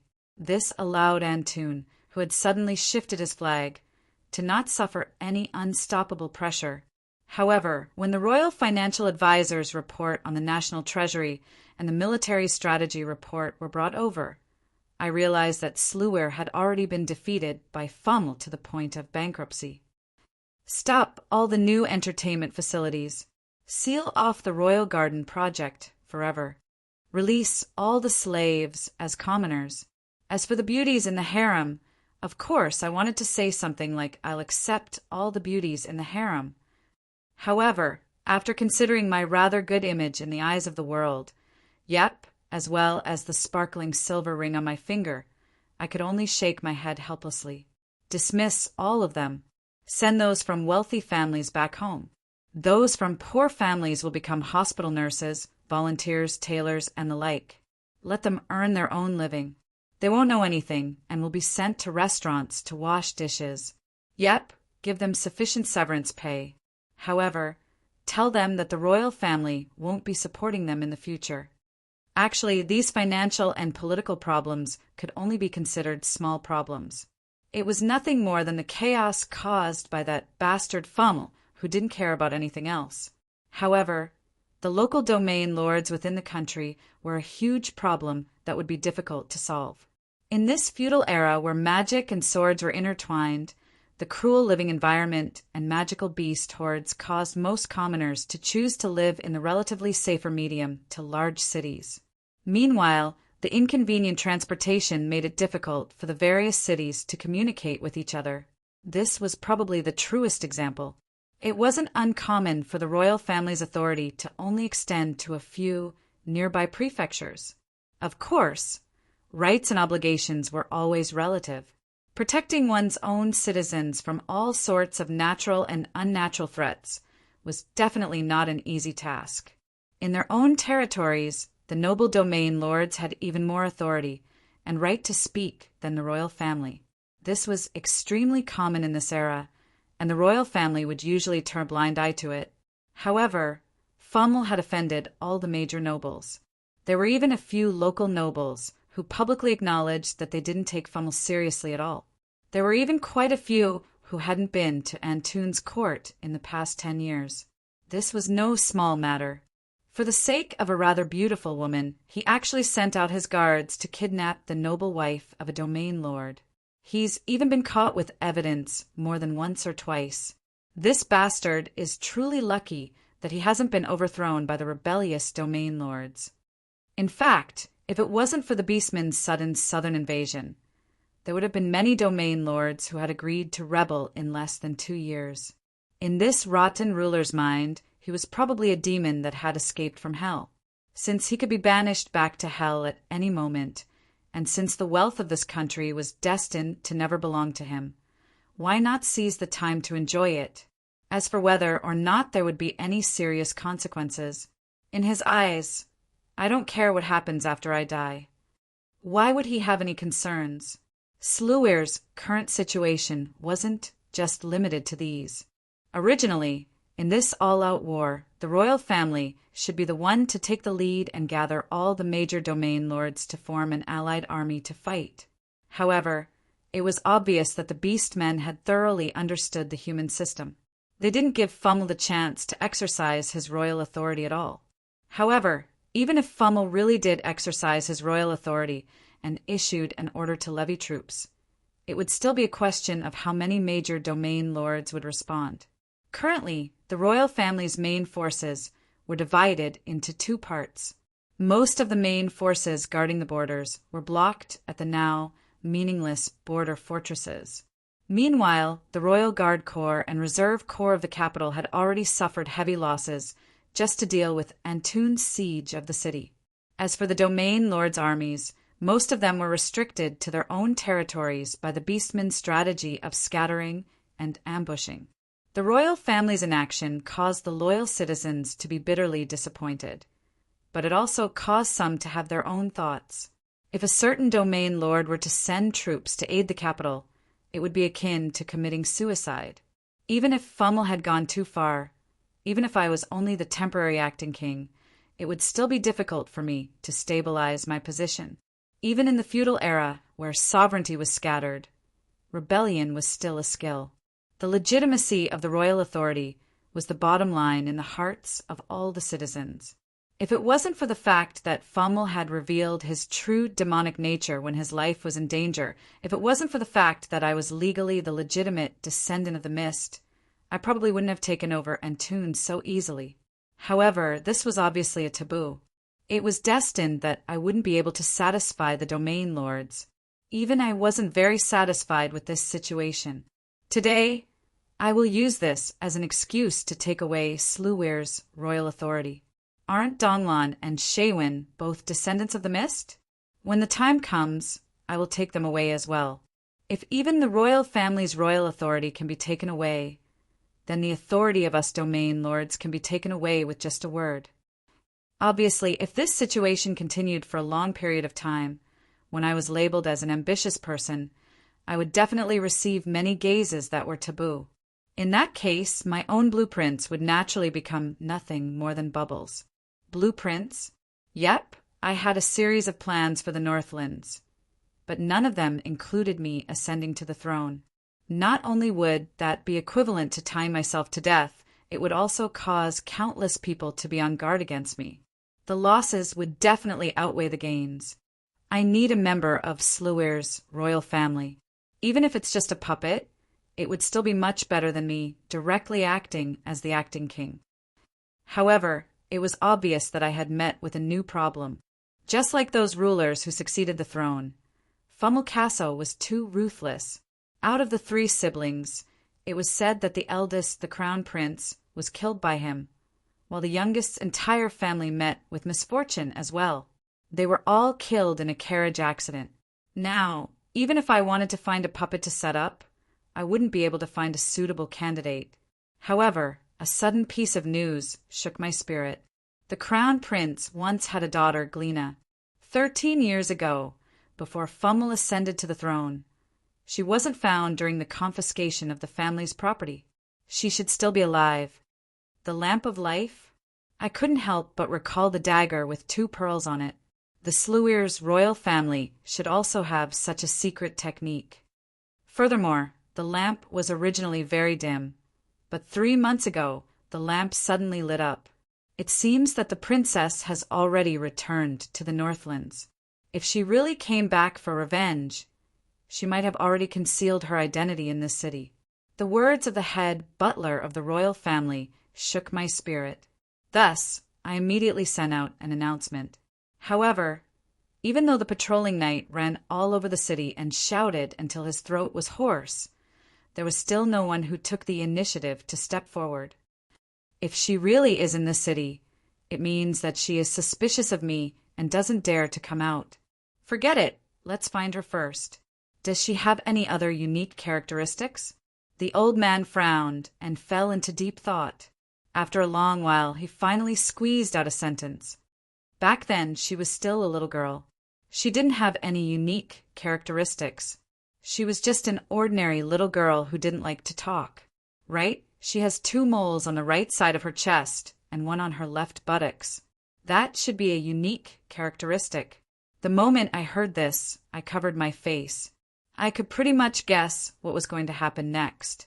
Ding ding! Congratulations to host for triggering this sudden quest. Delightful welfare plot. Quest objective: find Princess Glina. Don't hesitate. She is within your reach. Quest reward: since you can control this country through her, it can be considered as a part of the revival of the Mist Country. Let the Sword of Roland complete the first phase of evolving into a god equipment in advance. Quest failure: the evolution reward will be permanently cancelled. The delightful welfare plot will be converted into a delightful Azura plot. Pah!